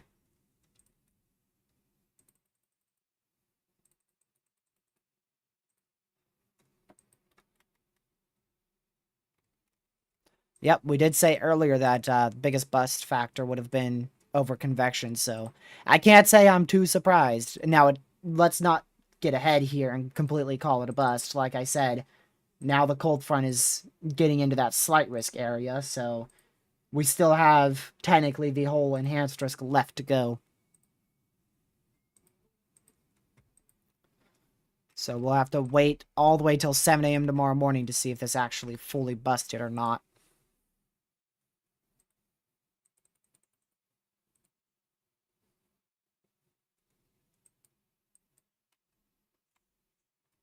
Hold on, I'm going to quickly do something.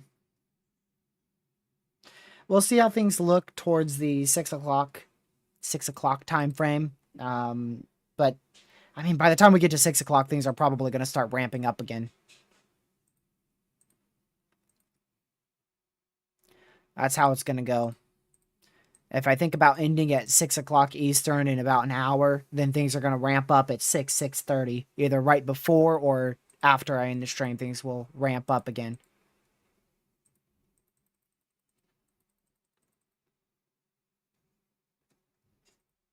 The new HRRR is rendering. Well, chasers, a lot of chasers don't want to chase an area with so much broccoli into the nocturnal hours. So most of them, those who are especially not experienced, aren't going to want to chase after 5 p.m., especially with a risk that's looking as messy as this. Of course, 5 p.m. Central is still another hour away.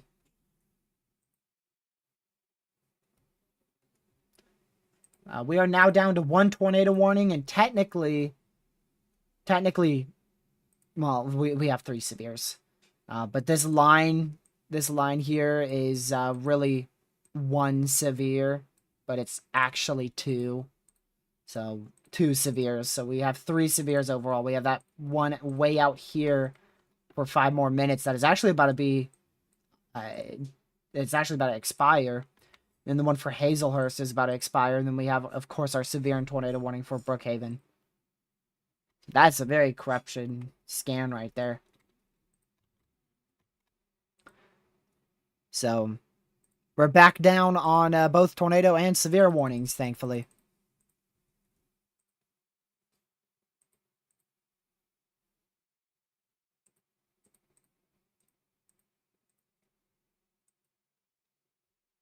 I'll see what this new HRRR looks like. Like I said, we'll at least give it another 25 minutes, maybe all the way till like, we started at 50, something 50, 1250, I think it was, so we'll see.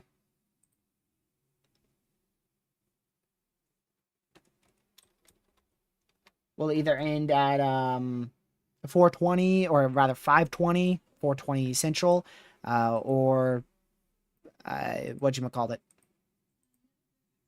550 Eastern, 450 Central. One or the other. This is just a mess right now. You just got a mess of velocity all over the place, and the storm's orientation is not good.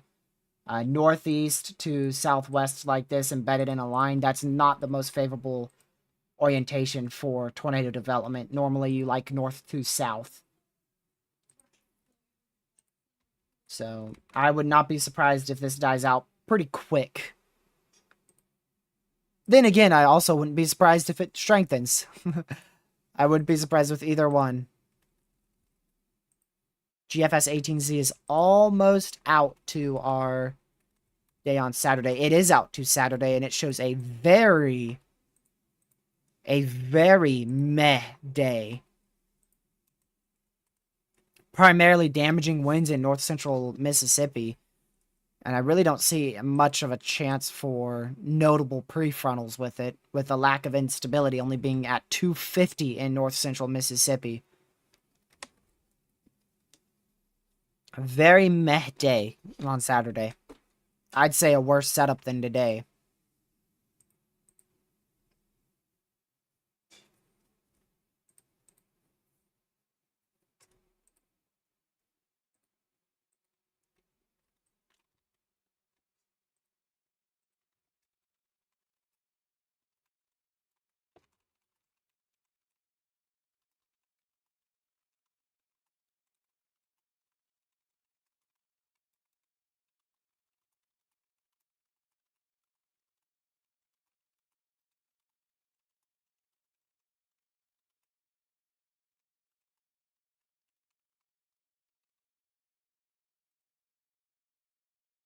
Give me just a second.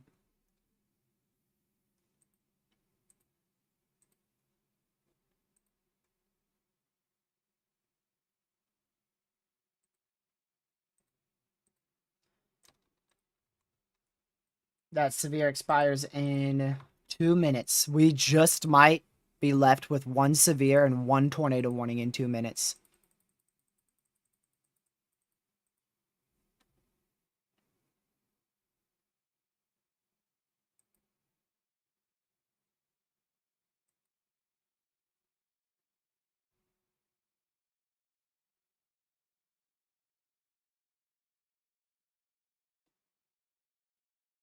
Also, I mean, I forgot what I was about to say.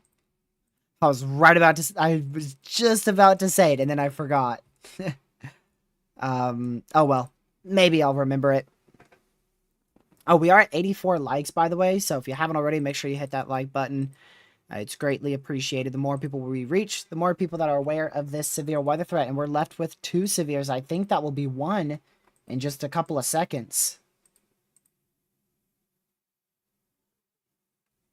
Oh, that's what I was going to say. I was going to say we were correct with overconvection being a big bust factor today.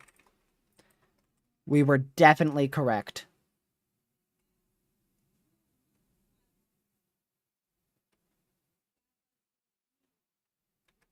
We were for sure correct with that over convection being a limiting factor. And I also feel like it's the mid-level dry air too, like Bob just said there. I think that mid-level dry air is also playing a role in this. We are now left with one severe and one tornado warning. There you go.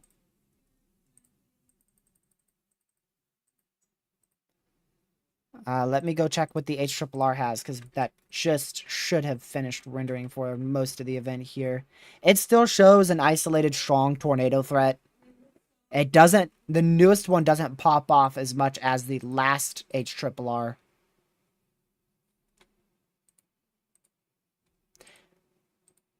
So, I think we're going to call it here in 20. I think we are. There's a high chance I come back tonight, but if not, I'll see you guys Friday. Wait. Whoa, wait. I don't know if I could stream Friday. I don't know when I'm going to see you guys next. Maybe Saturday. I'll just see you guys next when I see it, because I actually don't know when that will be. Because I have something Friday night, too. I'm not too sure. I'm sorry, but I get busy this weekend. That's another reason why I live streamed quite a bit more today. Normally we do a 3-hour stream. I'm going to do a 4.5. So I'm not going to make any, honestly, I'm not going to make any promises of me being live. I really hope to be live Saturday. And then, like I said, there's definitely a good chance we go live tonight if any of these storms really get going. I'll start up another live stream. But if it gets to 10 o'clock and there's still not much happening, just know I won't stream. So if anything happens between when we head off at 5:30, or actually 5:20, if anything happens between 5:20 and 10 p.m. Eastern, we'll hop back on. I'm noticing a lot of these storms are starting to get some areas of rotation here. We've got this one here. Another one here in Columbia, a tiny little one in Hattiesburg trying to start up as well. And then if we go to the New Orleans radar site, we've got another little one that's trying to start up here near Poplarville. So those are definitely going to be the ones that we keep an eye on, like I've been mentioning for a while. That's going to be the storms that we watch towards the later hours too, the 7 o'clock time frame. But yeah, we'll see. We'll see if anything happens at that time frame. That mid-level dry air might prevent these storms from actually producing tornadoes.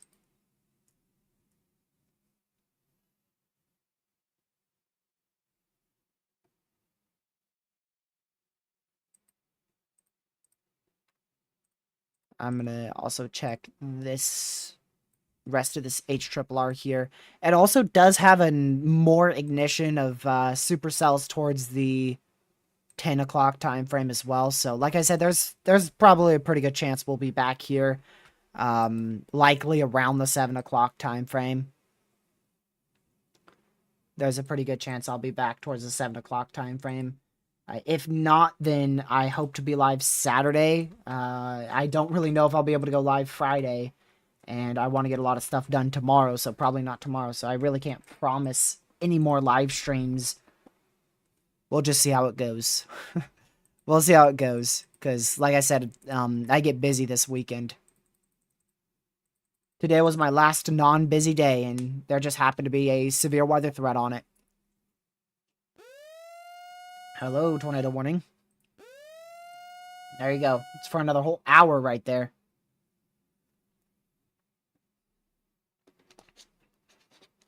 Here comes a beep.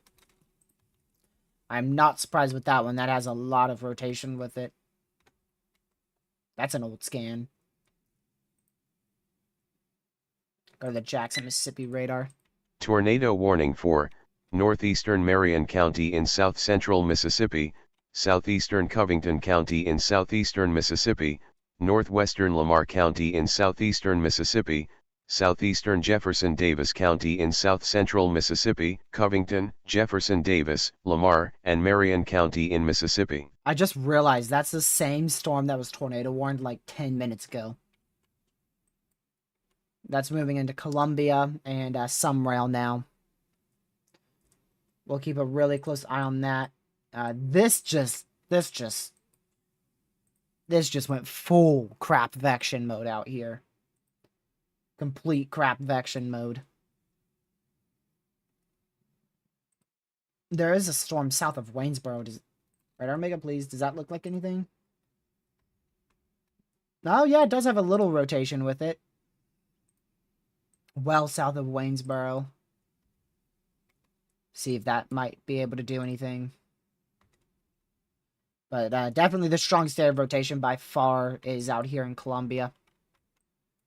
And then I wonder if this is a radar glitch or something, but this is definitely turned like more, I want to say completely more linear and a lot lesser of a tornado threat with this cell.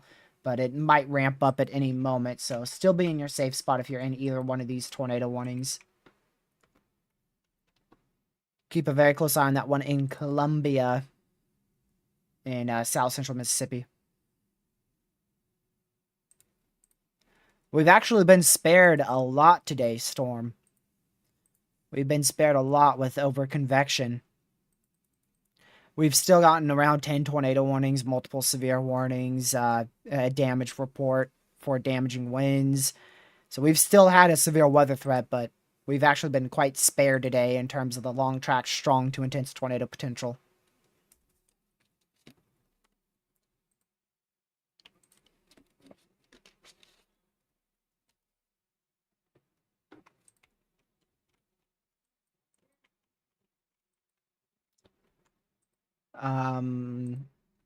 I doubt that's literally anything. So we'll keep watching these areas of rotation here. See if any of them intensify or if we get any CC drops out of this. I also want to check the WPC really quick. I don't think they go all the way out till the 20th. No, they go into Wednesday, the 19th. I was going to try to see if they have a risk for snow in my area on the WPC site, but they do not. Still continuing with that radar indicated tornado warning out there for, I can't pronounce any of these towns. Rockport, there you go. Can pronounce that one. Rockport, Mississippi.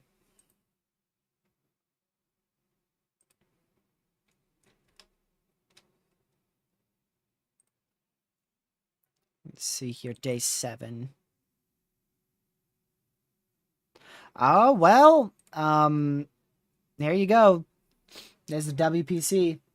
I gotta sneeze. And it's gone. Sweet. Well, there you go. 18Z WPC forecast for day 7, Wednesday, next Wednesday. They do forecast snow for me and a lot of other people. Actually, I'll go ahead and screenshot that. Post it on Twitter really quick.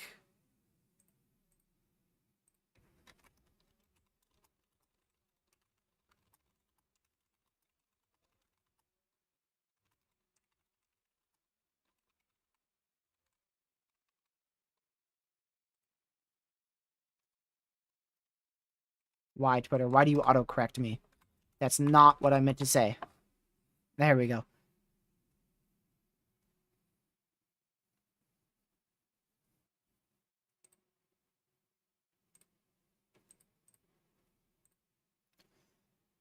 Alright, let's go back and check on those areas of rotation again. Still fully contaminated.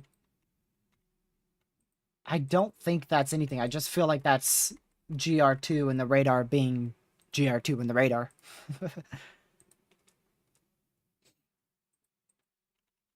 Yeah, I mean, I don't see that really being anything that's so misplaced from where a tornado would actually be located in the storm.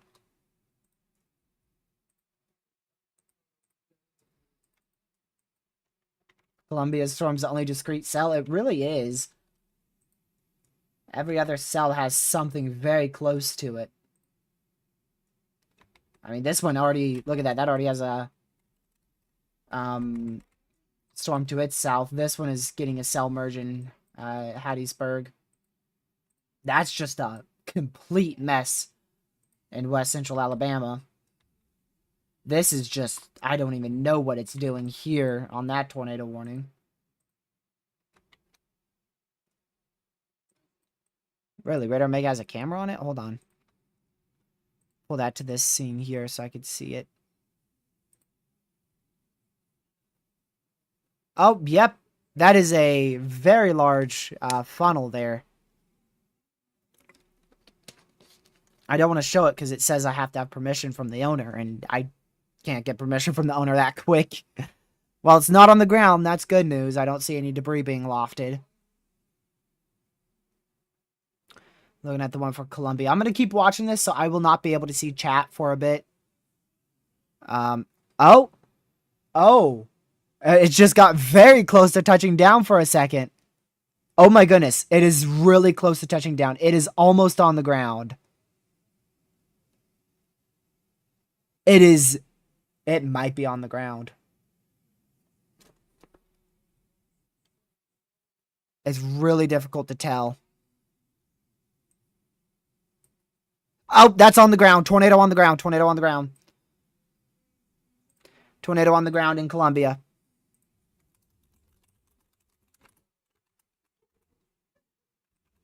I'm going to quickly do this.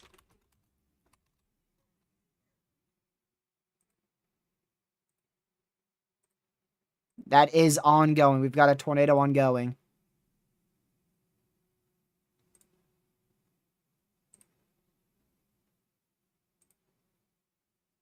Wow. It's still ongoing. Just saw that touchdown live right there. I wish I could have shown y'all, but I don't have permission from them, whatsoever, I mean.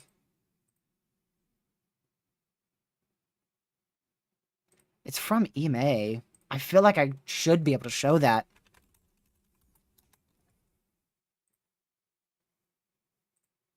You know what? Give me just a second.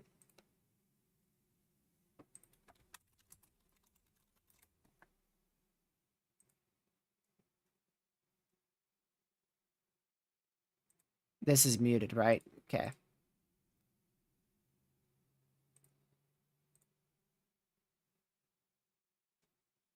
We're going to risk it because it's a camera. There you go. There's your tornado ongoing in Columbia, Mississippi. So make sure you're in your safe spot. It actually got a pretty good debris field a second ago, but now it looks like it's started to weaken. Looks like it's... Oh, no, there's more debris. It's back on the ground still. Probably never lifted. It's hard to tell, but that's more debris right there. I can see the dust. And maybe occluding, or are you tricking me again? Oh, I think it's going back down. I still see a debris field around it. I still see a debris field around it. Oh, now it's that pole's in the way. But there's the camera, Columbia, Mississippi, Marion EMA.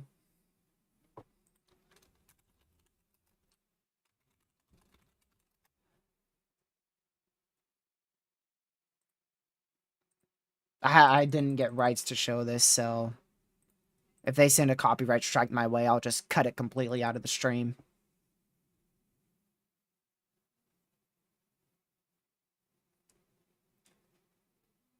But there you go.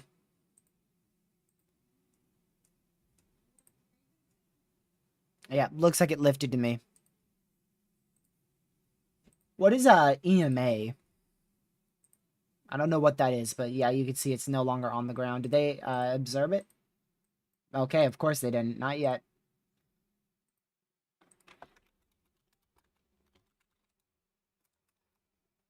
I feel like that's in something for medical. I can't even tell where it was before. Is that the little wispiness left over? I can't even tell no more, man.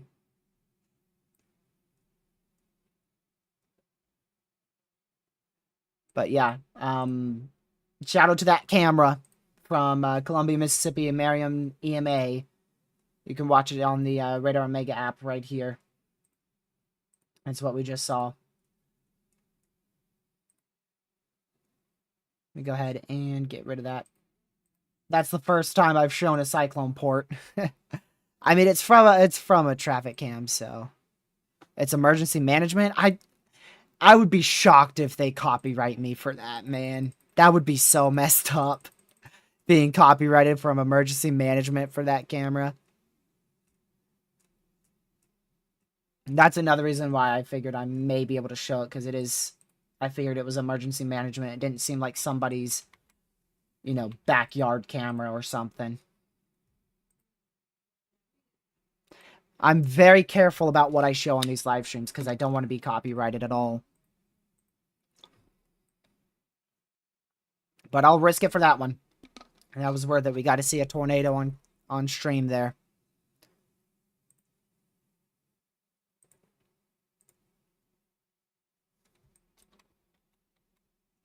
Yeah, oh, it's now observed. First observed tornado warning of the day. There you go. It is now observed for 24,000 people.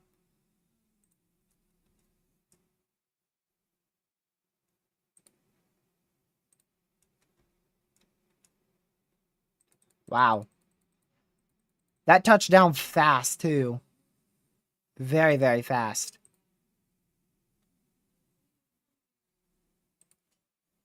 I do want to check one thing real quick on Radar Omega again. So there's your observed warning in the blue there. Make sure you're seeking shelter. That's confirmed tornado. Confirmed tornado warning there.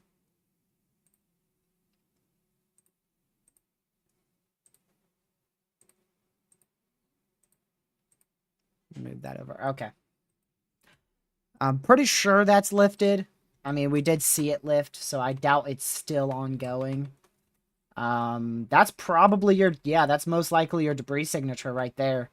That CC on the far southern side of your hook echo most likely is your debris signature.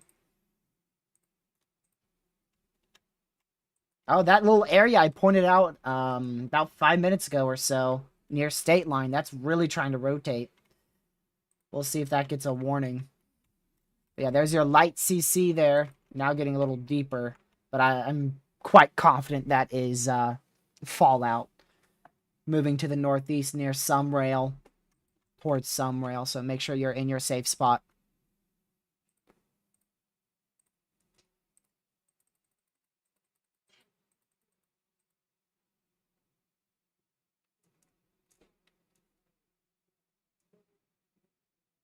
Oh, another camera caught it too.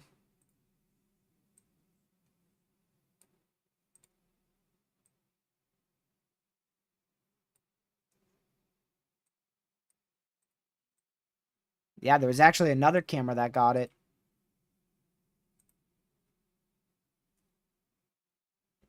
Was that from Alabama? Or this is Mississippi. Mississippi DOT.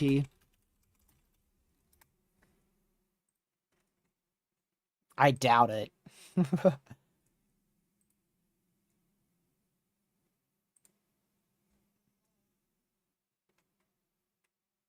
Okay, so this was Columbia.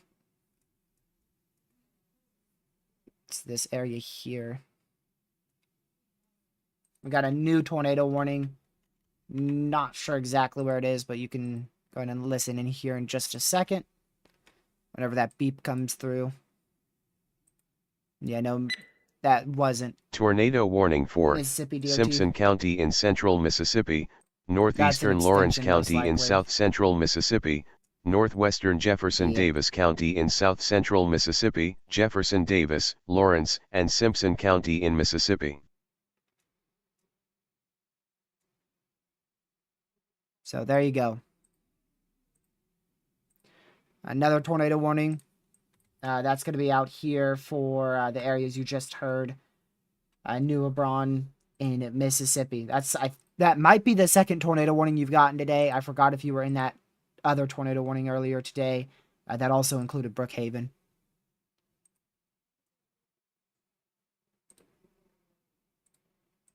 tornado warning outbreak instead of tornado outbreak. Looks like almost everyone shared that camera, so...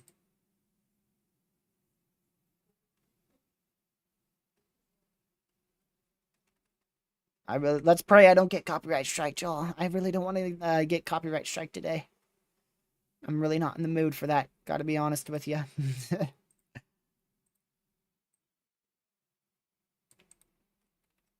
Let me go back here.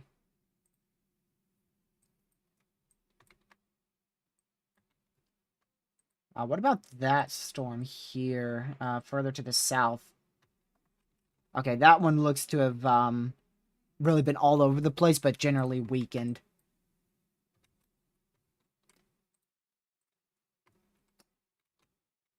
That could easily produce at any second.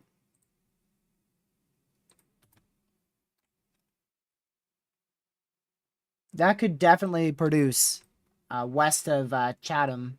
Is that Chatham? I would assume so. In southwestern Alabama. So, no tornado warning, but I would honestly be in my safe spot if I'm in Chatham, southwestern Alabama. I would honestly be in my safe spot there.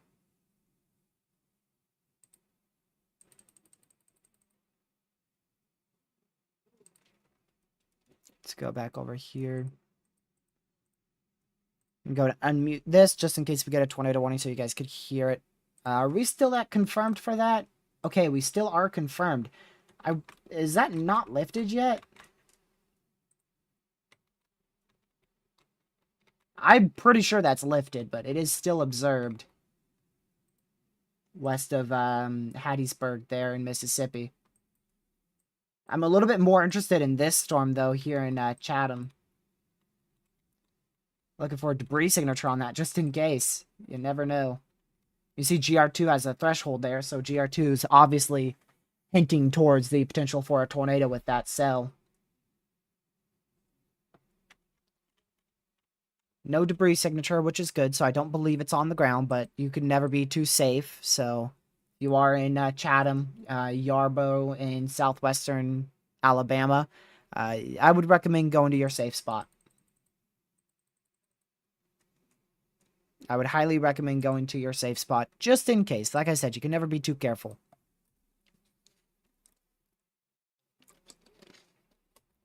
Poplarville storm. Ooh, okay. We need a tornado warning on this, but currently there is no tornado warning, and that's a pretty strong area of rotation northwest of Chatham in southwestern Alabama. I believe that needs a tornado warning. Is it Poplarville? Let's go check that.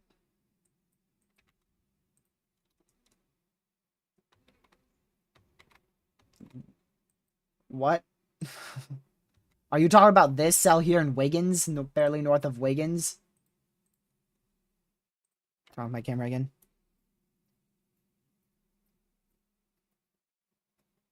A lot of trees out there. I'm assuming you're talking about this one out here, the Chatham cell. There's a lot of trees everywhere, man. In Mississippi, Alabama, Georgia, it's all trees. It's all trees. You got to be a bit more specific.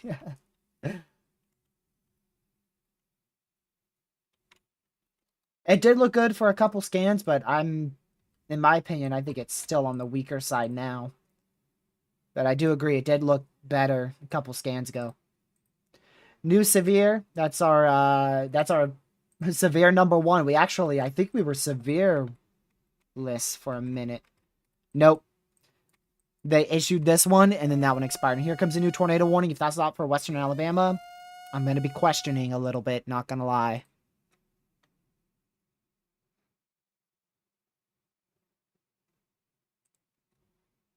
Where is it going to be? Thank you, National Weather Service in Mobile. Greatly appreciated. Tornado warning for South Central Choctaw County in southwestern Alabama, northwestern Washington County in southwestern Alabama, West Central Clark County in southwestern Alabama, Choctaw, Clark, and Washington County in Alabama. So now you have to seek shelter. If you are in just north of Chatham, Chatham's not included in that tornado warning. Cells moving more north than that area. So Yarbo, Frankville, is that Coffeeville? Yep, Coffeeville. Saltipaw. You guys all need to be seeking shelter here. Southwestern Alabama. That is in Alabama. Okay.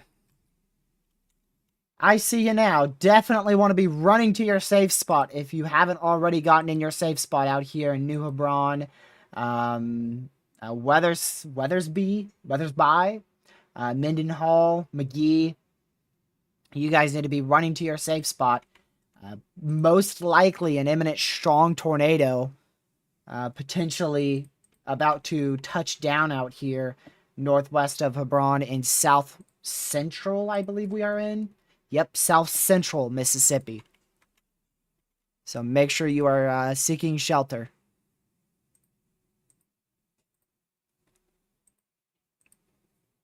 Make sure you are seeking shelter there. We'll see what that shows next scan. Didn't I tell you? I said either right before or just after I end, things would pick up. And here we are just before. I was supposed to end 6 minutes ago, and things picked up. Still an area of rotation with that. It's very difficult to tell exactly where this area of rotation is, but I think this is your real area of rotation here, northwest of New Hebron. Just make sure you're seeking shelter, because that could definitely produce a tornado at any moment. Hence the tornado warning.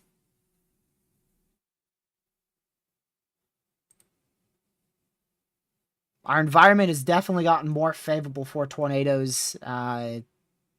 This is like right on that boundary. Like this is where your favorable environment starts. Your very favorable environment starts right here. So most of our tornado warnings, with the disinclusion of that confirmed tornado warning, are like right on the edge of moving north of that very favorable environment. That's not where the warm front is. That is where the best environment is currently located. That is not where your warm front is. Your warm front is quite a bit more north than that. Southwestern Alabama, we already went over that. We called that tornado warning.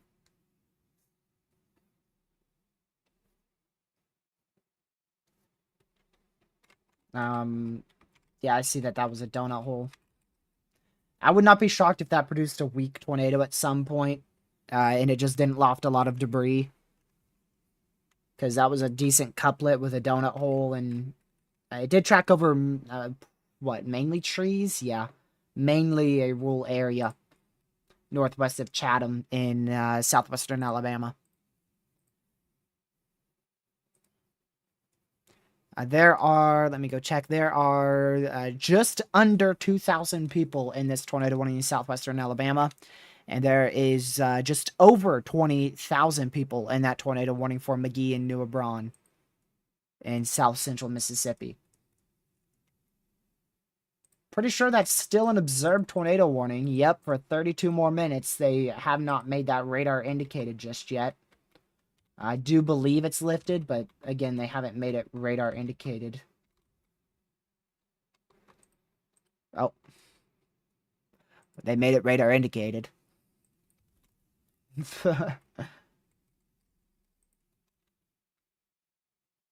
There you go. This cell is still all by itself in Wiggins, so we're going to pay attention to that.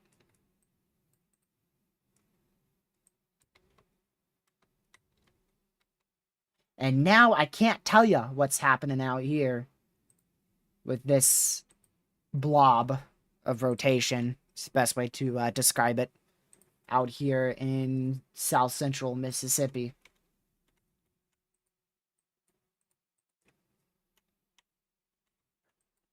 We are up to 4 tornado warnings now. That's the highest we've been in probably a little over an hour. We're now down to 3 tornado warnings out here. 2 of which are in Mississippi, 1 in southwestern Alabama. It is. It's just a blob of rotation. Because, like, the outbound winds, those are obviously cranking, but then you just have this blob of inbound out of nowhere. I really don't think these inbounds are here. I don't think it's rotating that much.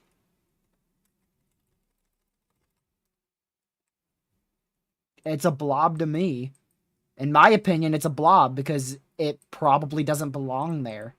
I don't think it's actually inbound winds there.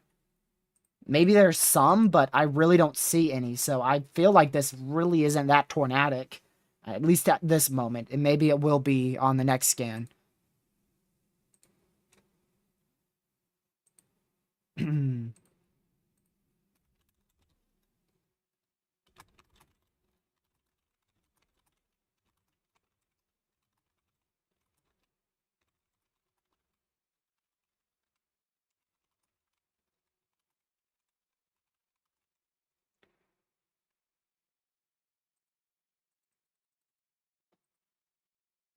Let's check again.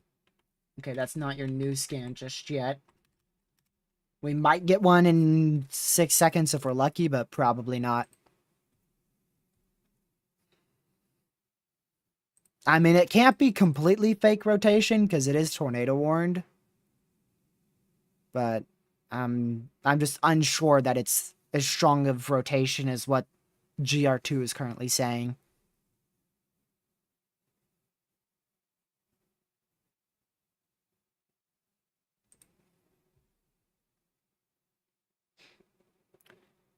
Let's see. Are you let's see. You said I'm right on the outside of the tour, right above Seminary. I think you're good. If you're in, like, Collins, if you're in the tornado warning, of course, seek shelter. But do keep an eye on it, because it is kind of heading that way. Where are you exactly? Are you in, let's see.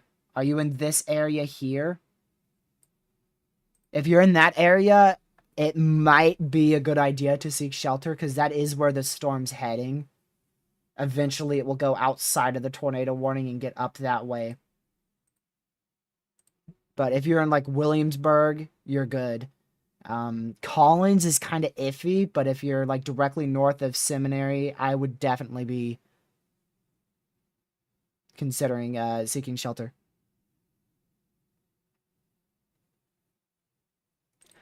Oh, so if you're... Okay, yeah, I would be seeking shelter. Yeah. I would recommend getting in your safe spot then. If you're, like, right on the edge of it. You can never be too careful. I mean, if you seek shelter for, like... Let's see, this expires in 27 minutes, so... It wouldn't hurt to seek shelter for just, like, about 30 minutes or so until that tornado warning's completely gone. But there may be a new one that extends that time. We'll see. It's just better safe than sorry, because it did produce a brief tornado before, so it's better to just go to your safe spot just in case. Oh, great. Now we're back to whatever the heck this is doing. Now we're back to a hook echo over here in New Hebron. Wrong storm. Wrong radar site.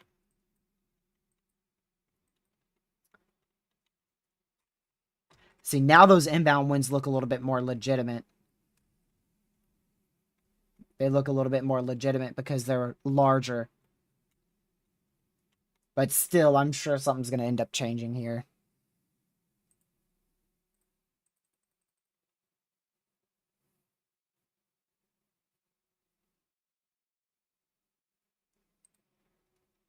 Watch it all just fall apart in one scan. Hopefully it does.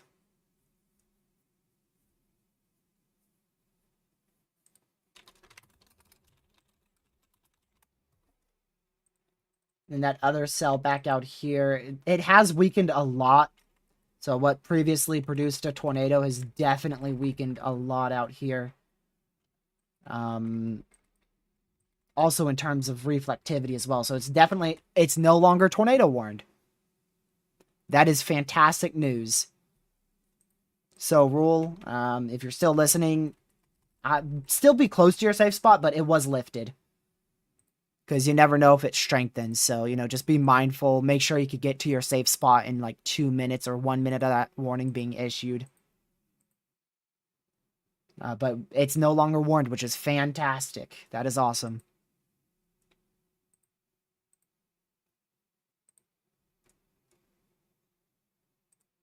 The discrete storm just produced a tornado, buddy. It just finished producing a tornado. I wouldn't exactly say it's struggling if it just finished a tornado. It literally put down a tornado moments ago. We saw it on a camera. South of Mobile.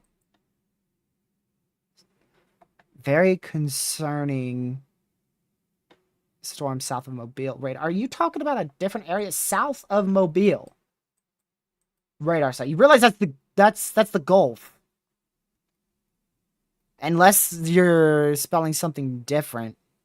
Is that not supposed to be Mobile? I just kind of corrected your possible misspelling. Maybe that wasn't a misspelling.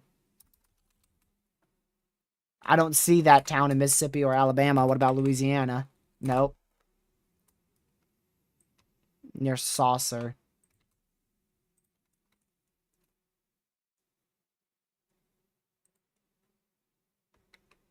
What?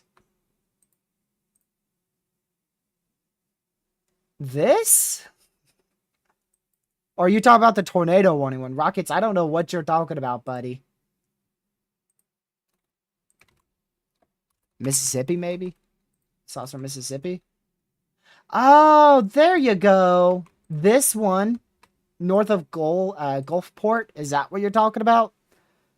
That is west, very west of your radar site in Mobile. Yeah, okay. Direction really helps. There you go. Now I see what you're talking about. I see that. So that's north of Gulfport. Could have said north of Gulfport. That would have helped too. But yeah, I see what you're talking about. Little area. Pretty good area of rotation right there. It's really started to develop as it moves to the northeast. So we'll definitely keep an eye on that. See what I mean? How everything was going to change all over again right there? Look at that. Now you just got convection all inside the possible inflow there.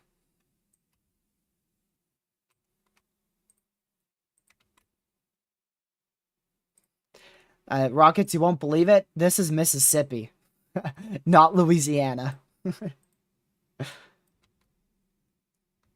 That's north of Gulfport, Mississippi. Rockets is confused on every direction and what state's what. Poor dude. South north of Wiggins, Mississippi from New Orleans radar. I'm guessing that's like up here. Okay, maybe I was wrong.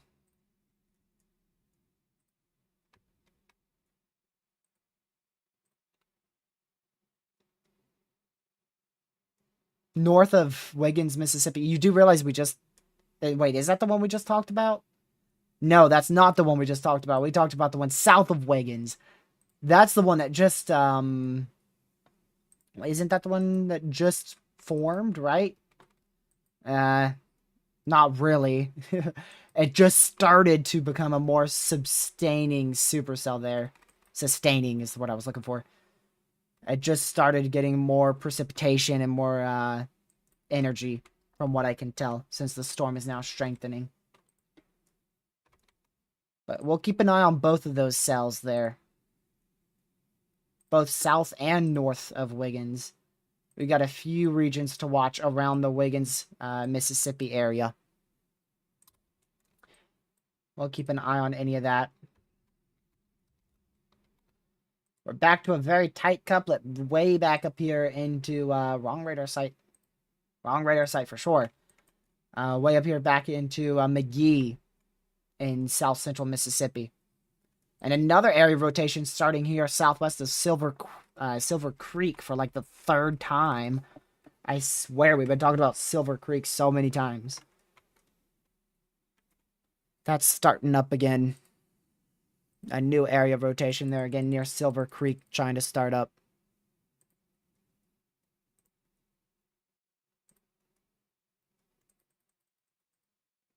Near Seminary, Mississippi, we just had a wall cloud reported. That's very familiar. Where is that, though? I lost it in my tweet, so I don't know how to spell it. Be honest with you. Yeah, that's over here. Yeah, we had a wall cloud reported like 5 minutes ago, southwest of Seminary.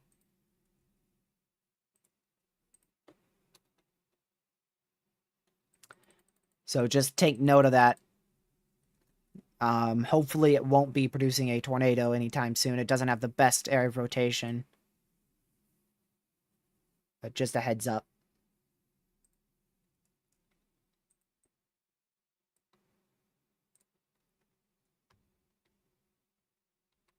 Yeah, it name changed.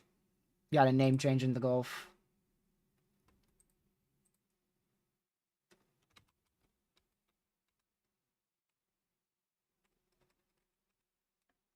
Look at how much this changes every scan, by the way. Just to let you know why I'm unsure where it's rotating. Look at the scans. Try to follow the area of rotate. Oh, it's gone. Oh, never mind. Now it's down here. Oh, wait. Nope. Now we're up here. Oh, wait. Nope. Now we're down here. Now we're back up here. Okay. Okay. And now it's all gone. Oh, never mind. We're really strong again. And you wonder why I'm not sure how strong this is rotating? I mean, it jumps everywhere. So I'm not confident in that rotating a lot at the moment. Still, of course, need to be seeking shelter because you're in the tornado warning. If you're in McGee, up towards the Weathersby area in south central Mississippi.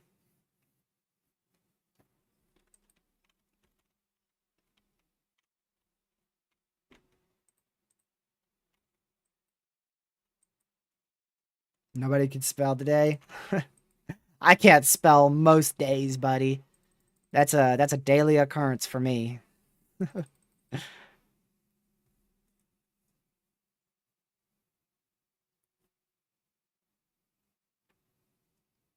I do want to also go back over here.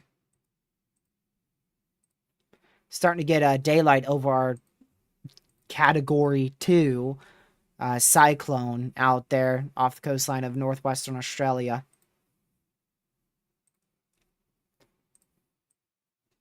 It is definitely not Category 2.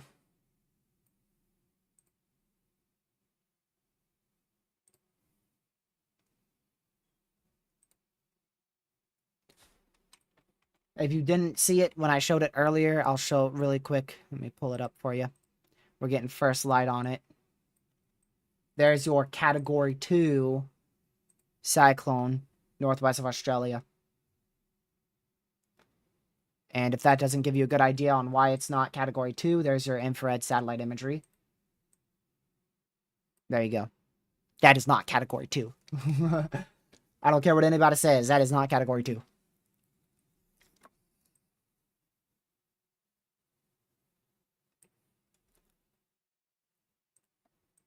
But let's go back over here. Still keeping an eye on this one. Southwest of Silver Creek, it's trying to rotate.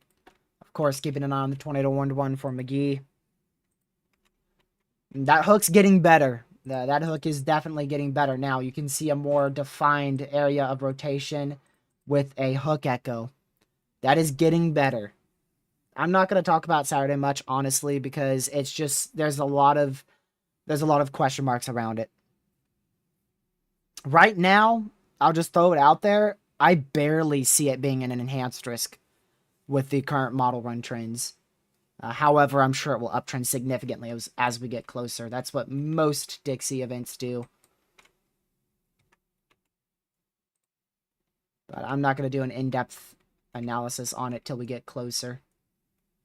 Still 2 areas of really good rotation here. One northeast of Wiggins, and one well south of Wiggins in southeastern Mississippi. So we'll continue to monitor those. If they tighten up at all, we'll probably see a tornado warning issued. Also, update on our tornado warning in southwestern Alabama. The area rotation has significantly died off out here south of Coffeyville. So just take note of that. Still be in your safe spot, but that area of rotation has died out. Here comes a new tornado warning for the one south of Wiggins. Look at that. It just got tornado warned. So you'll hear a beep any second for that. Tornado warning for north central Harrison County in southern Mississippi, Harrison County in Mississippi. There you go. So that's your new tornado warning that we literally just called out a second ago. That was south. That's for south of Wiggins. And Rockets called that out like 10 minutes ago or so. You can see that started way down here, northeast of New Orleans, and made its way all the way south of Wiggins, where it's now tornado warned. And I wouldn't be shocked if we get another one here near Beaumont in southeastern Mississippi. Would not be shocked if that gets warned. Really waiting for the next scan on this one, because I wouldn't be shocked if it's on the ground. I'm really wanting to see the CC for this here.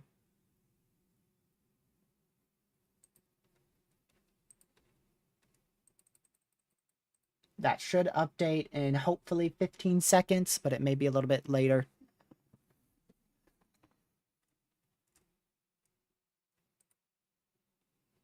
Yeah, sometimes radar products are a little slow at updating. And here comes a new tornado warning, probably for Beaumont, Mississippi.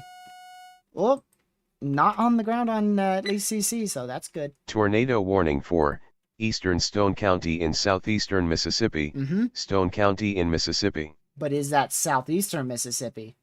No, it is, well, yes, but it's not the cell I was thinking of. It's an extension.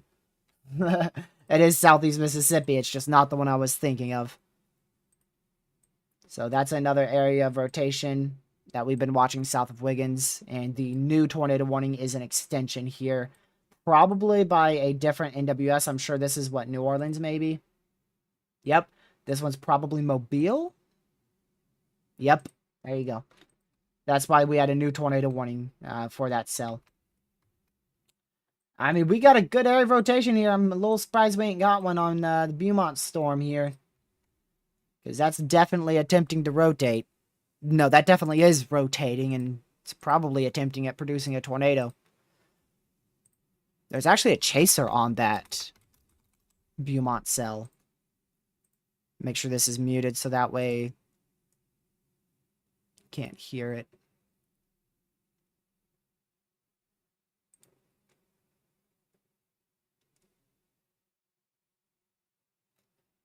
Okay, he's not fully on that storm just yet. He's getting there.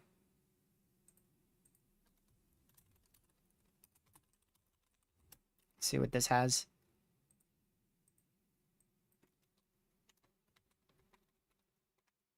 Nope, clear air for CC. Most likely. I'll look at it better right here. Probably clear air. It's harder to tell for correlation coefficient with these miniature cells, but I would definitely say that's clear air. Let's go back up to this cell. Okay, yep. Jeez, I'm a little surprised this one south of Silver Creek wasn't tornado warned a while ago. Now it's really trying. We currently have 4 tornado warnings, but we'll probably get a 5th one for Beaumont in southeast Mississippi. Probably a 6th one here southwest of Silver Creek. See if any of those get tornado warned here, because they are definitely starting to really rotate.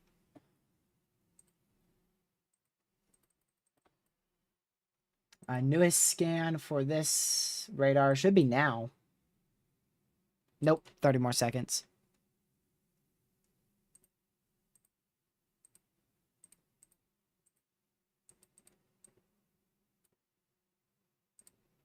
I want to go check over here to Mesoanalysis, because I didn't get to look at the new Mesoanalysis. At least I don't think I did.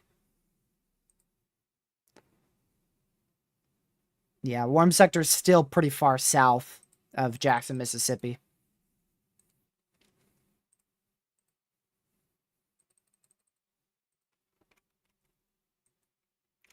Alright, that's just contaminating right there. That's probably rotating somewhat, but that is definitely contamination. And then we're back to a weirder velocity signature southwest of McGee. Let's go back down to Beaumont in southeastern Mississippi. Let's use the Mobile radar site.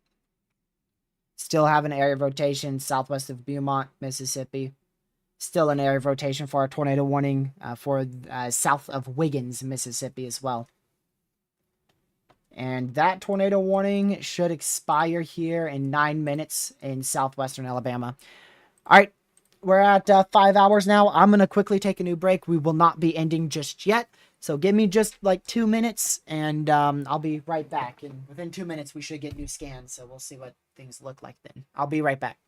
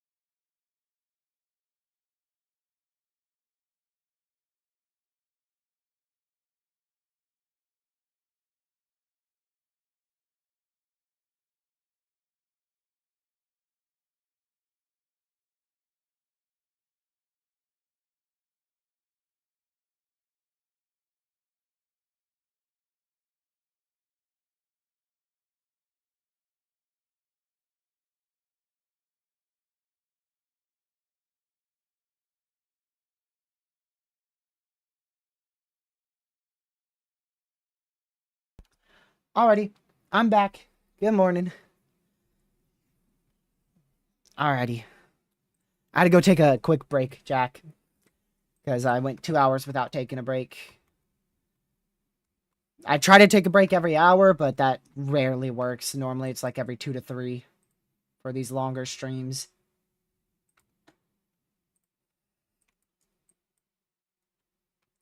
I still don't got a tornado warning there for Beaumont, Mississippi. Maybe they don't think that's going to produce, or I don't know. I don't know. They just don't have it warned. And then this one, I could see why they're not warning that. Yeah, exactly. Because it may be clear air for Silver Creek. So I'm not too surprised that they haven't warned that one because yeah, it could easily be clear air in the inflow area of your supercell. So that does not shock me. Still tornado warned up here for McGee, just in case we get this little area trying to hook out again and begin to rapidly rotate. It is rotating a bit, but not very rapidly. Back to the Mobile radar site. There's the one in Beaumont, which is definitely still rotating here. Barely to the south of Beaumont in southeastern Mississippi.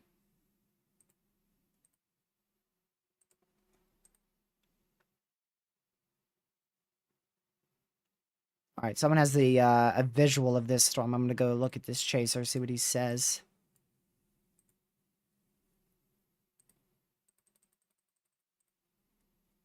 But someone has a visual of this storm. There is, of course, trees around, but definitely a lot of inflow and some scud from what I can tell on this chaser's feed.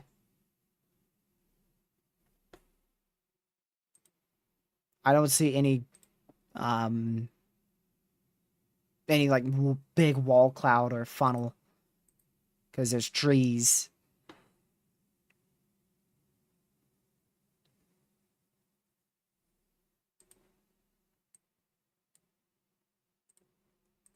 Okay. What do you think will be the storm of the day? I don't know. Whichever one ends up being the storm of the day. Right now, the storm of the day is the photogenic tornado that we saw on camera back in northeast of Colombia. Northeast of Colombia. Around 30 minutes ago already. Already about 30 minutes ago. This one in Beaumont, I'm really surprised it doesn't have a tornado warning. It keeps looking better and better every scan. Silver Creek one, again. Oh, let's get the new scan on that. Still, that looks like a lot of contamination. It may be rotating, but probably not rapidly rotating. And still an area of rotation in the tornado warning south of McGee. Well, McGee is inside that tornado warning, but to the south of McGee is that area of rotation.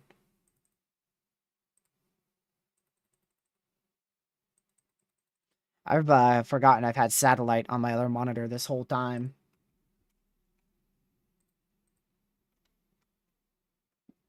Is that the newest scan? Okay. Velocity hasn't updated. CC has, though.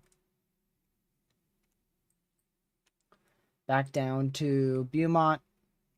Still rotating, of course. Tornado warned storm, southeast of Wiggins. Still a little bit of rotation there, but it's really been breaking apart over the last couple of minutes and last couple scans here.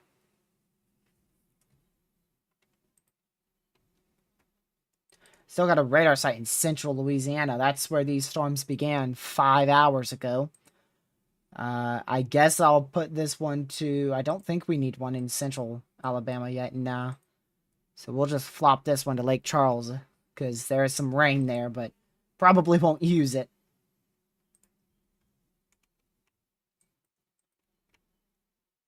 Still looks like clear air there. Near Silver Creek. Not confident in that actually rotating enough to warrant a tornado warning. But I'm sure they're watching it because there's a tornado warning to the north of it. So I'm sure they're keeping an eye on that cell to the south of your tornado warning cell in McGee. Also, a little area of rotation starting up near Macomb in southwestern Mississippi. We'll see if that does anything as it moves to the northeast. Again, Beaumont. Somehow, now that you have a strong area of rotation and a good hook echo, you somehow do not have a tornado warning. If you're in Beaumont, southeastern Mississippi, I highly recommend running to your safe spot. This could definitely produce a tornado at any second, even though there is no tornado warning. Let me go check our analysis radar on that. Yep, you're really getting a lot of rotation there. 2 tornado warnings now. We are left with 2 tornado warnings, 1 severe.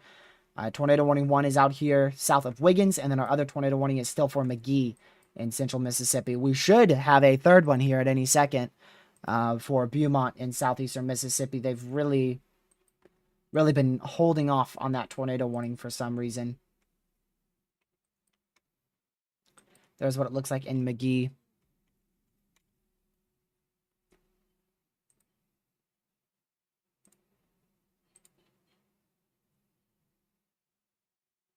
Trying to figure out exactly where this wall cloud is on this chaser's feed.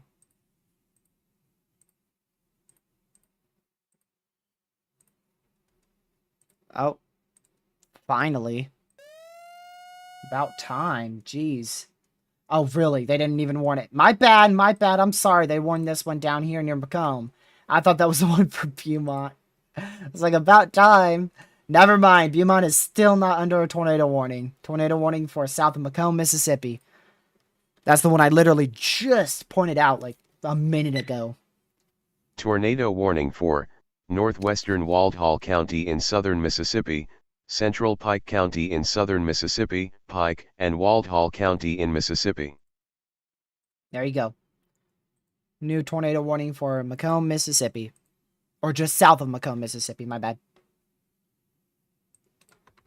Just south of Macomb, Mississippi. Chaser said there's rapid rotation on this storm in Beaumont. Well, his specific words were rapid rotation. I can see it.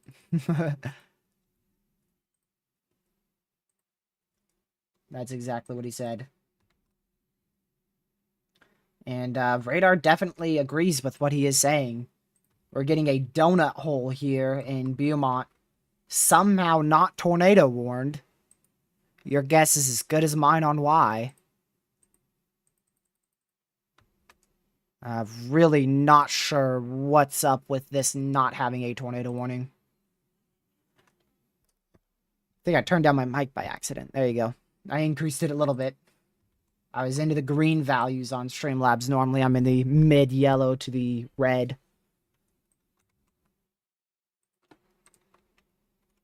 Alright, that's definitely rotating a lot, dude. A lot more than the cell south of Wiggins now. So really unsure why they're holding off so long on that tornado warning. It's probably going to fall apart, and then right when it falls apart, they'll end up warning it. I've seen that a lot of times, believe it or not. There's probably your true area of rotation near Silver Creek, which shows that there's barely any. I'm not surprised by that. But a while ago, like, over here, I do believe it was rotating at some point. Most likely well southwest of Silver Creek, but then as it got at Silver Creek, it fell apart. Right over Silver Creek, it started falling apart. That is in Mississippi, of course. We'll see if they expand that tornado warning up here for east of McGee. McGee are in that tornado warning for 14 more minutes.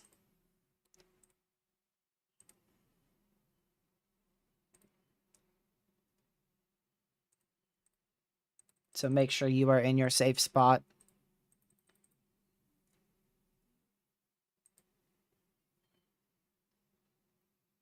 Alright, we're about 10 minutes away from the new Mesoanalysis. I don't think we'll see much change. I do also want to go really quickly check the 18Z GFS, see what that had for snowfall for me. I bet it lifted very far north. Nope, still has me getting a snowstorm on the 19th. It's not fully rendered in, though. It says 159 frames. It's gotta be more than that. There's no way it's that little. That thing's been rendering in forever. I think College of DuPage is having some issues there with rendering the GFS there. Looking at the new HRRR model run, by the way, it still seems like our greatest tornado threat is really peaking now, if not almost passing. And finally, for East Central Perry County in southeastern Mississippi, Northern Greene County in southeastern Mississippi, Greene, and Perry County in Mississippi. You're just like 10 minutes late, National Weather Service. But hey, better late than never, I suppose. But yeah, I think our tornado threat is peaking right now. And then it's going to slowly begin to decrease after the... Very slowly begin to decrease after the like 8:30, 9 o'clock time frame.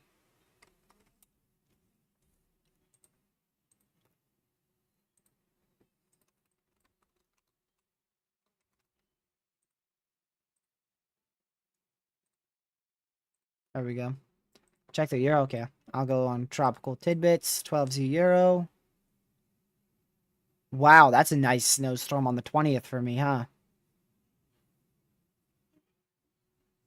Thursday morning. Maybe the 18Z GFS is rendered in on tropical tidbits. It has, so College of DuPage is having a bit of issues there. GFS has really weakened it and shifted it just a bit to the north. From what I can tell on the model run using tropical tidbits. I'll be able to look at it closer for my area on College of DuPage. Yeah, you definitely could proxy. For sure. You could definitely see snow either Wednesday. It depends on the timing, but either Wednesday or Thursday, one or the other.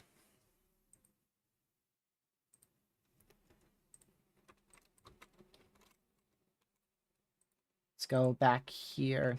Yep, still rotating. That chaser is not going to really have a view because he's chasing with a bunch of broccolis around him.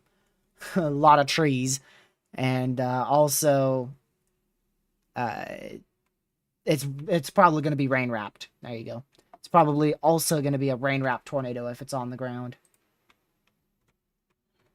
Looks like they're most likely not going to continue that tornado warning east of McGee as it's starting to move out of that tornado warned area. So McGee, just stay in your safe spot for 10 more minutes till that warning expires, or they may end up canceling it. New severe thunderstorm warning for McGee, though. Tor possible, 60-mile-an-hour winds, and 0.75-inch hail possible with that storm.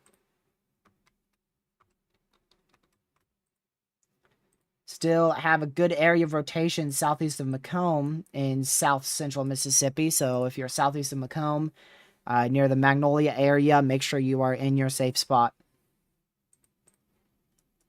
Going right back over to the Beaumont storm. Looks like it is weakened somewhat. It looks like it's a bit more on a weakening trend on that newest scan. We'll see if that continues on the next scan or not.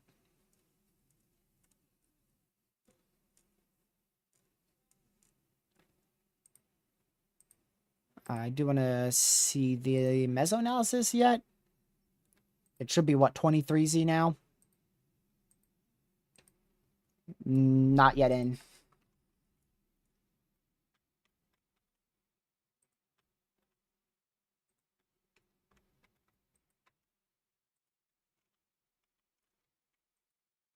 Probably the most concerning one now is the one that is in southwestern, south central Mississippi near Magnolia. That is probably the most concerning area of rotation right now since the Beaumont southeastern Mississippi storm is starting to weaken some.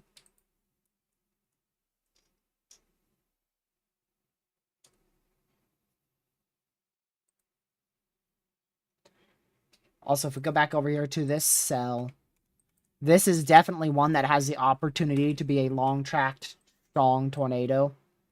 Mostly discrete to semi-discrete. And it has a pretty good structure.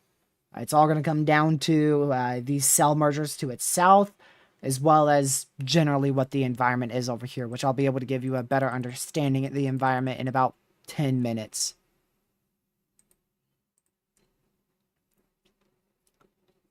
Once I get the newest Mesoanalysis.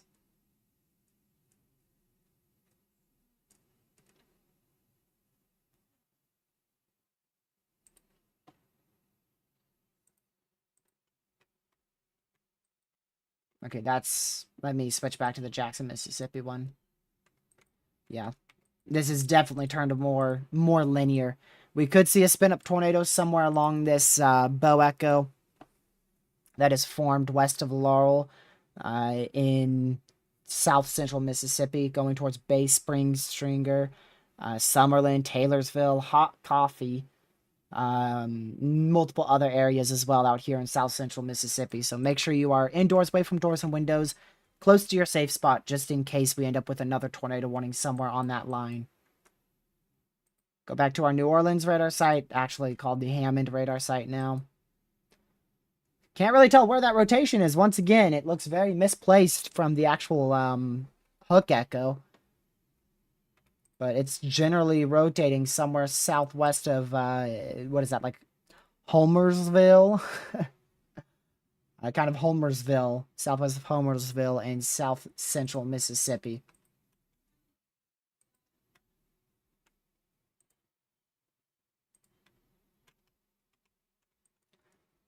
This one's already breaking apart here. Our Beaumont storm's already starting to break apart, probably because of that cell merger to the south.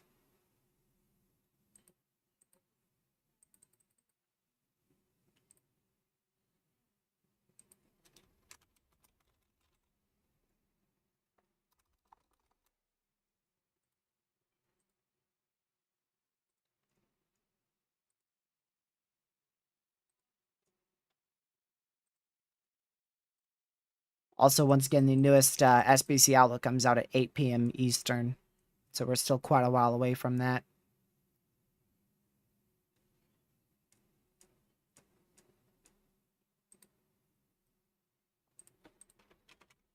Yeah, that rotation fell apart. We'll see if it comes back after that cell merge. But that's our best opportunity so far today for a long track tornado, if we do even see one. Just simply due to how semi-discrete it is. So there you go. There's a more broad view. We're still seeing some supercells, semi-discrete supercells. This is round 1, round 2, round 3, and then the cold front right back here. So you can still see all 4 of your rounds of severe weather that we have been talking about ever since they formed about 4 and a half hours ago. So still a good threat for tornadoes, specifically in this area here. Mainly enhanced with the greatest discrete and semi-discrete supercells, which is most specifically south of Meriden and well east of Hattiesburg. Or Hattiesburg, my bad. Hattiesburg. So I do want to check on that one near Meriden. Is that rotating at all? It's not rotating at all, but it is definitely more semi-discrete than most of our storms. What about anything towards central Alabama? Nah, not really rotating much. Although it is far from the radar site. So primary tornado threat at the moment looks to be really focused with in this area here, as well as south of that severe thunderstorm warning. Those 2 areas look to be the greatest tornado threat. Also a little bit more south too. This area, this whole area here. So that's your greatest short-term tornado threat. That whole region there, and then, like I said, south of your severe storm. And that will continue for at least the next 30 minutes, and we'll see what we're looking at in 30 minutes, see which way our cells have trended, if they're more clustered or not.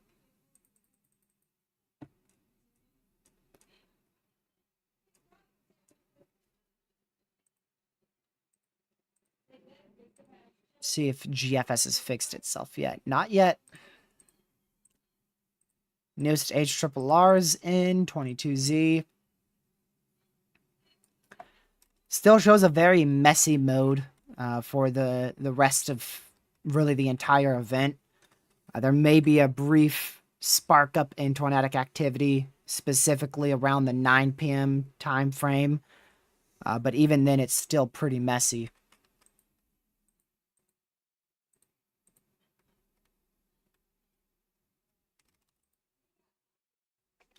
Go back over to our Beaumont cell. Yeah, it's really lost its region of rotation. Really weak in there. Go to the Hammond radar site. So really the only one I'm watching this one, it's the one south of Pricedale. It's really the only good area of rotation I'm watching now. See, our mesoanalysis is finally finished here. I'm going to go look in front of us, our cells in southeastern Mississippi, see how favorable it is. See if there's anything wrong with the environment. If it loads. My soundings are not wanting to load on mesoanalysis, and they might need some more time. Oh my goodness. Yeah, very clear. Let me try that again. There you go. Very clear reason on why this event is not going to perform as expected. A lot of dry air stuck in the mid-levels. A lot of dry air stuck in the mid-levels. And you even have a little inversion at the bottom, too. But I don't think that's a good... I don't think that's a big issue towards the surface. I really don't think that's much of an inversion either. But your main inversion is up here from the 200 millibar all the way down to the 700 millibar level. And typically you have an EML right in this area. So this might be part of your EML, but at this stage in the event, you don't really want much of an EML anymore. Because you're wanting to see, at least if you're a storm chaser looking to see tornadoes, you want to see that EML begin to erode into the evening hours. But you know, if you're the public and you don't want to see any tornadoes, which is most of us, then this is a good sign. Being 6 o'clock in the evening and we still have a strong EML in place in the 500 millibars, and then dry air infiltration from the 2 to about 450 millibar level. So there you go. That's the main issue that all of our storms are experiencing. If we look at the hodograph, it's improved. It's a more elongated classic hodograph. It is a more elongated hodograph, so wind shear is at least shouldn't be an issue. Yeah, wind shear is not an issue whatsoever. You can see your helicity there, and you can see your bulk shear here. You can see your lapse rates are still good. You're at 6, above 6 on both. And then thermodynamic-wise, you're still really, really good. And you're at a 13 supercell composite parameter. So the only big issue is that dry air in the mid-levels. That's literally what has saved us today. That is what has saved us from a substantial tornado outbreak. If that was not there, all of these discrete storms that we've been seeing pop up, they probably all would have had strong areas of rotation and potentially produced long-track strong tornadoes. New mesoscale discussion was just issued from the Storm Prediction Center. Let's read this together. I haven't looked at it. It just came out. Let's zoom in. Primary tornado threat near the surface, warm front, strong tornado possible. Several supercells. Let's see. Several supercells. Can you see that? I'll zoom it in some more. Reading at the discussion part. Several supercells have occurred over the past hour, mainly from parts of south central Mississippi and southwestern Alabama. The environment will remain quite conductive to lower level rotation, especially near and along the wavy west/east orientated warm front that extends from roughly Simpson County, Mississippi to Montgomery County, Alabama. Discrete and semi-discrete supercells that can continue to regenerate across eastern Louisiana and to southeastern Mississippi will be the most likely candidates for eventual sustaining long-lived tornado. So that's exactly what we were talking about with a long-lived tornado threat, long-track tornado threat there. As they impinge on the vorticity and wrench warm front. Overall setup with peak STP having to increase to 3. Oh, that's significant tornado parameters. I was going to say, I'm really, supercell composite of 3. No, significant tornado parameter having increased to 3 as of 22Z, which was over an hour ago at this point, should favor potential for strong tornado. Should favor potential for a strong tornado. Okay, I read that right. And then you could just quickly read all that. As storms move north of the 65, 66 Fahrenheit. Whatever word that is, I'm not even going to attempt it. I ain't even going to attempt it. The tornado threat will diminish. But there you go. That primary, long-lived, strong tornado threat should stay in generally this area here. I'd say generally in that area is where your strong, long-lived tornado threat will be. But the mid-level dry air is probably going to try its hardest to stop that from actually happening.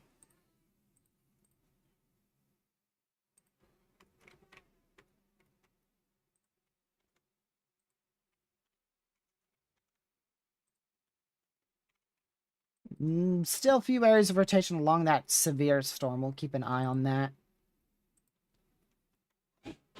What's the HRRR at? 77%.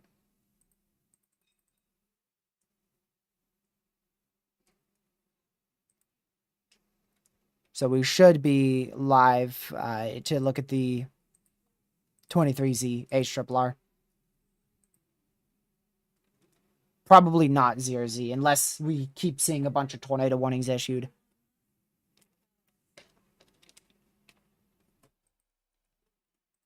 Which you never know. I mean, they did just mention a strong tornado threat still. Go here. Storm relative velocity. Hammond radar site. So that area of rotation has definitely weakened significantly over the past couple of frames here northwest of Tylertown, east of Macomb, and south central Mississippi. It's probably going to continue as this is still very much embedded inside of all these storms here. So I really think we'll keep on seeing that embedded threat for a brief spin-up tornado. We're now down to one tornado warning. I mean, that mid-level dry air is just halting all of our main primary tornado threat. So if we stay relatively inactive, in my opinion, inactive is, 2, 3 severes, or 1 or 2 tornado warnings, right around there. If we don't get above 3 severes or above 2 tornado warnings, we will probably end up concluding here in a little under 30 minutes, which that's an hour and a half more than I originally planned for and what I said about an hour ago. We were supposed to end, but then everything exploded again. And we got that photogenic tornado. Let me show you the photograph map here, 23Z.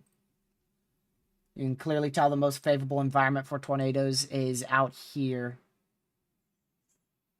like we were talking about before. But that mid-level dry air, man. I mean, if we take it again, this is into southwestern Alabama. Look at that. There's your EML. Your EML is still so present. It is so present there. And then you've got a mid-level dry intrusion up here.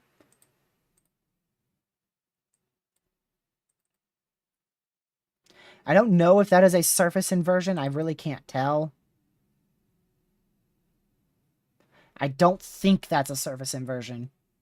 Don't believe that that's going to matter at all. Let's check like south central Mississippi. Even worse for dry air. Gracious day. Let's try east central Mississippi, west of that rain shower. Much better. Little EML, but much better in terms of dry air. And let's try like on that photograph southeast of that supercell. That's good too. Let's go check the velocity signatures on both of those storms there. So the first one was with this big line here, which is trying to spin up tornadoes on the southern side and the far northern side. We'll see if any of those areas of rotation increase. And I mean, this one's still sustaining, looking like a supercell, but I can't tell the velocity signatures of this one towards Quitman, southeast of Meriden, right in this area.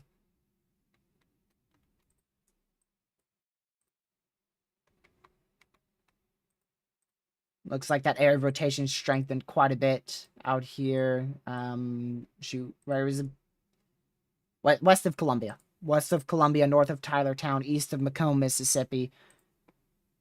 And that is, again, in south central Mississippi there, where an area of rotation looks to be increasing. I'm going to close out some tabs. My computer's about to explode.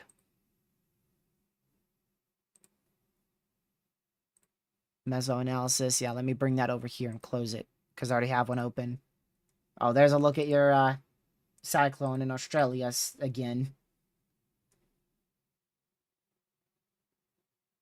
There you go.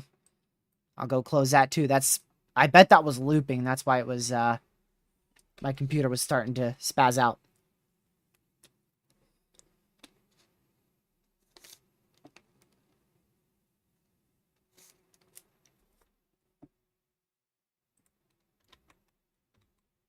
Yeah, that's probably corruption there.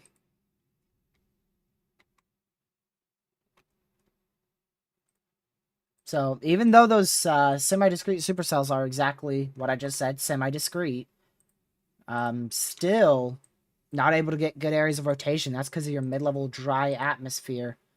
So that's the storms aren't able to reach into those mid-level ingredients. Also, we are just 8 likes away from 100 likes, so if you haven't hit that like button, it's greatly appreciated.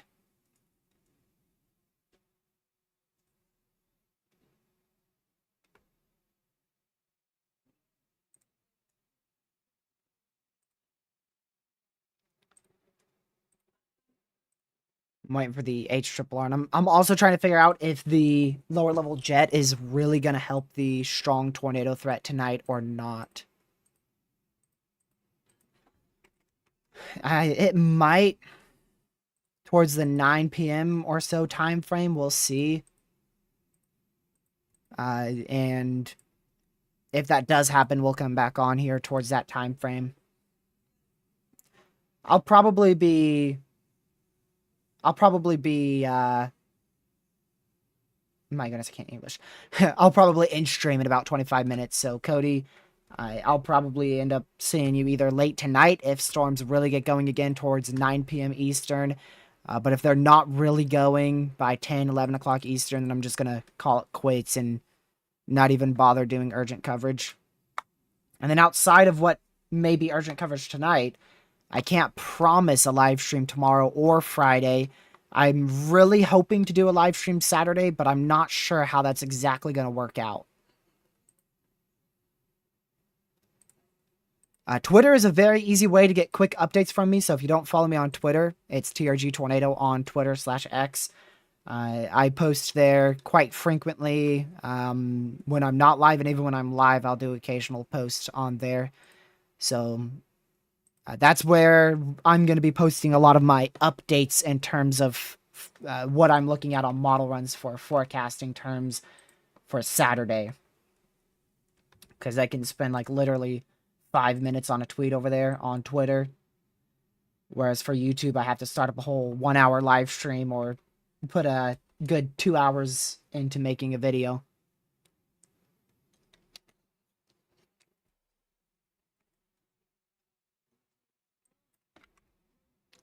Still a good area of rotation there. That's east of Macomb, north of Tylertown, so we'll watch that. That's currently Tornado 1 for 18 more minutes. That will probably end up being extended if it keeps showing that classic supercell structure characteristic. You can actually see it's got a convecutive... Oh, what do you call this? I've forgotten. I forgot exactly what you call it, but you can see your inflow right in here. That's your inflow area. I'm getting lag on the pen here. So you got inflow, your main hail core part of the storm, hook echo, RFD, forward flank downdraft, right? Actually, my bad, I did that wrong.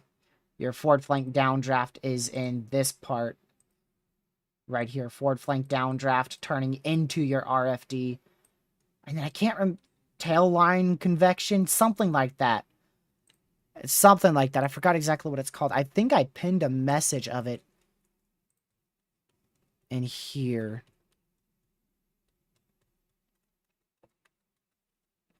I remember sending it to myself. See if I can find it.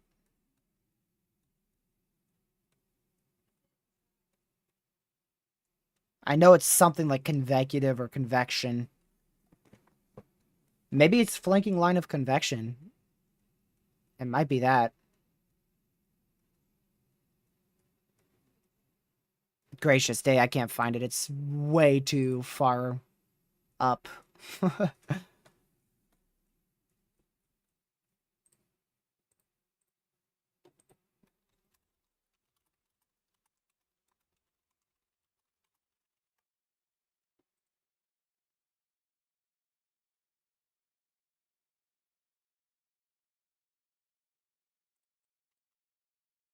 I don't know where you're seeing a CC drop at.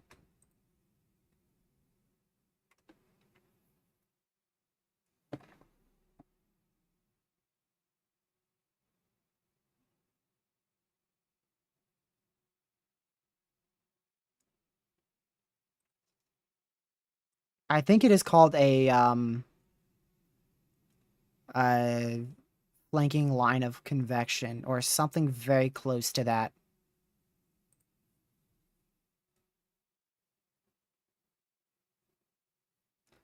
But yeah, like I said, there's your RFDs in this area here, and then your forward flank downdraft is in different spots for every storm typically. A lot of the times it would be either on this portion of the storm or this portion of the storm with your RFD, like I said, wrapping around like this.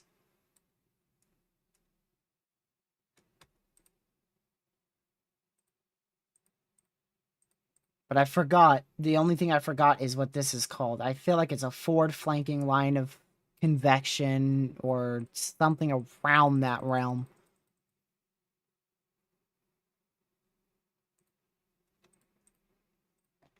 Let me look that up.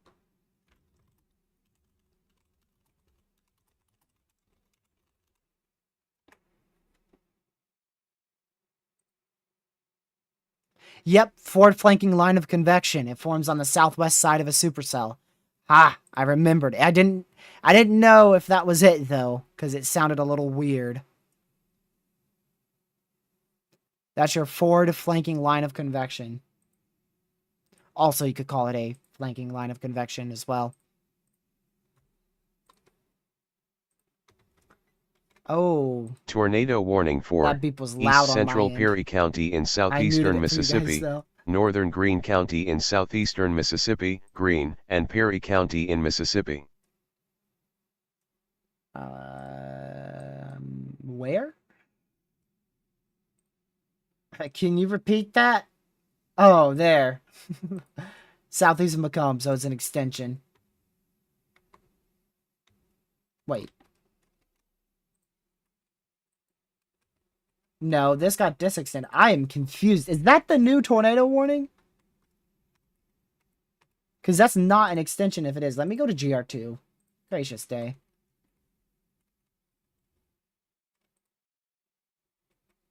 Okay, I'm really confused here because I don't see a new tornado warning yet. Don't see it on this radar site. This one. Or this one. I will go to the National Weather Service account on Twitter.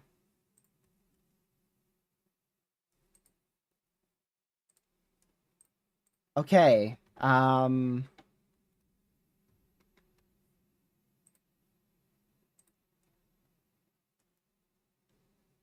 Apparently, this was issued 60 seconds ago. This is a new tornado warning? But what is Radar Omega showing? Because on Radar Omega, the warning's obviously much larger than if you go to GR2. And GR2 says that this is the new warning, as well as the account on Twitter, the National Weather Service, official National Weather Service tornado account on Twitter.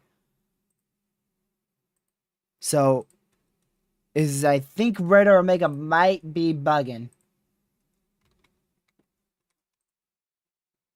Or my other softwares are just very slow.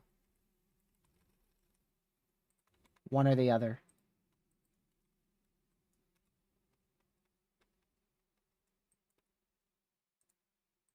I don't really, let me read this. Okay, it doesn't say canceled anywhere. That's what I was looking for.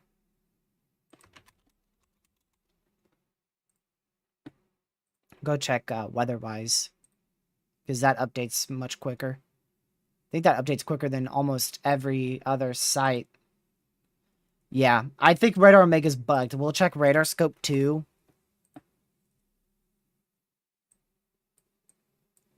Yeah, Radar Omega is the only one that shows that big of a polygon. I think that is wrong. I believe Radar Omega is glitching out. Oh, we hit 100 likes? Legacy was the 100th like. Thank you guys for hitting that like button so much. It's greatly, greatly appreciated. Glad to have you guys all in here for another stream. We are starting to get close to the end, though. Even though Legacy did just join, we are starting to wrap it up. Unless we start seeing more tornado warnings or more severes, we're probably going to conclude, because we've already been here for, by the time we end, 6 hours. I'm getting hungry. I'm getting hungry.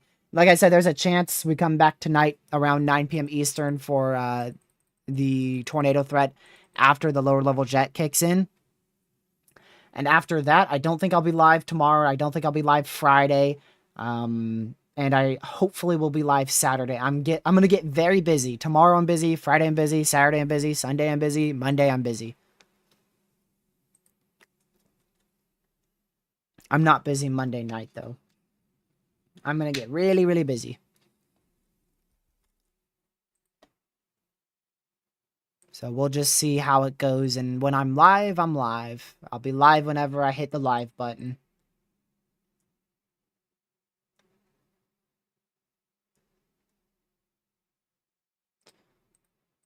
Can I, like, turn off this?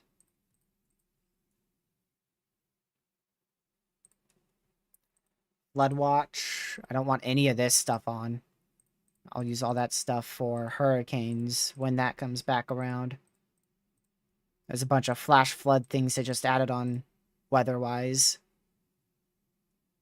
Crowded up my whole entire browser. Alright, go back to chat.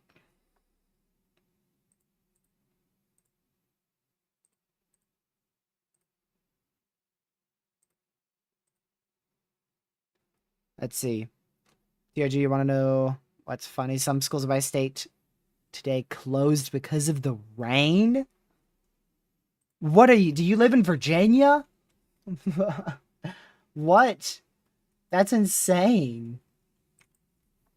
I don't even think that happens in Virginia, though.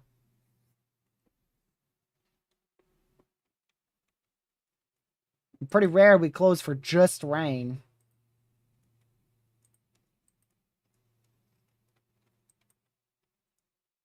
There's a bunch of little areas of rotation here, embedded all in this line. In this whole area. This whole region has a bunch of embedded areas of rotation, so we'll keep an eye on all of those. And then you saw me looking over here. Looks like we're getting this storm near state line. Looks like it's reorganizing. That was the Beaumont cell. Looks like it's reorganizing. We'll see if it is able to do that. Dang, Legacy, you're so quick. I couldn't even do it in time.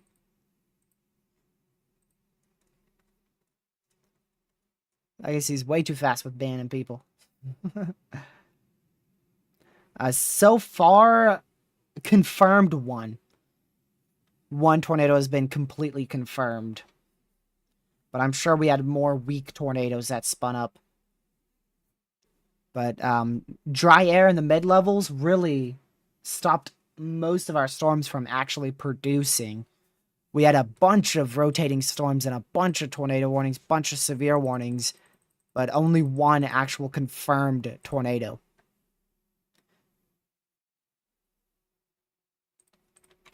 The dry air probably won't go away with this storm system, honestly. I could quickly go check towards central Alabama. That might be where it starts to go away. So when that lower level jet increases out there, let me check. Yeah, it does go away towards central Alabama. So once these storms get into central Alabama, that lower level jet increases towards 9 o'clock. That's when some cells will probably begin to really rotate again. Which that will probably be at, if not even after 9 p.m.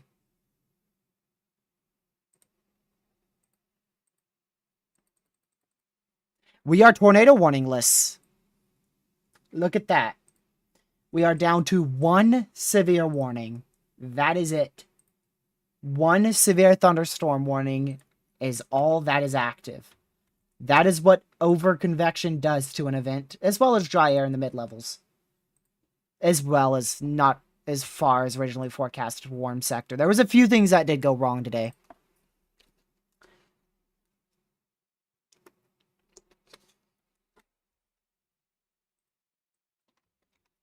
Yeah, we're probably going to get another tornado warning here shortly.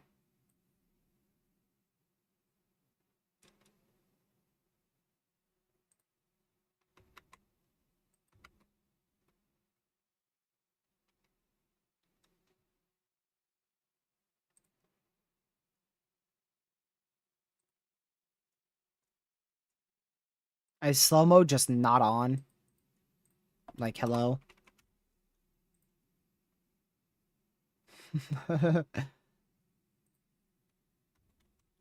It said 4 seconds and it was on, but I guess it wasn't.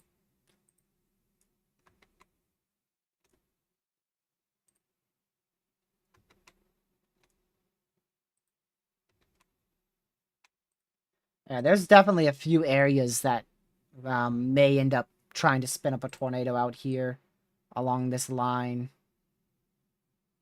We'll watch that very closely, but the one that's probably going to get tornado warned at any moment is this one in State Line. This could very easily produce a tornado even now. May even be able to produce at any given second here. We should get a tornado warning very, very soon. Last tornado happened, let's see, something 08, so I think that was like 50 minutes ago, if I'm not mistaken. Let's see. 22:08. That's an hour and a half ago. It has been an hour and a half since we last saw that confirmed tornado that we saw on our camera. It's actually been an hour and a half. That's how fast time goes when you're dealing with all these areas of rotation.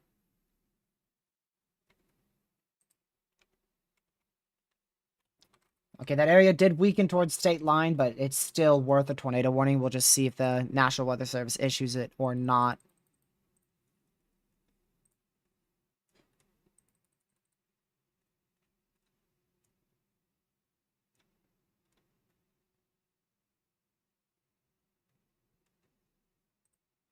I'm also waiting for the new HRRR. I really want to see the first few frames of that before I head off here.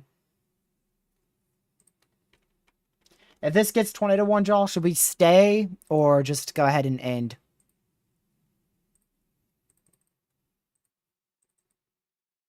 Because it is getting pretty late already.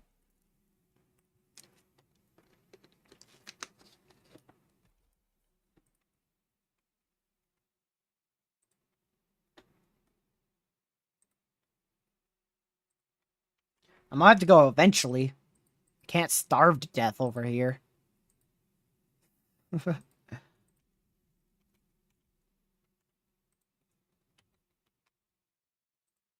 I can only cover for so long without food.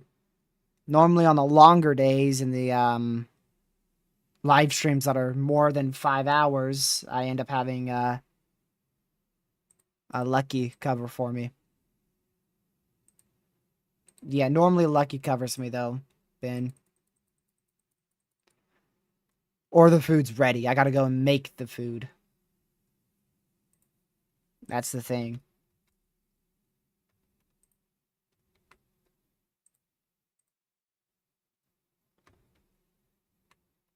That is getting very strong. We got a classic supercell forming over here. Southwestern Alabama.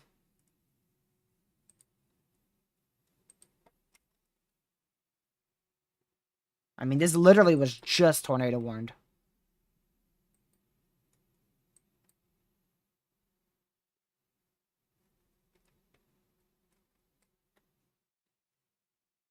Oh no, there was a tornado emergency. I'd keep going. But there's literally not a single tornado warning, so I don't get what that has to do with anything.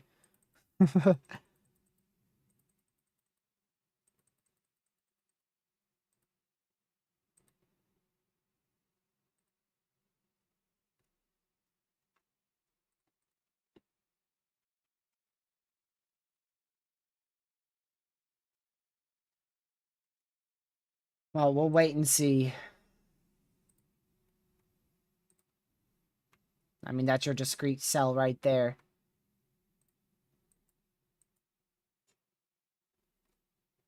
Still seeing a few of those little areas. Collins, ooh. Oakville as well. So there's still Stringer too. I mean, there's still like 3-4 areas to keep an eye on. It's just none of them are tornado warned.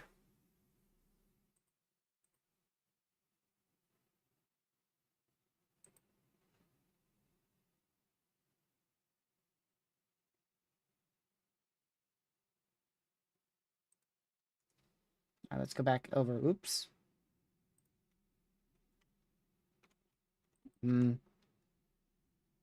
I'll just stay on a bit longer. And it's not like I just started stream. We've been here for almost 6 hours. We've been here for pretty much more than everybody else who's covering, except for the chasers.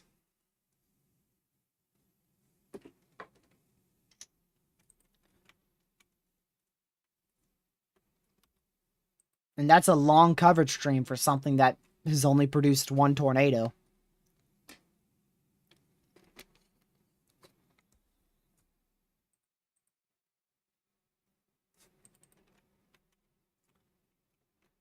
We'll wait another scan here, see how much stronger or weaker that area of rotation gets. It's just a waiting game. There's a few regions we're watching right now. But they're all weak. None of them are... I mean, this one's getting pretty strong near Oakville. And then the one out here in southwestern Mississippi, or rather southwestern Alabama. So there are two that are getting stronger, I'm not going to lie. Two are starting to get on the stronger side of things.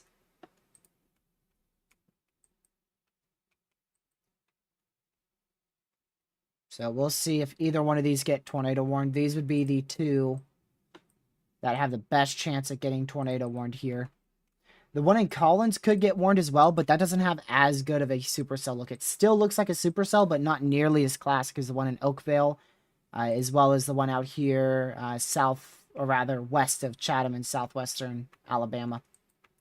Don't really know why they're holding off on that tornado warning, honestly. You know what it is? They're waiting for me to end the stream. I swear, that's how it feels, man, doesn't it? Let's see if this goes warned here in the next 2 minutes. If it goes warned in the next 2 minutes, that's when I would have ended stream.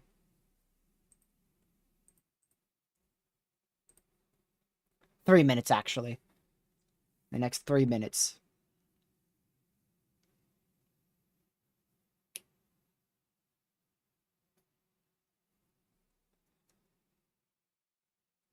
I'm going to go check HRRR again. I really want to see that last HRRR 23Z.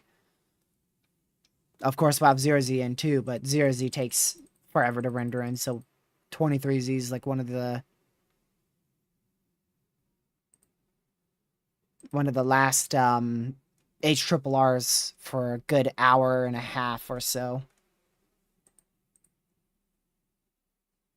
That's what I'm saying, Ben. I really don't see much more than an enhanced risk on Saturday. Maybe barely even that, but it's going to uptrend, so eventually ingredients will start looking like an enhanced risk.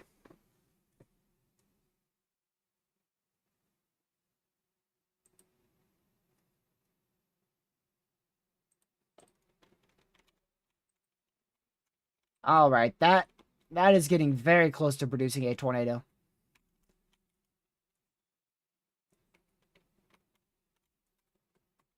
We'll keep an eye on that little area of CC right there. Is that aligned with the hook? It is. Keep an eye on that next scan. If that gets any bigger, that could be an unwarned tornado.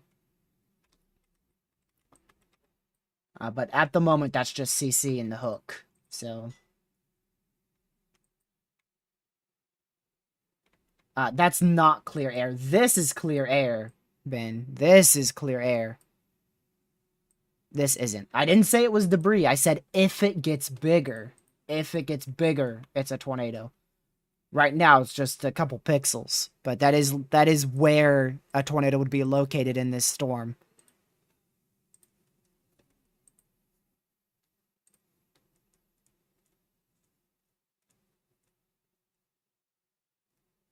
Let's see here.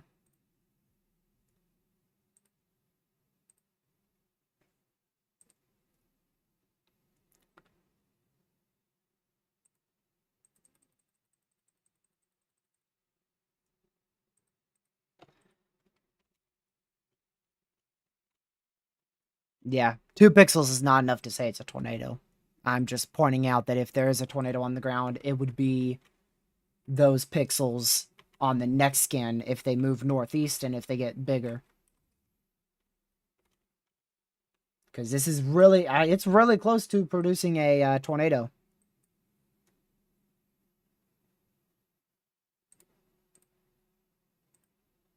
Well, no channel names, and I'm sure he's not. You could see this huge, actually quite a huge supercell compared to what we've seen today. And that might even be part of an overshooting top right there and the good outflow of your supercell. It is. It is. Some of this is actually clouds going into this area here. It's more of an elongated part towards this part of your supercell. It's clouds. I can't say being sheared off, but maybe the dry air has some part to that. And thankfully those CC pixels just disappeared, really.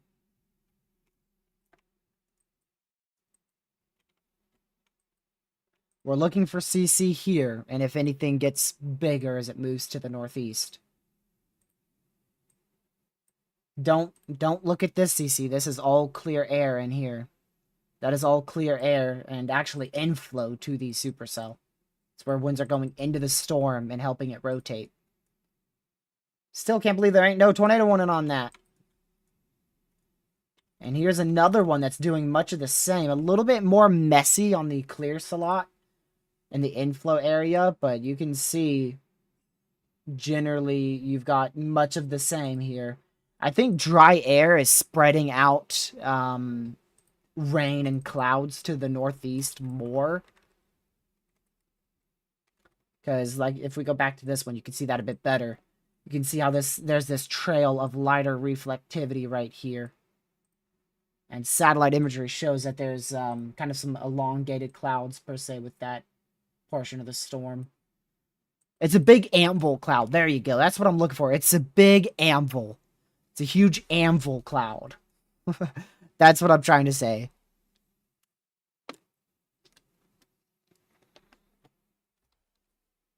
Actually, the cell merged to its southwest may kill it. Oh, yeah, let's put a freaking severe on that. How smart are we? At least it's Tor possible. At least they're not Shreveport, right? Shreveport would have put a non-Tor possible severe on that.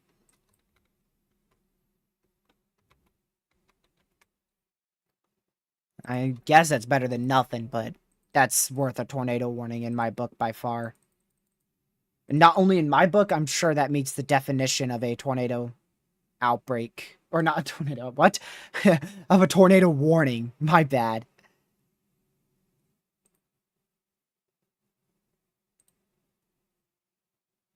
I'm sorry, I got very distracted because tornado said warning I disconnected, but I actually southeastern didn't. Smith County in central Mississippi, Covington County in southeastern Mississippi, northwestern Jones County in southeastern Mississippi, southern Jefferson Davis County in south central Mississippi, Covington, Jefferson Davis, Jones, and Smith County in Mississippi.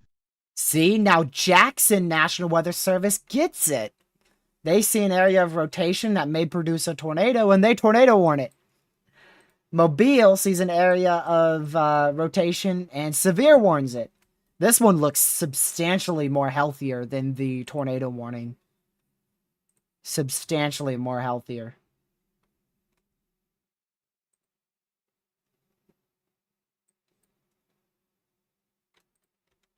Mobile's normally a really good National Weather Service, too.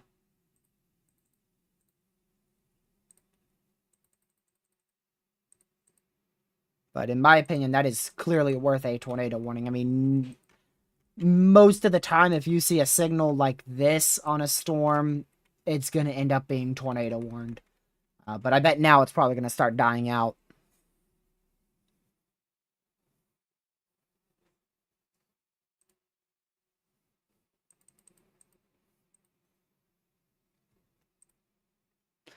So let me just go ahead and show you. Now, we do have a tornado warning now, as you just heard out here.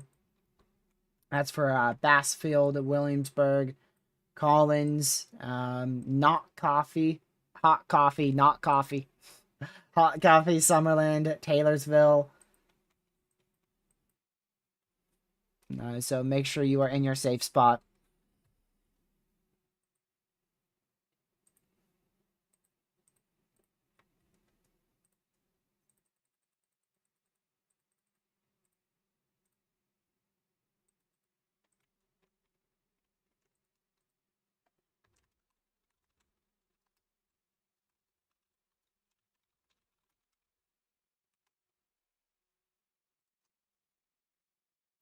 Okay, Ben. Well, I need some food here. It's not often I go this long without food.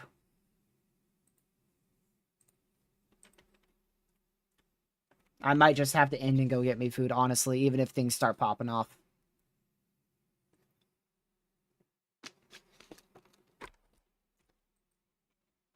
It's getting stronger. In Bassfield, you can see that. It is definitely starting to get stronger there. Yeah, coffee is what I need. You're right. That's what I need. I'm not a coffee person, if you don't know. I'm a tea person because I'm from the South. At least from what I've heard, typically, if you're from the southern U.S., you're going to end up liking sweet tea more than coffee. That's just generally something that I've experienced growing up. Everyone from where I live is a sweet tea person.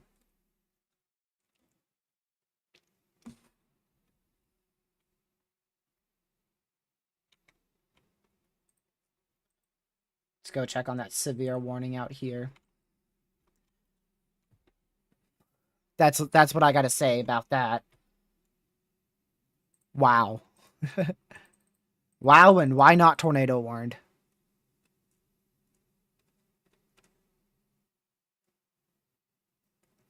I understand that it could be some corruption, of course. That's always possible. It's always possible that it's corruption, especially when it has a donut hole like this. But I mean, it's been rotating for so long. I'd be pretty surprised if the entire couplet is corruption.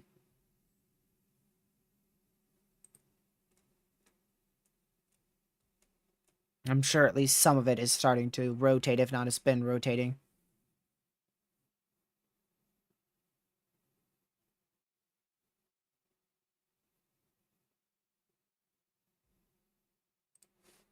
All right, let me go over here.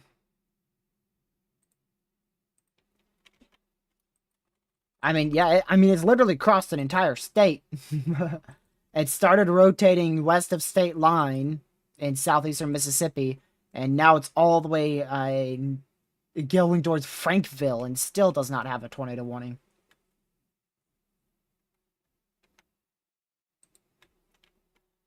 Still air rotation out there in Bassfield, in south central Mississippi. That definitely warranted a tornado warning.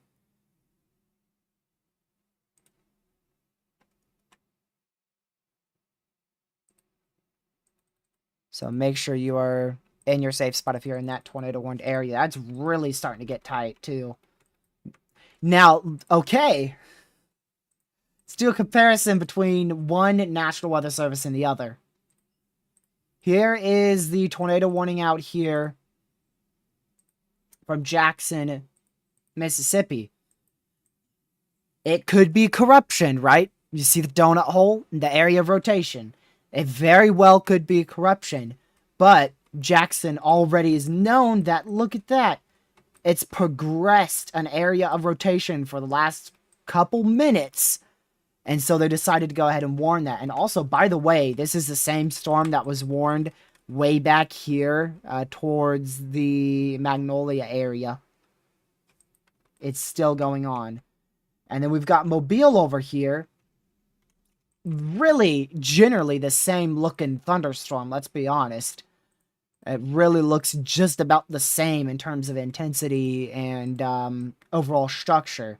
And again, it's been rotating for multiple minutes now, and it has not resulted in a tornado warning yet. They put a Tor possible severe on that.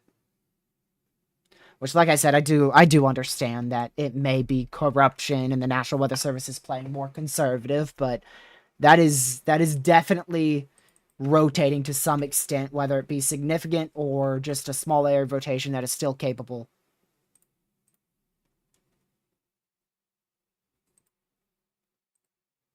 I can't tell you for certain.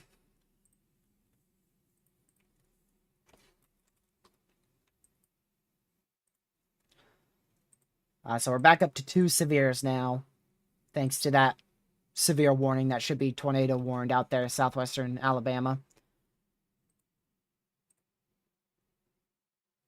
I will continue to monitor that. What is the worst unwarned tornado you've seen? By a milestone, not even close, last year when we had a very, very deep debris signature. I believe it was in western, was it western Kansas or western Nebraska? I think it was western. I don't, North Platte. Wherever the National Weather Service in North Platte is, it has left a permanent scar on their National Weather Service for me. Because I never have ever seen a strong tornado go 20 minutes on one. Thank you, Mobile!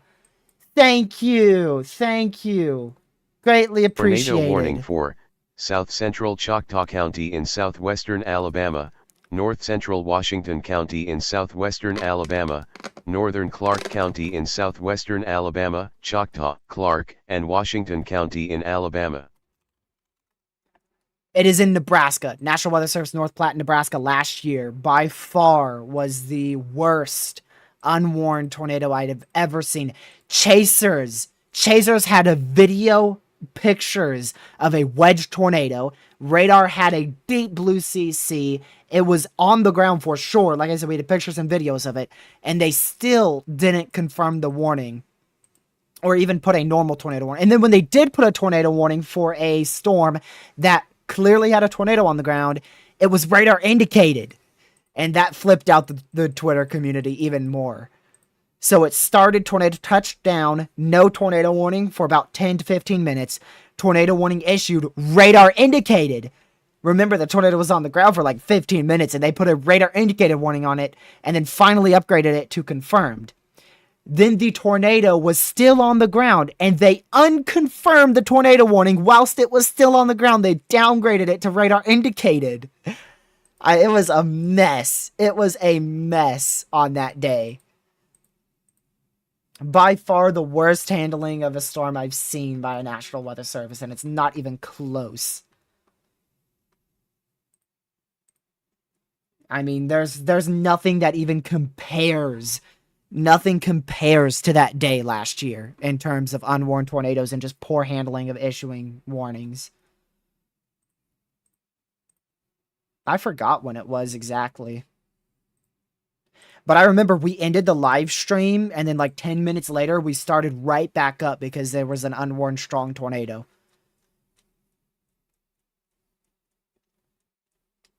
Let me see.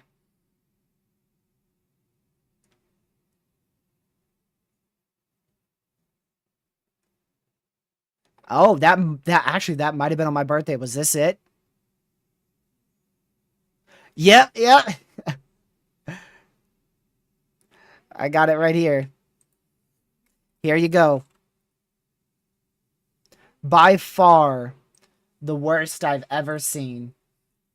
June 25th last year. And you can clearly see the huge area of rotation. Clear hook echo. Crazy velocity signature. And let me see if I can show you the correlation coefficient. But I bet you could already imagine that CC was very dark blue there. There you go. Huge CC drop. Huge CC drop. Completely unwarned. Fully unwarned. Of course, I had a severe, okay, but we're talking unwarned for a tornado warning. So that was by far the worst I'd ever seen. And let's see. 10 minutes, did they warn it? I didn't catch it right away. So 10 minutes, they did have a confirmed warning on it. But it was already on the ground well before that. I didn't start the stream as it touched down. I was late because it was unwarned.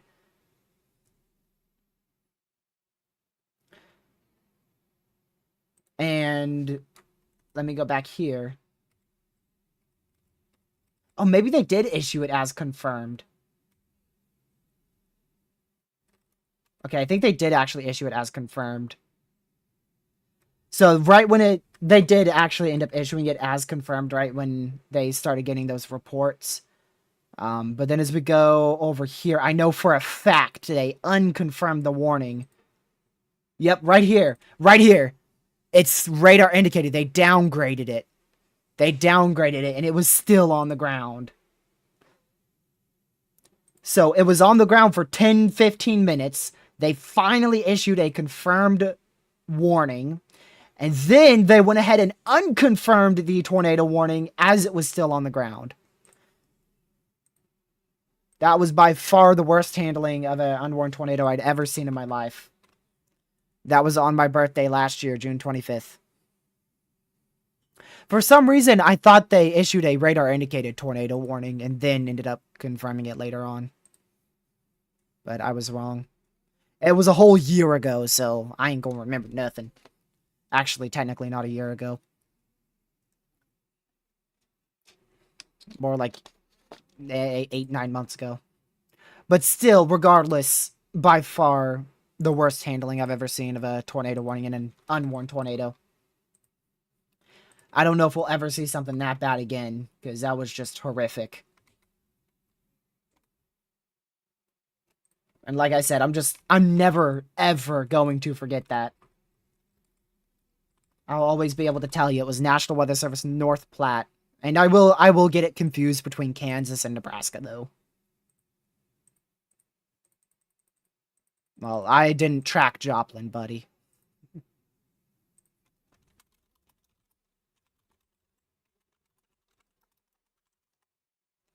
I was 6. I was 6. 5. 5. And I have no idea if it was unwarned or not, because I don't know what that was. And I haven't done any study on that. If you're on the tornado warning, definitely seek shelter for sure.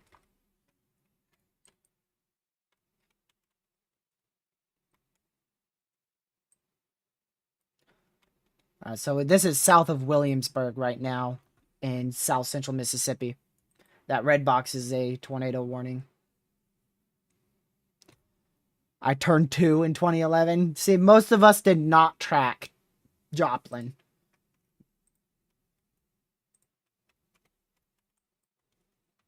Still very strong area of rotation there in southwestern Alabama. But I also, on that day, June 25th last year, oh my goodness, Twitter was in shambles. I don't think anyone ever saw something like that before, where we just had a 15-minute intense tornado, completely unwarned. Then they confirmed it whilst it was on the ground, then unconfirmed it while it was on the ground. Twitter was just, it was exploded, man.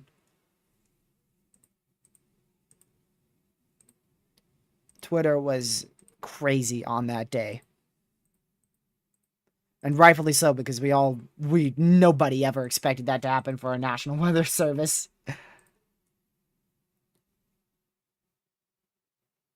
I do want to go, let me check here, because we are getting a new Mesoanalysis here shortly.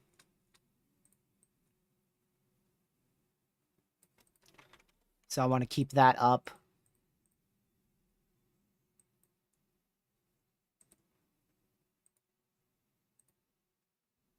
Okay, there we go. Should be 0Z now, right? Yep, we're past 0Z. Going to continue to keep an eye on little areas of circulation that might try to rotate here in this line. Specifically, this far southern one. That one's looking not the worst there. That'll go towards Sandersville. Yeah. Sandersville or a little bit north, so we'll keep a very close eye on that.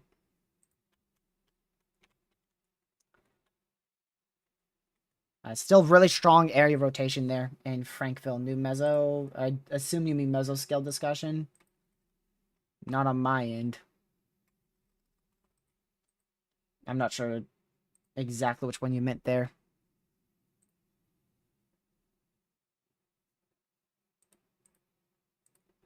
Okay, HRRR, we should have a new one. That's crazy if we don't.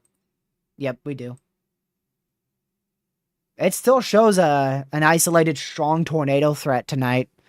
Let me show you. So this is what we're seeing now, generally what we're seeing now across our severe weather area. And then at 8 o'clock, see those supercells continue to progress, specifically that one in southwestern Alabama potentially becoming significant. That's 10 o'clock, or actually is that 7, 8, 9? This is 9 o'clock, still continuing with the potential for a significant tornado with those storms. However, once they get north of that warm front, which this might be, yeah, see, that's north of the warm front. These would not most likely be producing tornadoes at the 9 o'clock time frame. They would most likely end up being elevated thunderstorms, resulting in more of heavy rain, small hail, damaging winds, and maybe a brief spin-up tornado, but not nearly as much of a tornado threat after 9. 10 o'clock, strong tornado threat, isolated strong tornado threat, back out in Mississippi, southwestern Alabama. That continues into 11 p.m. across much of this area as well. Going on into midnight, still continues, and then finally by 1 a.m. storms begin to die down. And 2 a.m. still going strong though, with an isolated strong tornado threat in southeastern Alabama, right out in this area here. And then even going further than that, 2 a.m., 3 a.m., 4 a.m., 5 a.m. Well, we don't got a 5 a.m. That's 4 a.m. Personally, I think the ARRR may be overdoing the overnight strong tornado threat just a bit. But either way, we are definitely going to end up with an isolated strong tornado threat throughout the entirety of tonight into early tomorrow morning in much of this area. And most likely, I won't be able to go live for the strong tornado, any strong tornado that does form tonight. I'll probably end up being asleep. Like I said, if it happens after 11 p.m. Eastern, there's a very low chance I'll actually be able to, do an urgent stream for it. Oh, nah, I can't tell.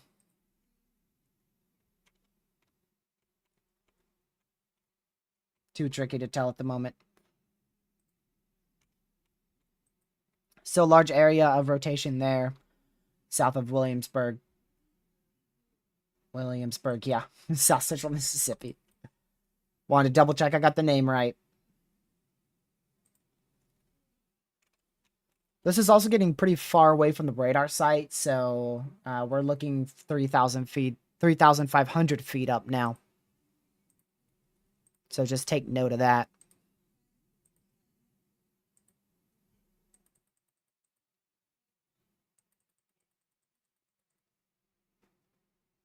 Oh, what did I just see? See if I can find that tweet again.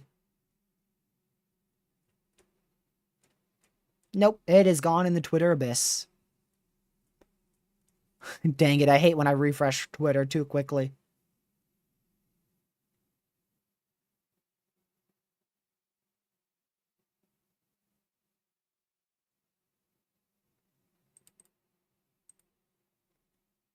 That is, that just might be the strongest area of rotation we've seen today.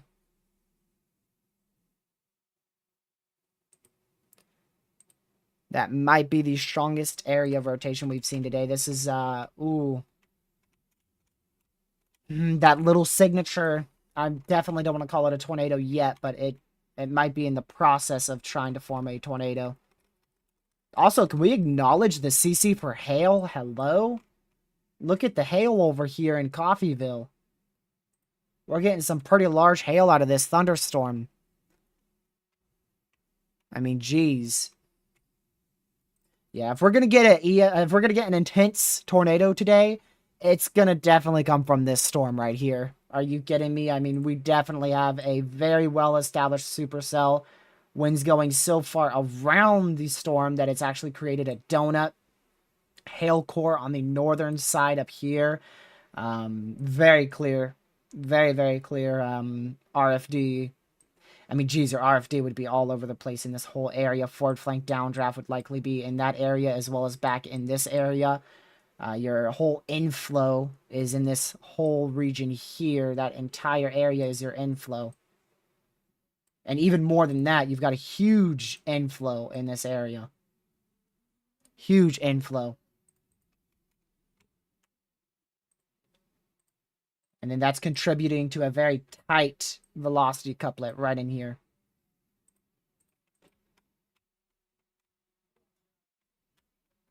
So a lot of room for winds to be flowing into the storm like this.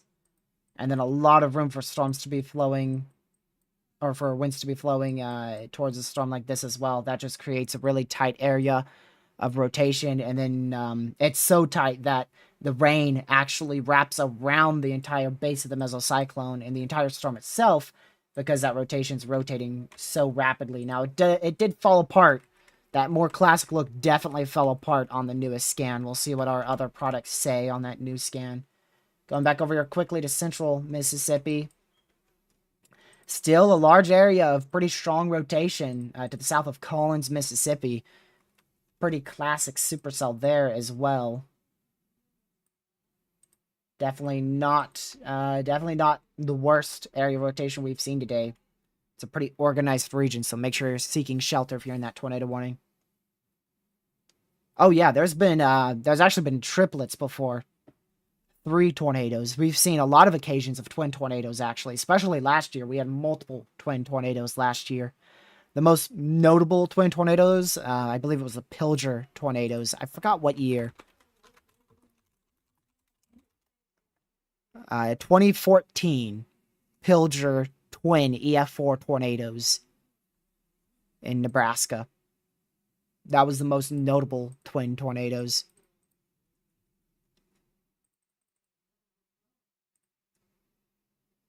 I should have a new Mesoanalysis here as well.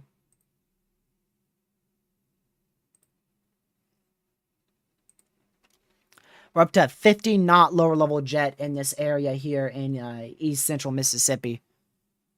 Wind shear has really been increasing. Lower level helicity, surface to 1 kilometer, is up to 450. Up to 450 in these areas. With surface to 3 kilometer getting right up there at 450, most likely as well.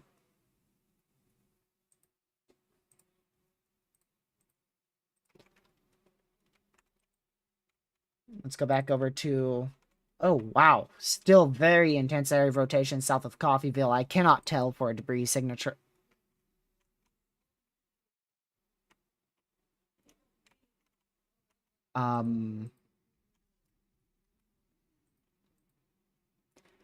Spectrum width. That is most likely a tornado ongoing. Most likely we've got a strong tornado ongoing here. It's a little off-placed, so let's give it another scan. I'll give it another scan before I tweet it out on Twitter, too. Because I'm not fully confident in that, but that's probably a strong tornado ongoing south of Coffeyville in southwestern Alabama right now.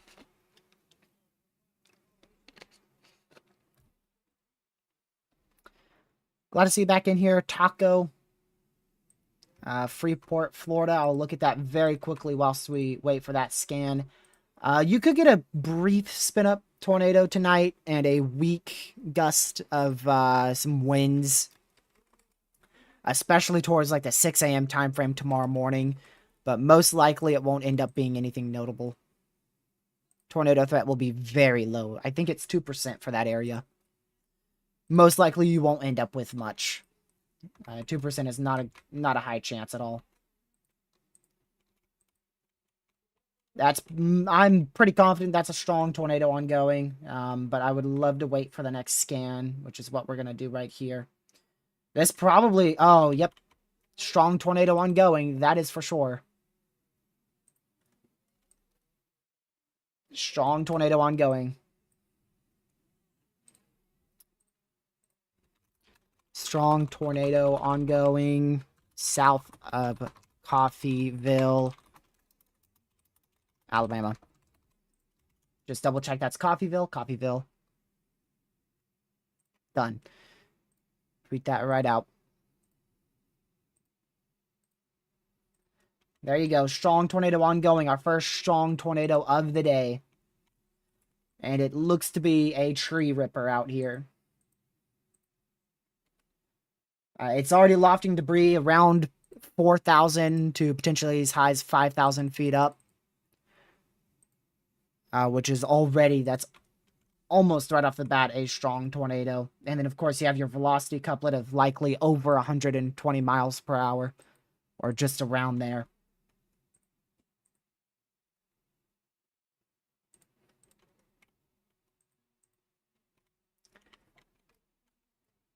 Wait, actually, hold on.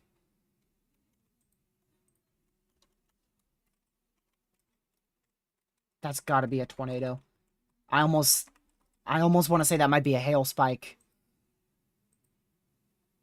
There's no shot that's a hail spike. No shot, right?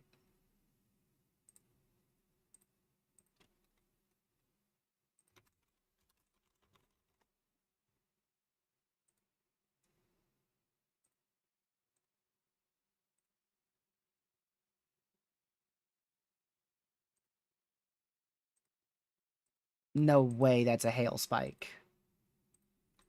It is a tricky signature because it's so far away. I'm not even going to lie.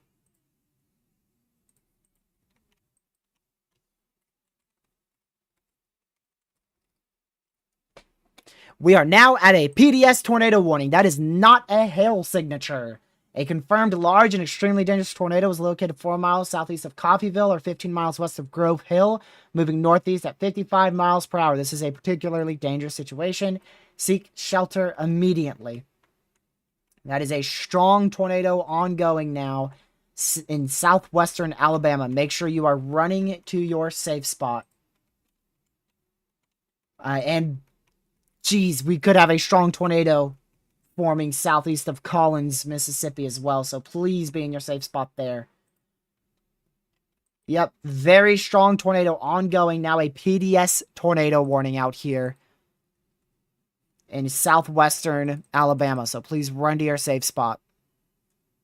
That is a PDS, particularly dangerous situation tornado warning, which means a large and extremely dangerous tornado is confirmed on the ground in the pink warned area. I do want to go ahead and take this over here.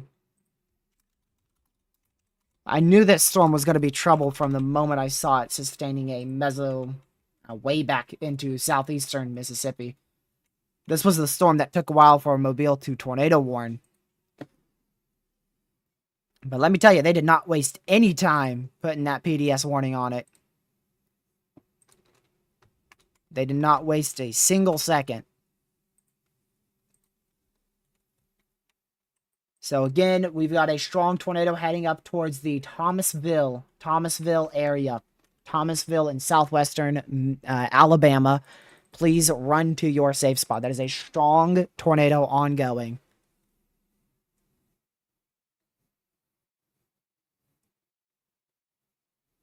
So please be in your safe spot. We'll see what the next scan has there. I've also got another radar site watching that storm in Collins, Mississippi, so don't worry. I'm also keeping an eye on that. I'll let you know if that touches down at all, but right now we're going to stay with the PDS tornado warning for over 5,700 people, for 4 schools, and for no hospitals. Again, this is for Coffeyville, Thomasville, and just to the north of Grove Hill in southwestern Alabama. This is a life-threatening situation. Seek shelter immediately. It's going to be difficult to tell when this thing lifts thanks to it lofting so much debris. Debris is now being lofted likely over 9,000 feet. So this is probably an intense tornado. This is that intense tornado threat we were talking about earlier today. It just took a little while to get going, but all it really took was one singular discrete storm in the open warm sector. So make sure you are seeking shelter if you're in that PDS tornado warning, or that PDS warning is in southwest Alabama, or in the tornado warning in Collins, Mississippi. Collins, Mississippi, Willowtown, Providence, Station Creek, Shady Oak, Leaf River. all the way up to, let's see, Hebron in southeastern, more of east central Mississippi. And again, our PDS tornado warning in southwestern Alabama. Make sure you are seeking shelter as well. That's going to be for Coffeyville, just a couple miles north of Grove Hill. Clarksville is in that. Let's see, Fulton, Springfield, Rule, Midway, Thomasville, Glover. You guys are all in that PDS tornado warning center point as well. You are in a life-threatening situation in southwestern Alabama. So please seek shelter.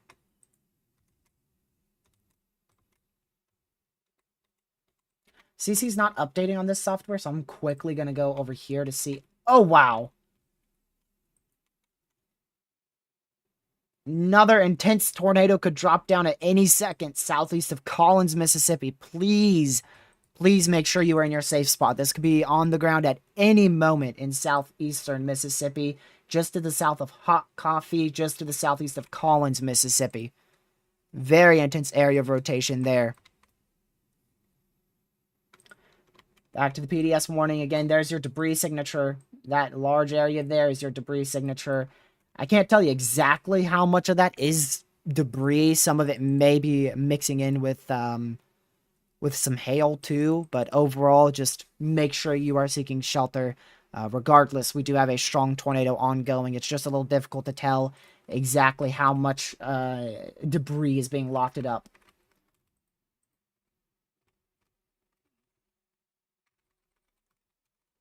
And do we got a sideways scan? What about here? Nope, we're gonna have to wait if I remember to show you that.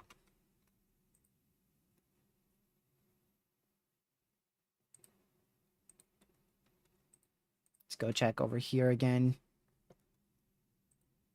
I just want to quickly take your attention back over to Mississippi. Still no CC drop. That is great news, but a strong tornado could form at any second southeast of Collins, Mississippi, so please be in your safe spot.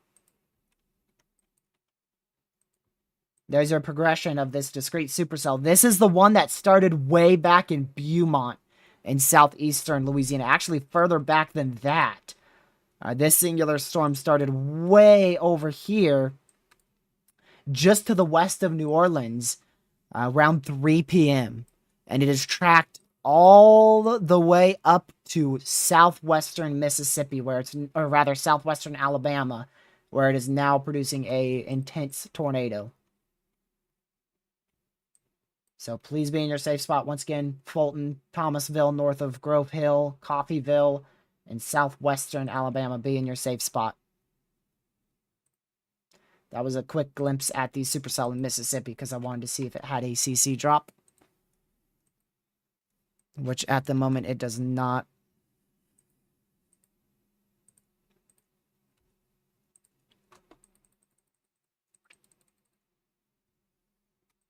Let's see if that's continuing. Still a big CC drop. The National Weather Service has continued that PDS tornado warning for an intense tornado still ongoing east of Coffeyville in southwestern Alabama.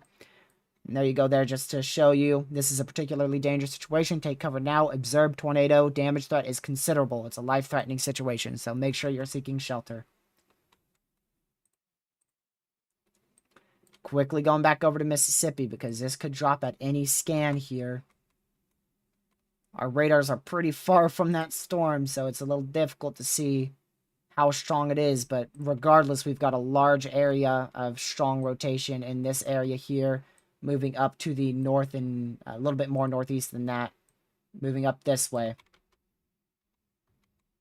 So that's going to eventually head just barely. Actually, that might head right into Laurel in central southeastern Mississippi. Back over to our PDS warning. Still a area of rotation looks to be weakening, but still a large debris signature there, so likely an intense tornado still ongoing there. To the east of Coffeyville. Coffeyville, you are now outside of that PDS tornado warning as the tornado's already moved to your southeast.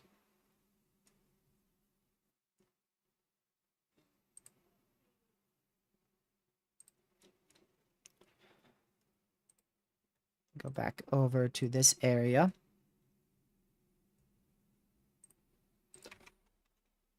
Again, still a large CC drop. It's very difficult to see how high that CC is being lifted. Oh, we just got a scan there. Let's see if we can figure this out a little bit better. All right, this was a couple minutes ago, so this is not at the peak intensity of your tornado. So debris, potentially large debris, was lofted a minimum of 5,000 to 8,000 feet, with other debris likely being lofted over 10,000 feet. And again, this was like 9 minutes ago or so, so not when the tornado was at its peak. I don't think we're going to get a scan for when it was at its peak, to be honest with you. Oh, most likely it's lifted. That much lighter debris signature signifies that it's probably ended up lifting at this point.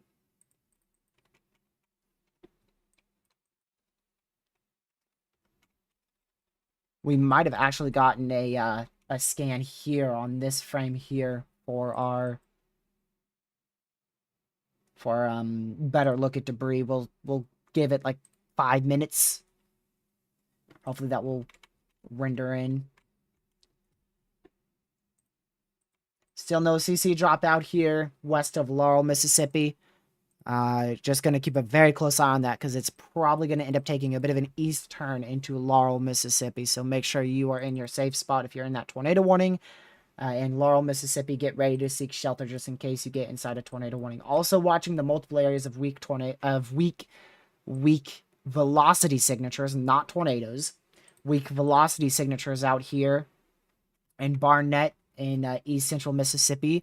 They could produce weak tornadoes, so we want to keep an eye on those as well. Right back over to our PDS warning. Gonna check that. Still hasn't rendered in. I'm pretty sure that has weakened. If not, maybe even lifted in this area.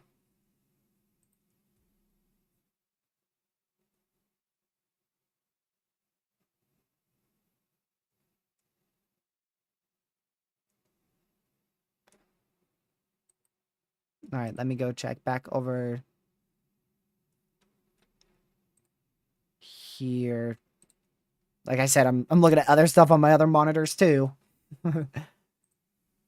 I'm trying not to miss any storms.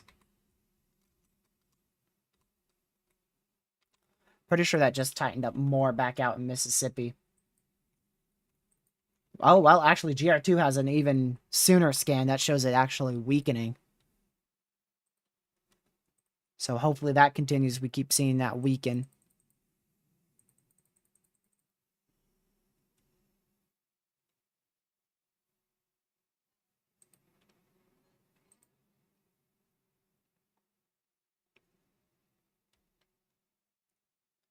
Also, it looks like blue CC goes up to about 11,000 feet.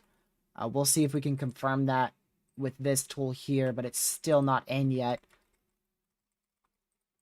So if we go back to this point here, this is most likely when it lofted the most debris. You can see this is looking 13,000 feet up, and we have scattered blue in the area.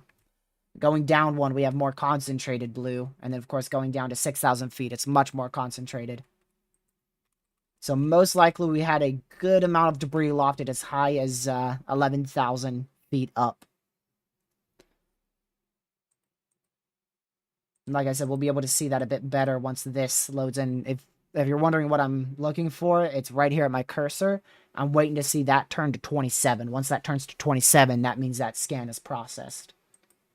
So that's why I keep doing this and just looking at that time. We got a damage report over there. That might be tornadic damage. Trees down off of something road and Highway 49. Possible tornado. That is south of Collins just earlier.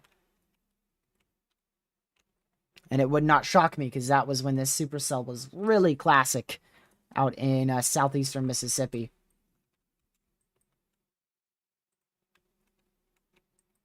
Yeah, most likely that PDS tornado warning will be lifted here shortly, as it appears that that tornado is most likely lifted.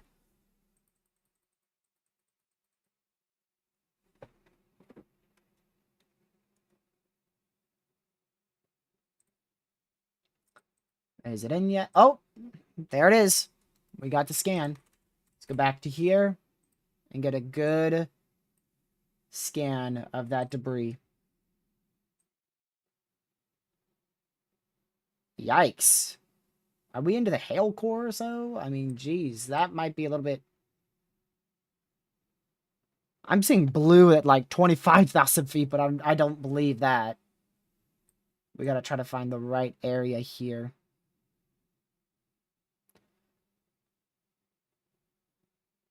I'd say, yeah, I'd say probably like right here or so. 15,000 feet, maybe. Maybe as high as 15,000 feet there. I definitely would not be listening to this saying 30K. No way. Tornado warning for southeastern Jasper County in east central Mississippi, southwestern Clark County in east central Mississippi, northeastern Jones County in southeastern Mississippi, Clark, Jasper, and Jones County in Mississippi. Just like I said, Laurel, you're now inside a tornado warning. So make sure you are in your safe spot. They did expand that into your area. So Laurel, Sandersville, all the way up towards, is that, I don't know what that is, Barnett and southeastern Mississippi. Make sure you're in your safe spot. All right, let's go back to looking at this debris being lofted by our PDS tornado. That PDS tornado warning is still in place. We'll check it right now again. Yep, still in place for 9 more minutes there. Oh, I think it just got dropped. Let me check here. Oh, great. We got tornado warning for southeastern Jasper County in east central Mississippi, southwestern Clark County in east central Mississippi, northeastern Jones County in southeastern Mississippi, Clark, Jasper, and Jones County in Mississippi. That is still PDS, actually. They've maintained that PDS tornado warning for 8 more minutes. They have not dropped it to radar indicated. So there's a bit of a better angle. Still not the best, but that's probably about as good as we gonna get. Like I said before, I'd say probably... I wouldn't say much more than 50,000 feet. Or 15, my bad. My bad. I wouldn't say more than 15,000 feet here. Just because that would be a little ridiculous for a tornado of this velocity signature to loft anything greater than 15, maybe pushing 20,000 feet up.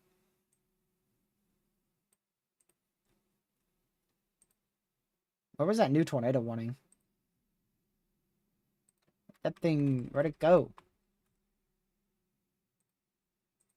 Let me go look at this. I guess that beep was for the PDS tornado warning, maybe? I should have listened closer to see what state it was talking about. Either that or it was for the disk extension of this one west of Laurel in Mississippi.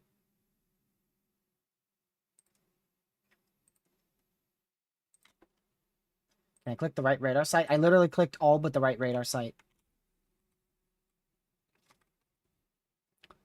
We could also go ahead and do this scan here as well. This doesn't have CC though. But that's your general structure of your supercell there. And actually, you know, this would probably be pretty cool here. If we could go back a bit more. Right about... I really think it would be... I guess this would do here. Get a more larger scale view of your supercell there. So that's it. You can see that anvil that I was talking about earlier overshooting on the northeast side of your supercell. And then that's where your tornado would be embedded in all that rain. So that's your supercell. I was in Mississippi, then it was probably for that disk extension we saw there. The disk extension. We got one for the extension and then probably one for the disk extension.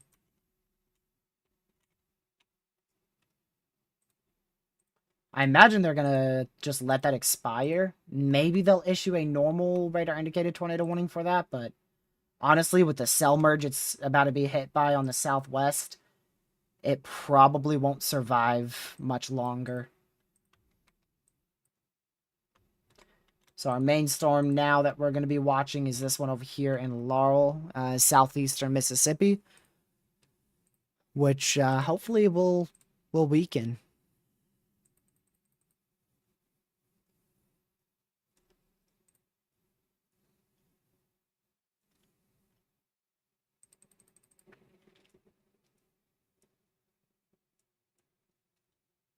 What time is it? 7:40. Okay. We don't have any new data yet. Shoot, the SBC outlook comes out in 20 minutes. What? That's crazy. I went live after 11:30 a.m. update.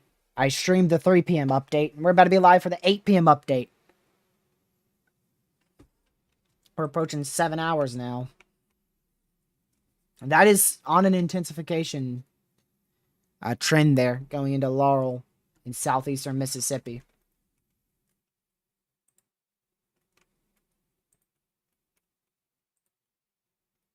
Okay, my goodness, I'm going to get rid of this. I feel like if I get rid of the one in New Orleans, I'll need to reopen it.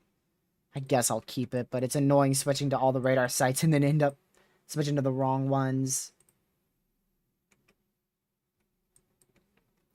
So we'll keep watching these few cells that have formed out here around our PDS warning.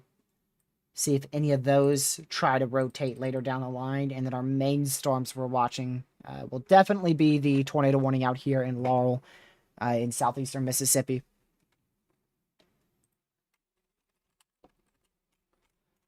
And like I said, we already had a possible tornado damage report here south of Collins, Mississippi from this storm.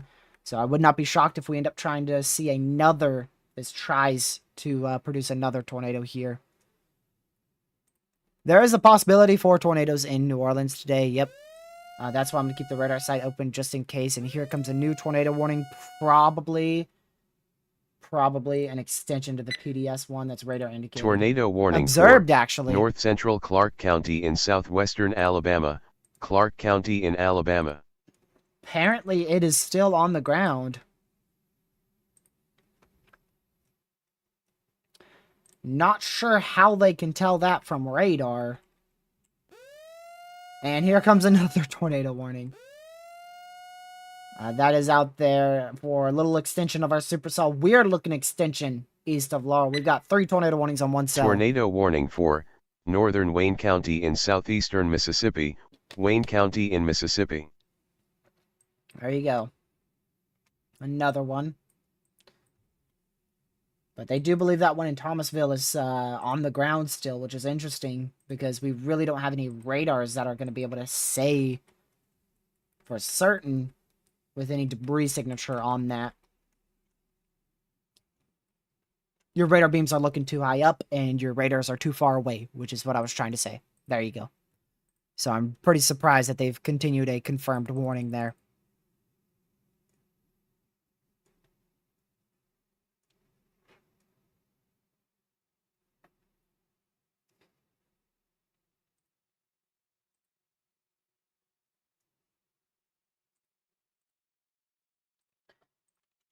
And they still have that PDS warning for like 1 more minute, so I won't change scenes until that's dropped. 3 tornado warnings on 1 tornadic storm is insane. Yep, I think this is verified too. I think we're right at verification of an enhanced risk. I do believe so. And that intense tornado that occurred was actually right where we were talking about a moderate risk being issued. We were talking about it being the southwest side of our enhanced risk. The west to southwest side. That's generally where CSU had a moderate risk as well.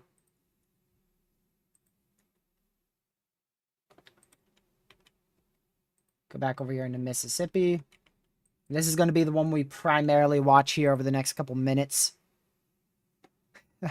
Tyler, I said I was getting off 25 minutes 3 hours ago. I don't think I'm getting off anytime soon. I've kind of given up hope in eating here. It doesn't look too promising for me. I said I was getting off 3 hours ago in 30 minutes. And 3 hours later and I'm still here. PDS warning was dropped.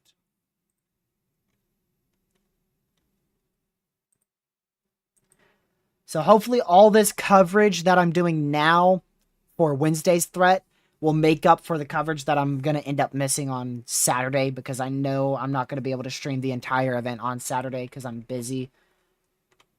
That's why I wanted to do a longer coverage. Normally for enhanced risks we do 3 hours, but today I just keep on going through. I mean, we're already up to 7. We're already up to 7 hours here. Well, okay, 4 minutes till 7 hours in.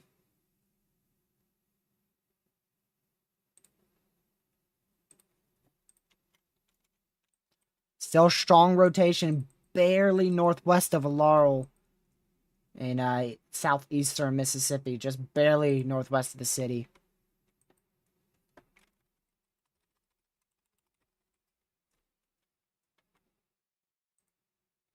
Let's go here to Mobile's radar site really quick. Okay. I wanted to see if any of these little cells were maturing at all. It doesn't look like they're really maturing in southeast Mississippi. It looks like your cold front is really catching up to all your rounds of severe weather here. You could see about 2 hours ago, we had round 1, 2, 3, and 4 for severe weather. That first round is just really turned into Convection. Second round, we watched progress to the northeast, and that actually resulted in our PDS tornado warning down here. And then your third round is still, you could still barely see. This is round 3 right in here. And then the cold front is like right there. So they are merging. Round 3 and 4 are beginning to merge as that cold front is catching up to prefrontal cells now. So our main prefrontal storms have turned into these out here.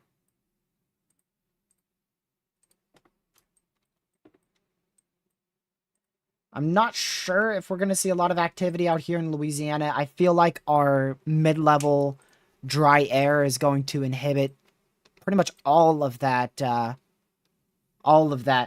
tornado potential in Mississippi, or rather in Louisiana, for the rest of the night.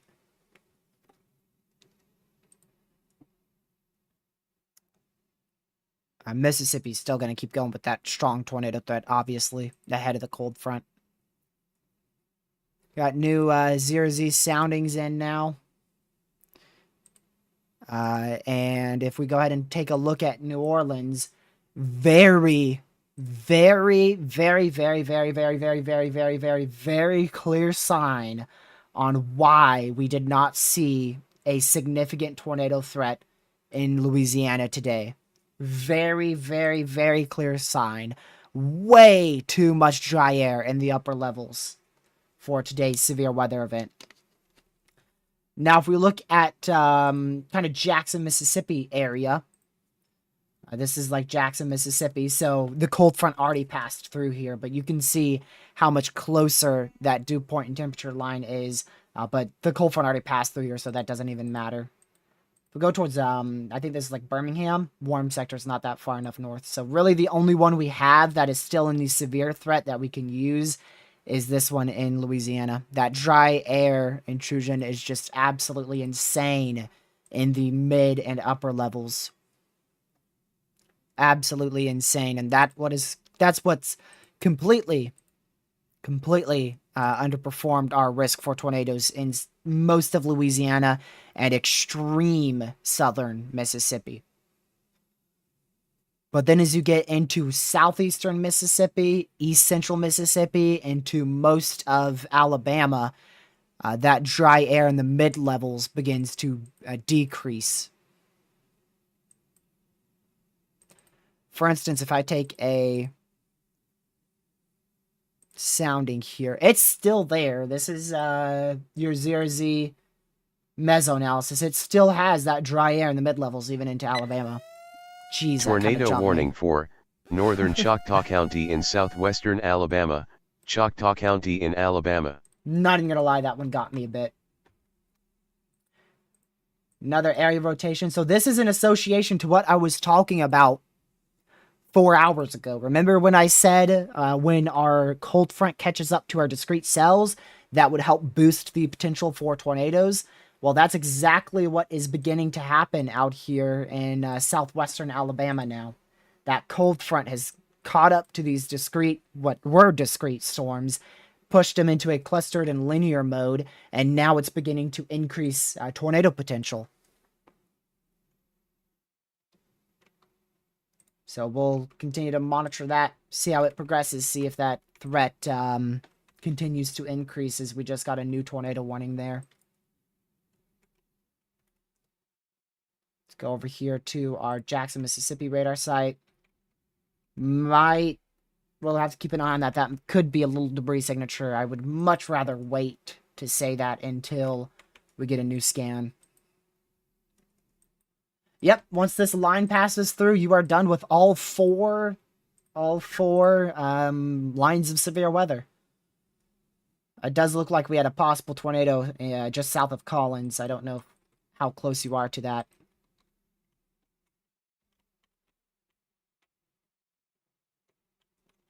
We'll keep a really close eye on that. That might be on the ground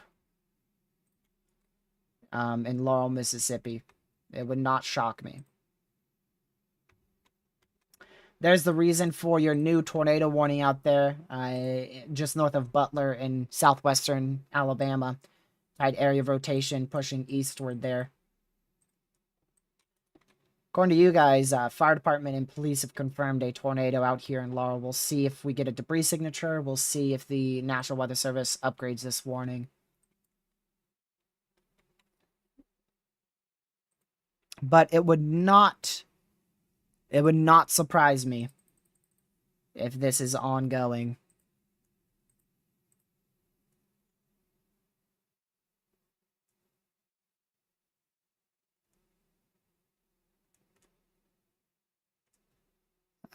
Let's see.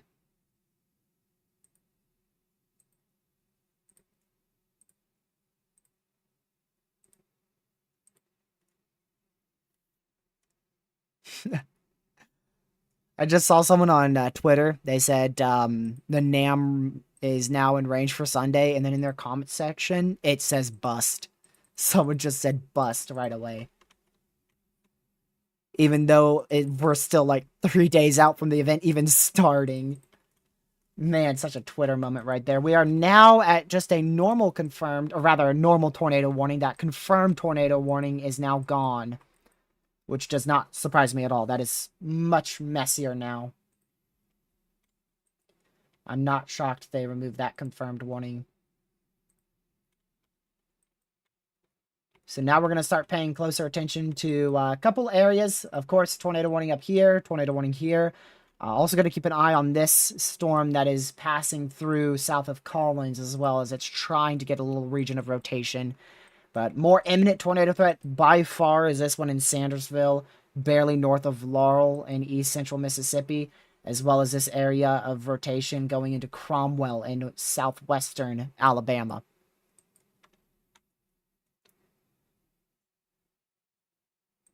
So we'll continue to monitor specifically those two areas for the potential of a strong tornado threat in the near term.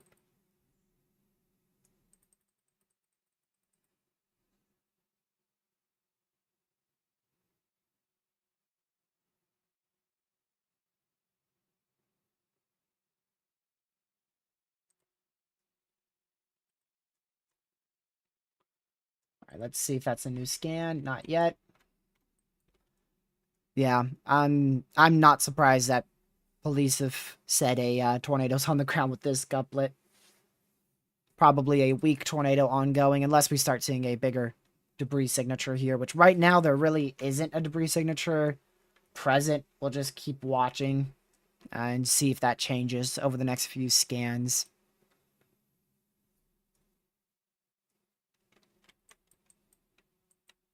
You can't say anything about CC up here.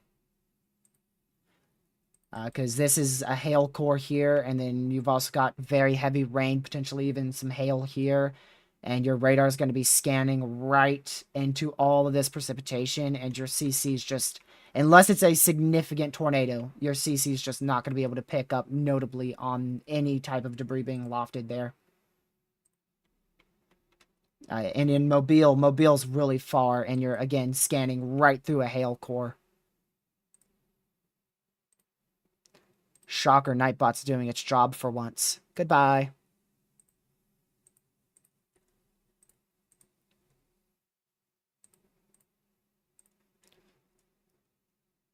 Let's see.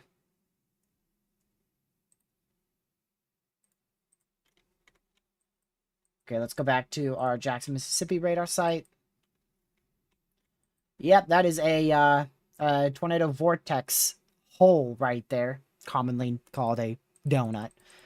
But basically, it's where winds are extremely intense around the mesovortex and the entire mesocyclone. That's what the mesocyclone, not specifically mesovortex, but the mesocyclone. And in result, you're seeing a donut hole form. Now, it's not technically a tornado. What did I call it? A tornado vortex or whatever you want to call it around the entire storm there. In order for that to happen, the tornado has to be ongoing. That's what we saw last year. I think it's called tornado vortex hole, I think is what I said. The tornado has to actually be on the ground, and the tornado would be so intense that it's actually creating that hole in the middle of the storm thanks to the circulation around the tornado. Which is something you only see with some of the most intense, typically the most intense tornadoes that most storm systems can form. I believe we have seen it with weaker tornadoes as well, but it's more common with really strong tornadoes. So in this case, this is not a tornado vortex hole. This is simply just a donut because your winds are rotating around your mesocyclone so quickly here, and it's clearing out rain in the middle of where that tornado could form. And now if that tornado does drop, then again, it will be a tornado vortex hole, which we'll see if it can drop or not. If it is a tornado vortex hole, typically you have a big dark blue CC drop right in the middle of that donut.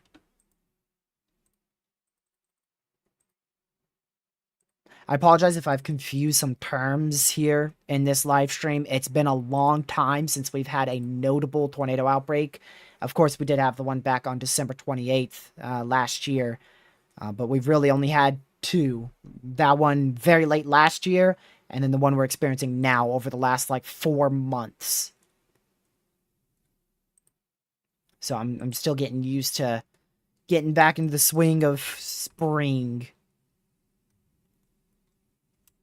I mean, we might as well just call it spring already. We're dealing with a tornado outbreak today and then probably Saturday as well.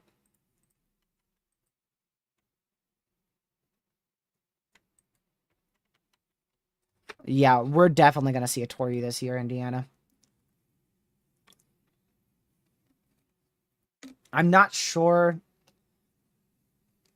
I guess, you know, before the Tory was actually issued, I'm sure that we, of course, never had Tories in given years, but ever since the Tory was invented, per se, we've probably had at least one Tory every year.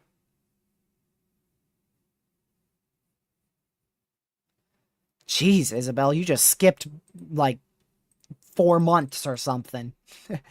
What, you think it's, like, July now or August? You really skipped some months on us there. I'm still left out here in February. Shoot, I got an ice storm today. You telling me it was 91 over there? I'm sure it went 91 today, though. That'd be crazy if it was 91 in Shreveport. And then to your south, it's into the mid 70s.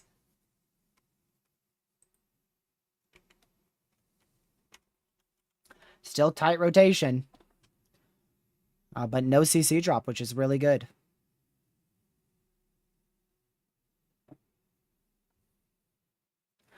I mean, over the last 2 hours, our tornadoes really started forming. We've had a lot of areas of rotation. The biggest thing you've missed was just about 30 minutes ago. We had a very intense tornado move just to the south of Coffeyville in southwestern Alabama. That was the biggest thing you missed.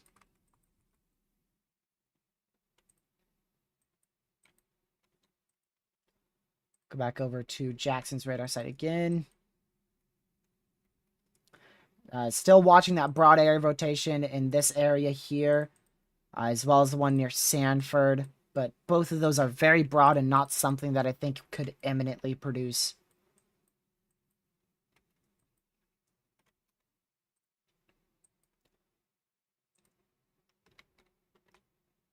And we did have another tornado. I think it was like literally almost exactly 2 hours ago. That was the first tornado of the day. We saw it on a camera.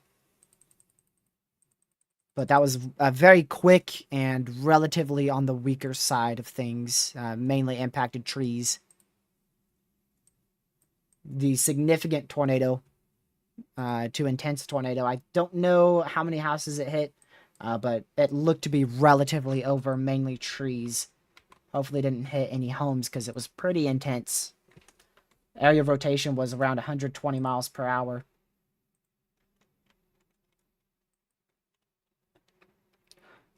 Laurel has a low-hanging wall cloud. I'm not surprised at all.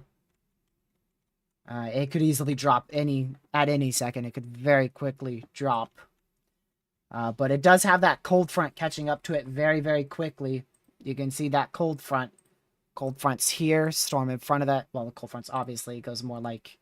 I don't know exactly where it is. It's generally here, moving really quickly to the east. So all this convection here is going to move much quicker, and it's going to catch up to these storms here. So this storm still... I think it still has a good solid, probably 15, 30 minutes to be able to produce a tornado before that merge really catches up to it.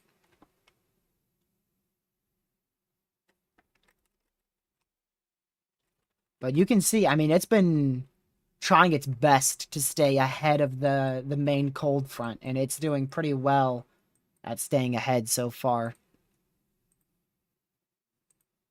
About to get the 0Z HRRR here. It's actually already rendered for the remainder of today's threat. Yeah, that main tornado threat, according to the HRRR, it really dies off. Let's see, that's 1 a.m., 2 a.m., 3 a.m. After 4 a.m., the tornado threat is near zero.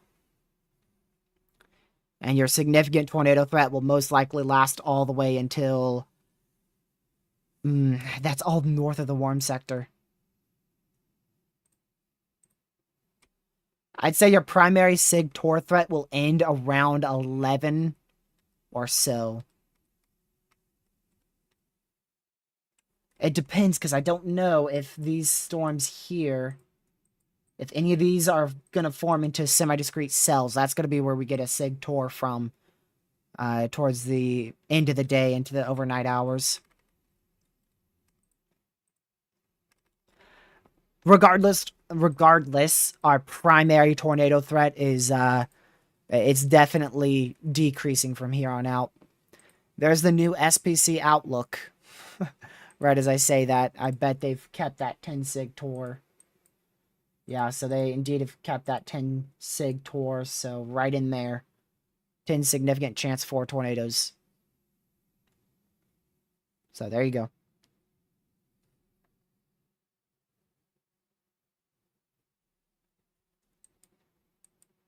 They've kept a good chunk of that enhanced risk. And you can see anybody back here, if we take off that radar, anybody in this area is done with severe weather. If you are still not light green, that just basically means heavy rain with rumbles of thunder will still be possible for the next couple minutes. But we're really watching that orange area there for strong tornadoes for the remainder of the of the day into the overnight hours.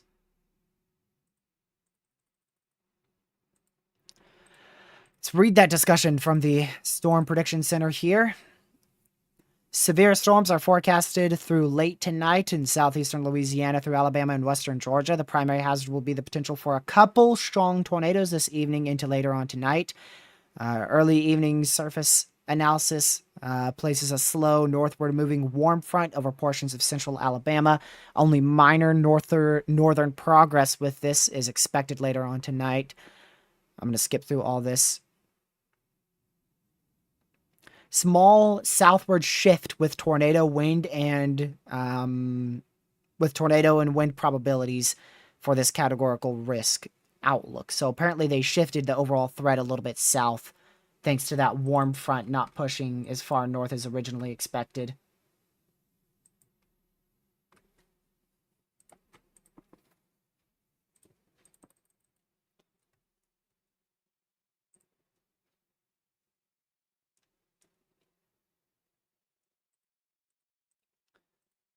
New Mesoanalysis will be here in about 10 minutes or so.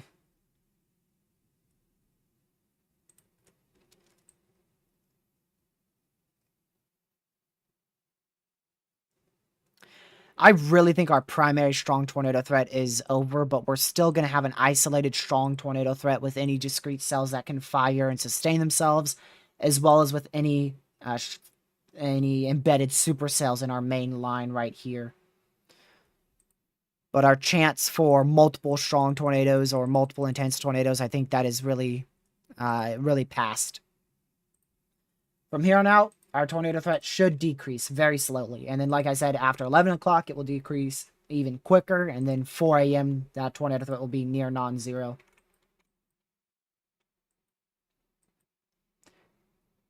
Still a little air rotation near Stanford here.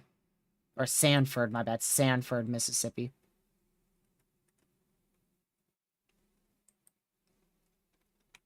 Still a good supercell trying to produce a tornado just to the east of Sandersville in southeastern Mississippi.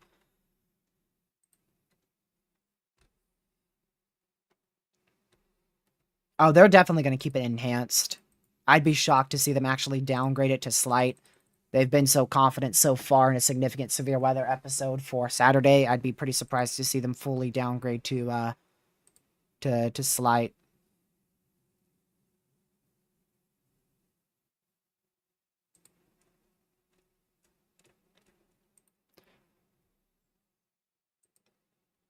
Welcome back, Legacy. Glad to see you back in here.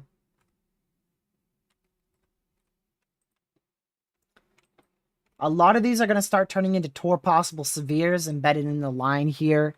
Thanks to just multiple areas of small rotation, but none that are really attempting to produce a tornado imminently. So they'll most likely still continue with tornado warnings with this cell here, as it's still pretty intense. But cells to the south, you could see here. Actually, these aren't even Tor possible. That actually shocked me right there. I really would expect them to continue with Tor possible severes. Never mind.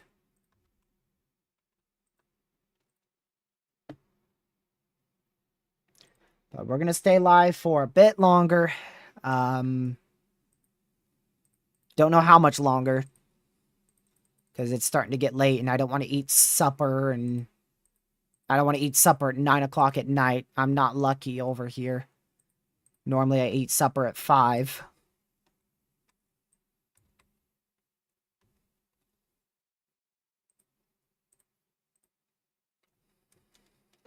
But, yeah.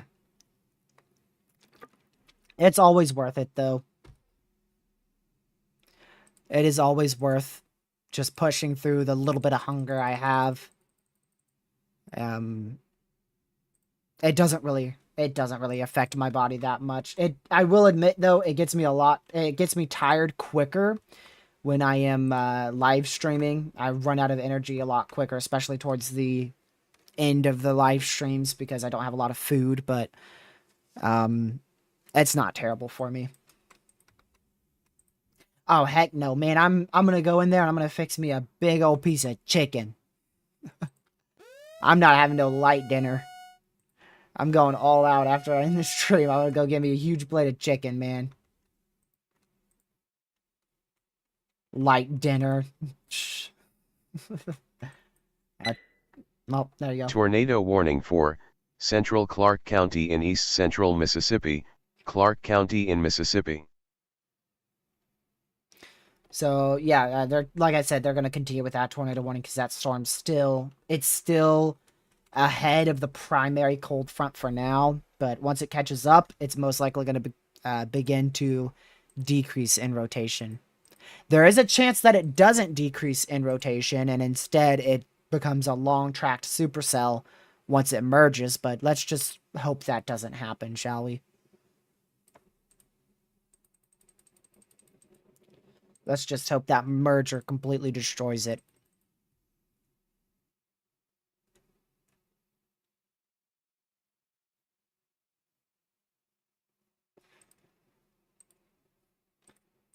Zero Z GFS yet? No. I think that comes in closer to 10 if I'm not mistaken, which I probably am.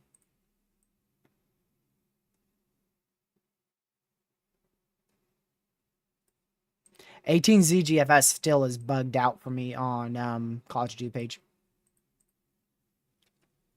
I think it performed as expected. There were definitely some spots, especially in most of Louisiana, where it didn't perform to its utmost expectation, but overall I think we've performed almost as expected. We've had at least 2 tornadoes, with one of them being intense, which the forecast was calling for multiple tornadoes, which is 2 or more, as well as the possibility of an intense tornado.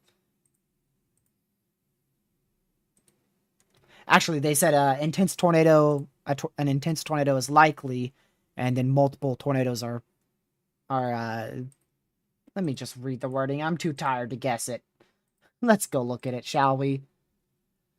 A few tornadoes and a couple intense tornadoes likely. So there you go. Which we could still easily end up with an intense tornado later on tonight.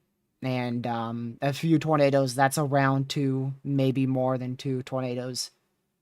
So in order for us to completely verify, I think we're going to have to see at least 2 more tornadoes with maybe 1 more intense tornado for a complete verification. So we've slightly underperformed so far, but the event is technically, right at that halfway point, because the main tornado threat will completely die off around 4 a.m.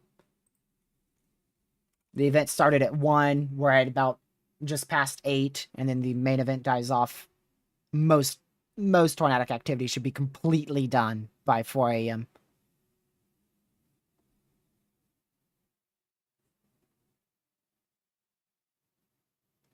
Yeah, I agree with that, Ben. I think a couple tornadoes is about 2, few tornadoes is 3, and then if you say multiple tornadoes, you're talking 4+.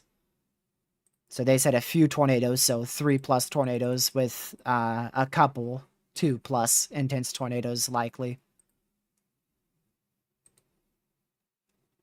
Which, like I said, we had 2 tornadoes today, one of which was intense. We've had 2 other possible tornadoes, but they've been reported as damaging winds, and the National Weather Service will have to go survey those areas to determine if it was straight line wind damage or if it was a tornado. Also, let's go ahead and read that MCD. I completely forgot about that. Kind of just slipped my mind after I saw it. Here's the new MCD from the Storm Prediction Center. Strong tornado potential expanding east of watch issuance 6.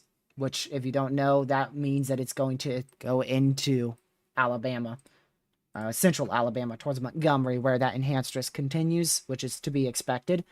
Strong tornado potential should persist along the surface warm front, expanding east of Tornado Watch 6 into an initially confined portion of southeastern Alabama. Let's see here. The number of additional warm sector supercells may be limited. The northern portion of the tornado threat will wane quickly, where the surface dew points hold below 65 to 66. So enhanced vorticity along a slow-moving line, which is right in here. So this area with embedded spin-up tornadoes will be your best opportunity for a spin-up strong tornado tonight.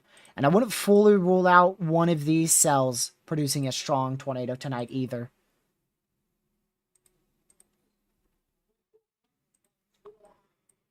Let's see. We're up to 3 tornado warnings because of this one area that has 3 tornado warnings here.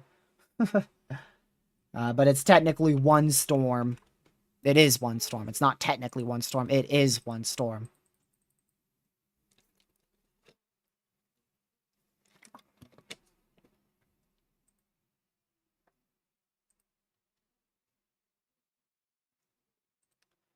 Thomasville storm.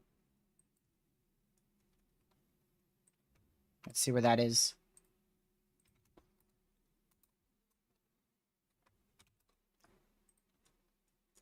Well, can't be Thomasville, Mississippi.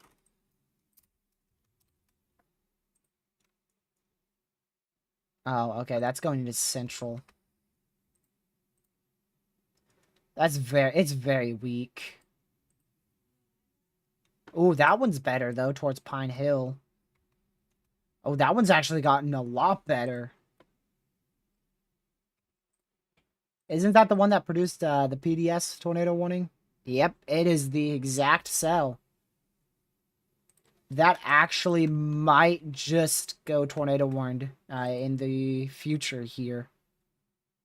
We'll definitely watch that very closely because that's one of your last full semi-discrete supercells.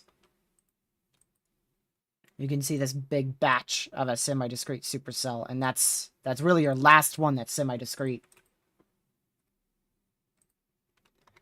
It might get a cell merge to its southwest, which could hurt it quite a lot, but we'll definitely need to watch that as it goes to the northeast over the next couple minutes.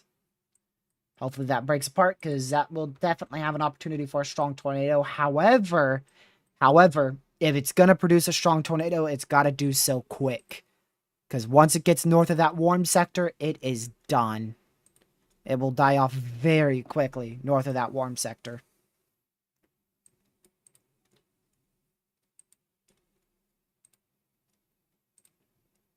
Let's see where that warm sector cuts off at. It is already at the cutoff of that warm sector, so it's got 5-10 minutes tops. I'd say 10 minutes is like, that's when it gets out. You can see that area of rotation's right here, and it is literally moving out of that 500 favorable instability. It's got like 10 minutes. And then that's going to start dying out. It may only need 10 minutes, though. That might be all it needs. From the Mobile radar. Yeah, it's still got a good area of rotation there. That's why it is tornado warned. Alright, see you later, Caleb. Mobile is probably the better radar site now, because Jackson is 76 miles away. Mobile is 91, which is still very far, but Mobile has a more clear line of sight to the warned supercell. But that is pretty tricky. We'll kind of rotate between them.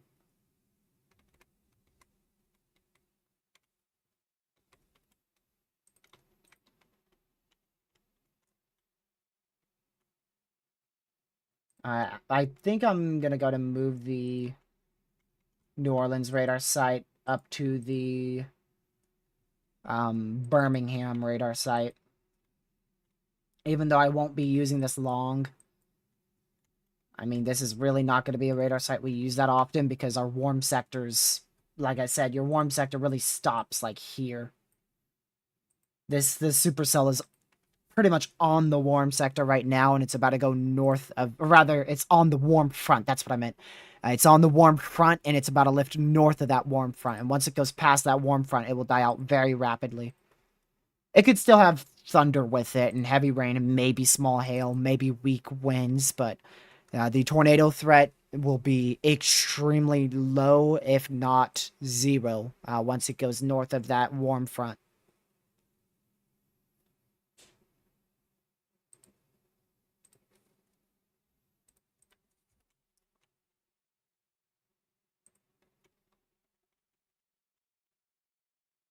Yeah, the Jackson radar site also just picked up on that intensification of this storm here. So it is still very much tornadic.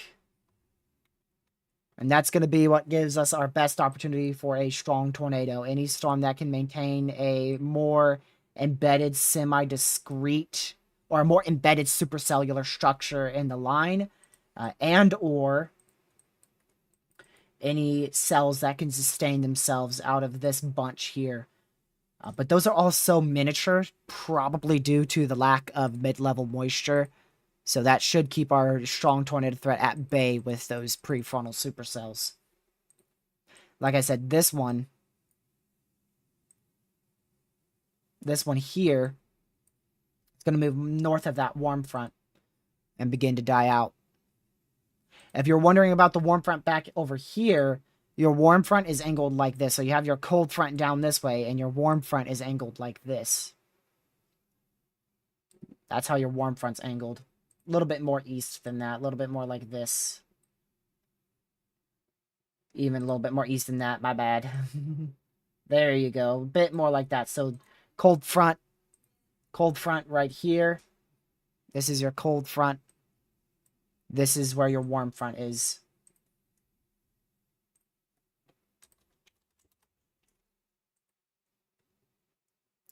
And then your low pressure is up more, I believe. Let me check.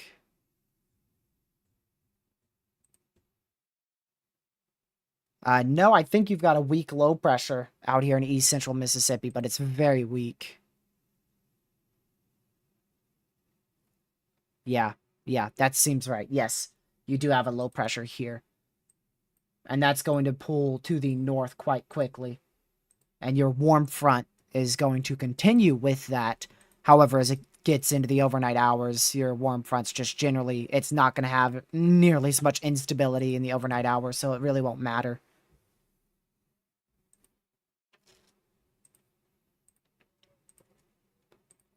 Let me see if I can...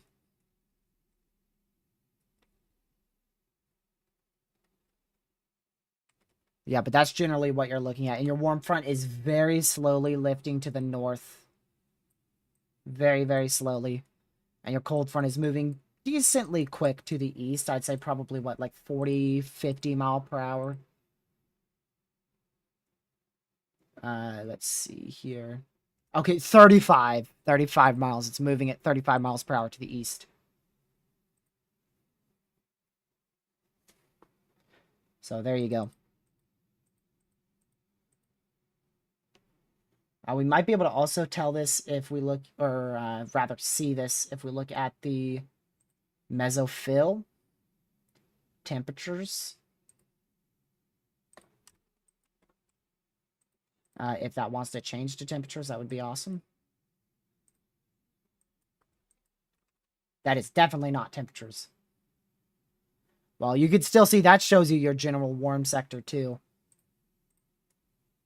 And your overall, there's your cold front and there's your warm front, but your favorable warm front for tornadoes is in that orange right there.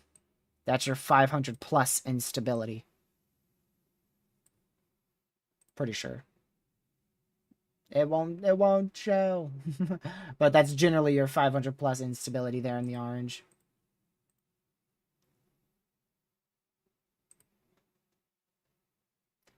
There, that shows it much better.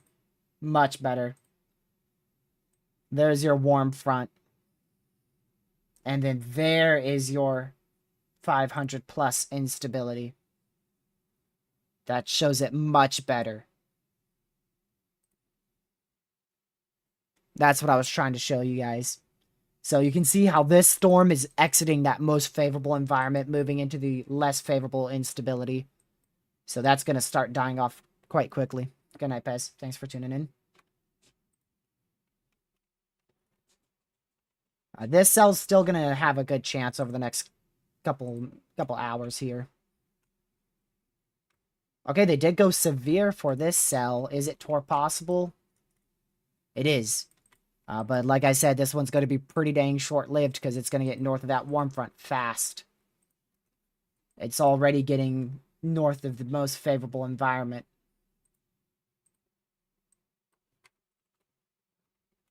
So if it's going to produce a tornado, it's going to have to be within the next 20 minutes or less. I don't even know if it's got 20 minutes left in the overall favorable warm sector.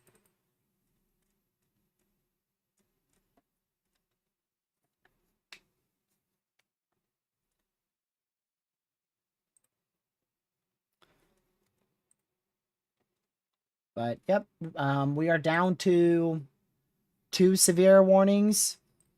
Yeah, 2 severe warnings, and then that single storm that is double tornado warned. So in 4 minutes, we'll be down with just 2 severe warnings. One here, and then just 1 tornado warning. Yet again. And I think from here on out, we're going to have the sporadic tornado warning that will be capable of producing a strong tornado, and eventually one may succeed. And we'll probably continue with a couple severes throughout the night. But we've been on a downtrend tornado-wise for the last 2 hours. The overall tornado threat has been decreasing. Actually, I'd say for the last hour. Ever since this started lifting too far north, like towards Thomasville. That was at 050Z. That was only 30 minutes ago. So our peak tornado threat has gone down over the last 30 minutes, and it should continue in a downward spiral. Can't English anymore. Downward spiral. Jeez. We had 3 possible tornado damage reports, but I don't believe any have actually been confirmed as a tornado. We had this one here. Or was it this one? One of these was a possible tornado report, because we had a velocity couplet over it. And then these 2 here. Where are they at? These 2 here were possible tornado reports. Thanks to one tornadic storm that moved through. So that's 2 right there. And then that's all the damage reports we've received. But we'll get more in the morning hours. As the National Weather Service surveys everything.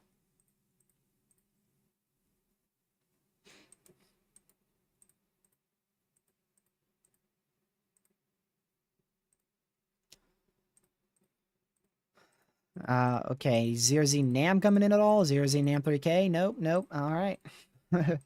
Wanted to go check. NAM 3K is going to go out to 12Z Saturday once it's done rendering it for the 00Z.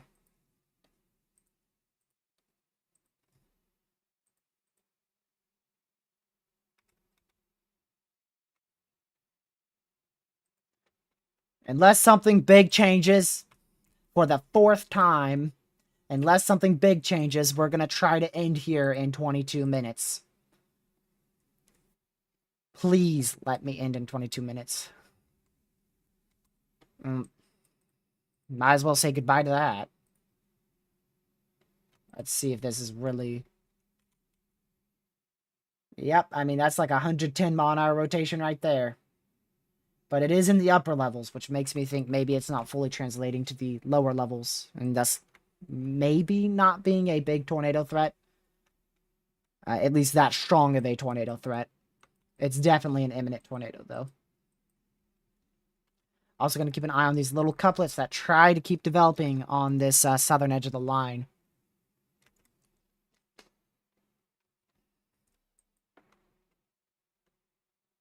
Mobile's radar site also has that, so that might be able to produce a strong tornado shortly. Most likely within the next 20 minutes, so before we end, we'll end up with a downstream tornado warning into southwestern Alabama.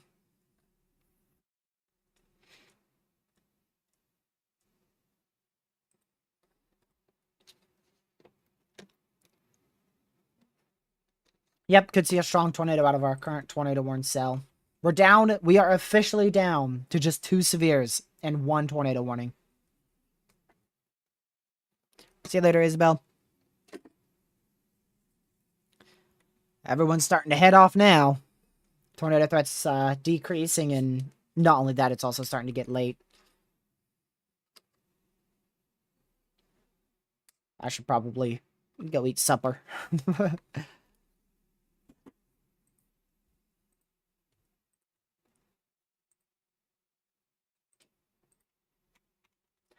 Unless this goes PDS, we're probably going to just end anyways. I mean, I'm sure that area of rotation's not going to last much more than like 2, maybe 3 more scans being that strong.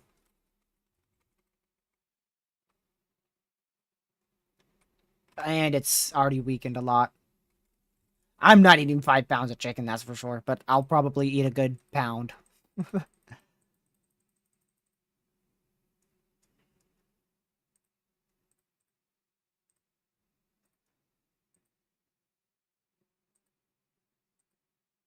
All right, they have finally upgraded the cyclone off the coastline of Australia to a Category 4 cyclone at 140 mile per hour wind sustain. 940 millibar. Personally, I still think that it is stronger than that, but they're obviously the professionals, of course. But I think that this is even stronger than a 140 mile per hour Cat 4. But that is much better. That is much better. Much better than a low-end Cat 2. Much better than a low-end Cat 2, which is what they had it at 30 minutes ago. Or an hour ago. I forgot exactly which one.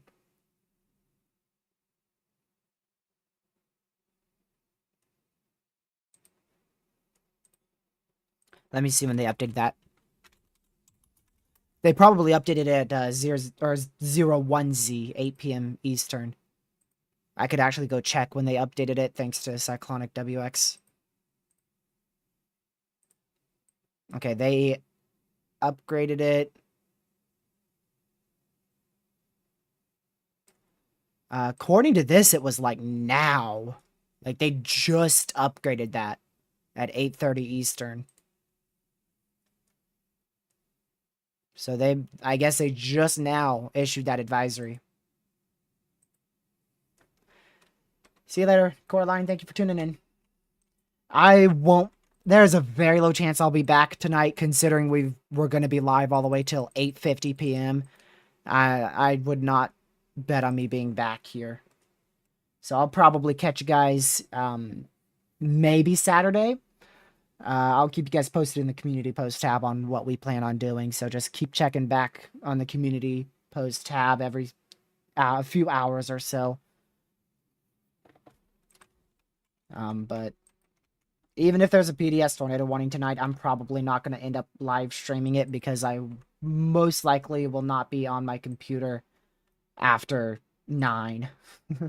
I'm probably going to shut everything off, eat, and then get ready for bed and probably just chill till 11:30 or 12.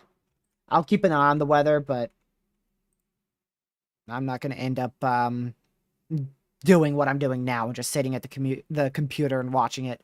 I've had enough screen time today.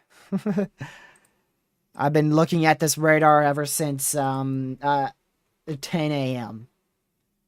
So that's like almost 11 hours. I've had enough screen time. 10, 11 hours or so.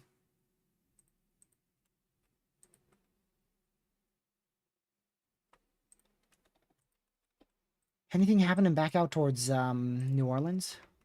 No? Okay. Shoot, I ain't complaining. Keep it that way. I don't want any tornadoes. We're now down to 1 severe and 1 tornado warning. I think this is the lowest we've been at in a long time. I remember we had 2 severes and 1 tornado warning like 2 hours ago. Oh no, we got down to 1 severe 2 hours ago, actually. And then we immediately got a tornado warning like 2 minutes after that.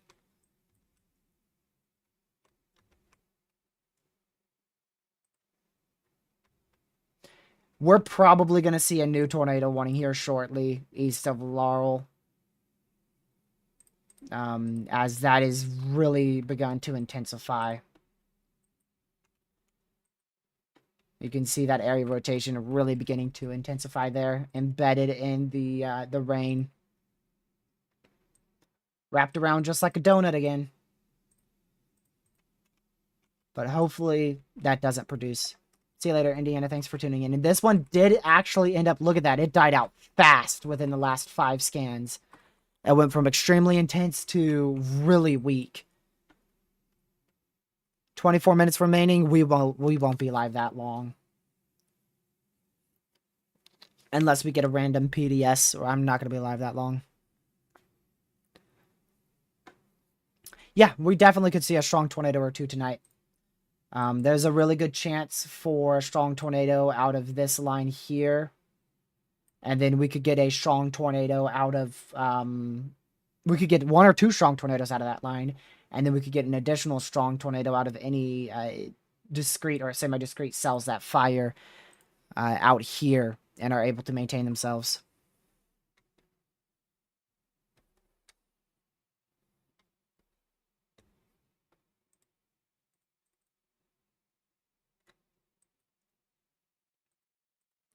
Man, I really feel bad for everybody up here. A lot of people were looking forward to very heavy snow, especially in the Chicago and central Illinois area. And it just didn't perform. We somehow did manage to squeeze out an 11-inch snow report in east central Indiana. Or, not Indiana, Ohio. Not even Ohio. Iowa. I know my states. It's getting late, okay? That's Iowa. Gracious damn, turning into Lucky. Oh, man. Holy cow. I promise I know my states. Most of them.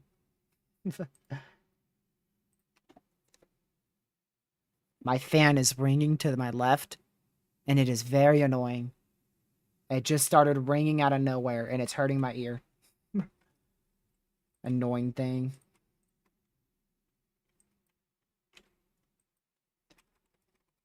Yeah, my fan. Thing's probably about to explode. Hey, as long as it's not the fan on my computer, I'm okay with it. I can always replace a $15, $20 fan on my dresser. Computer one is going to be more difficult for me because I'm not a big computer builder guy.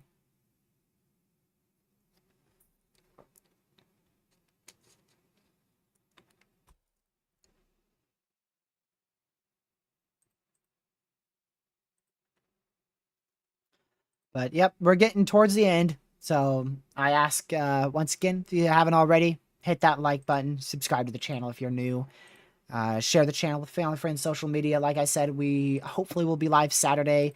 Unfortunately, I get very busy towards the weekend, so that's a reason why, one of the reasons why I did a long live stream today. I did not expect to be doing an 8-hour live stream. I was thinking like 4 to 6 hours, but I did not expect an 8-hour. And here comes a tornado warning, probably.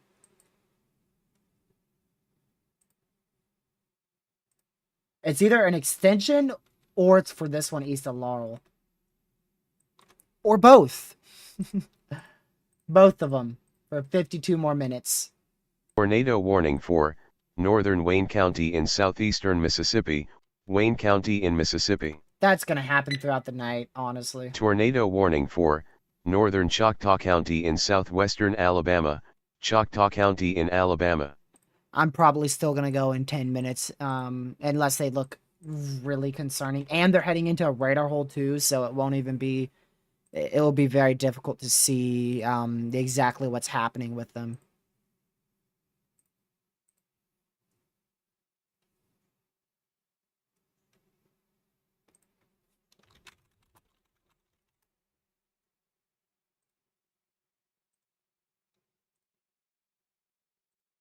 Oops. Wrong button.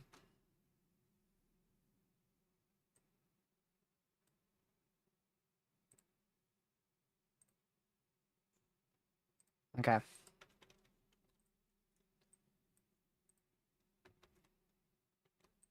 Yeah, thankfully this storm's getting north of the warm sector. It could actually be a big problem if it wasn't getting north of that warm sector. So let's hope it keeps moving more north-northeast, which it should.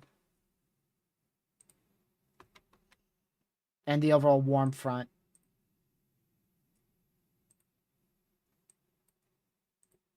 Yeah, we definitely could see a strong tornado out of one of these storms quite easily.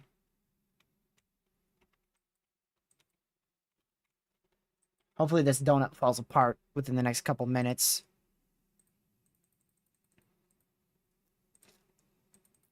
But I'm just going to have to end anyways, because like I said, we're going to keep seeing tornado warnings every couple minutes. There may be a point where we get tornado warning lists at some point tonight, but we're going to keep seeing these on and off tornado warnings, and some of them will begin to look really intense, and that's just something we're going to see tonight with the strongly sheared and favorable environment we have. But I gotta go eat, or I'm just not going to be able to make it throughout the rest of the night here. I'll be passing out at 9 p.m.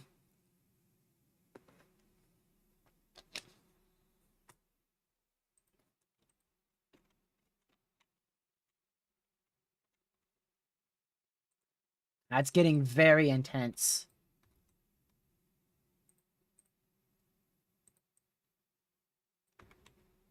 That is getting very intense. I really do not like the look of that. And I really don't want to end on something like that.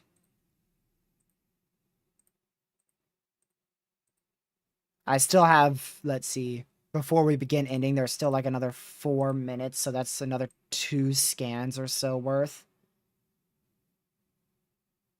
So hopefully it dies out.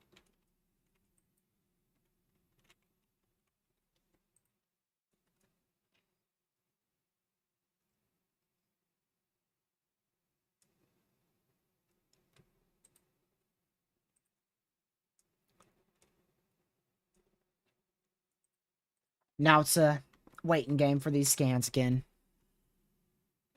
107 likes. I'm not sure when the last time we had that many likes on a live stream.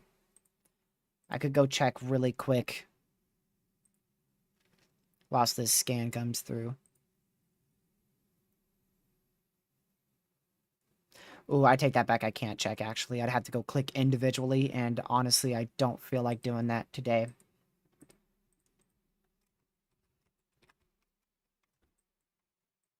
This area of rotation up here, the northern tornado warning, probably going to begin to die out here very shortly. I don't believe that will last too much longer. It's going to have an opportunity still to produce a tornado over the next 30-some minutes, but it should get quite weaker over that time frame. This one, however, that just got tornado warning that we've been talking about for a while, not liking the look of it at all.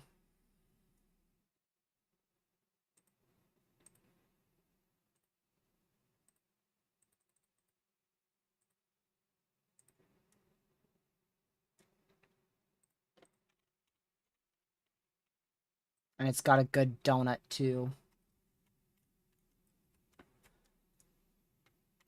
Well, I'm going to just go ahead and conclude. Just please be mindful that this storm will most likely end up dropping a tornado, potentially a strong one, over the next 30 minutes. But I'm going to have to go ahead and end. So, if somehow it drops a crazy tornado within the next 5 minutes, I'll just start it right back up before I go and eat. But I've gotten too exhausted here. I've been live streaming all day. I've barely had anything to eat. So I need to go and specifically go and eat. I'm going to go ahead and close out all these tabs. So I'll still wait another scan. I'll still be live for one more scan, but that's going to do it for me. We're going to end under technically 2 storms that are tornado warned with a severe thunderstorm warning. So not that much activity, but man, that's probably going to drop a strong tornado at any moment. Probably right as we end. But yeah, flash warning, of course. The loop does not even go nearly as far back to when we started live streaming. That's how long ago we started. 8 hours ago for an enhanced risk is crazy. That is crazy.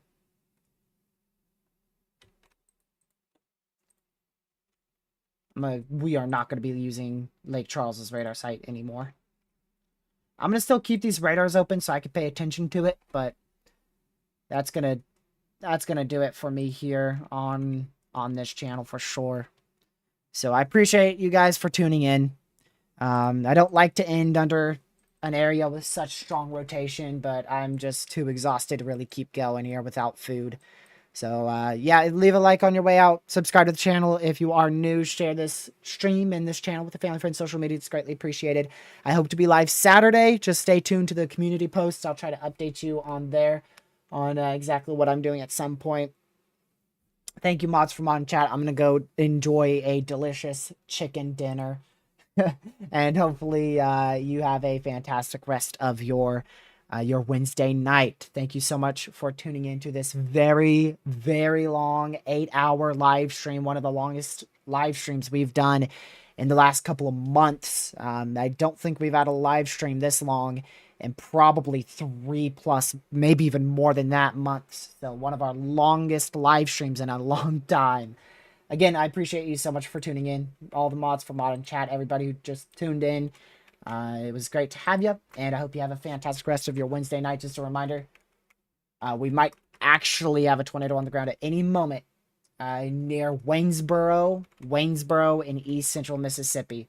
Have a fantastic rest of your night. Once again, thank you so much for tuning in. I'll see you guys hopefully on Saturday. Again, if not, I'll just continue to update you guys through the community post tab. And there's multiple other ways you can receive watches and warnings tonight. Have a great rest of your night. Stay safe for severe weather and the snowfall. Goodbye.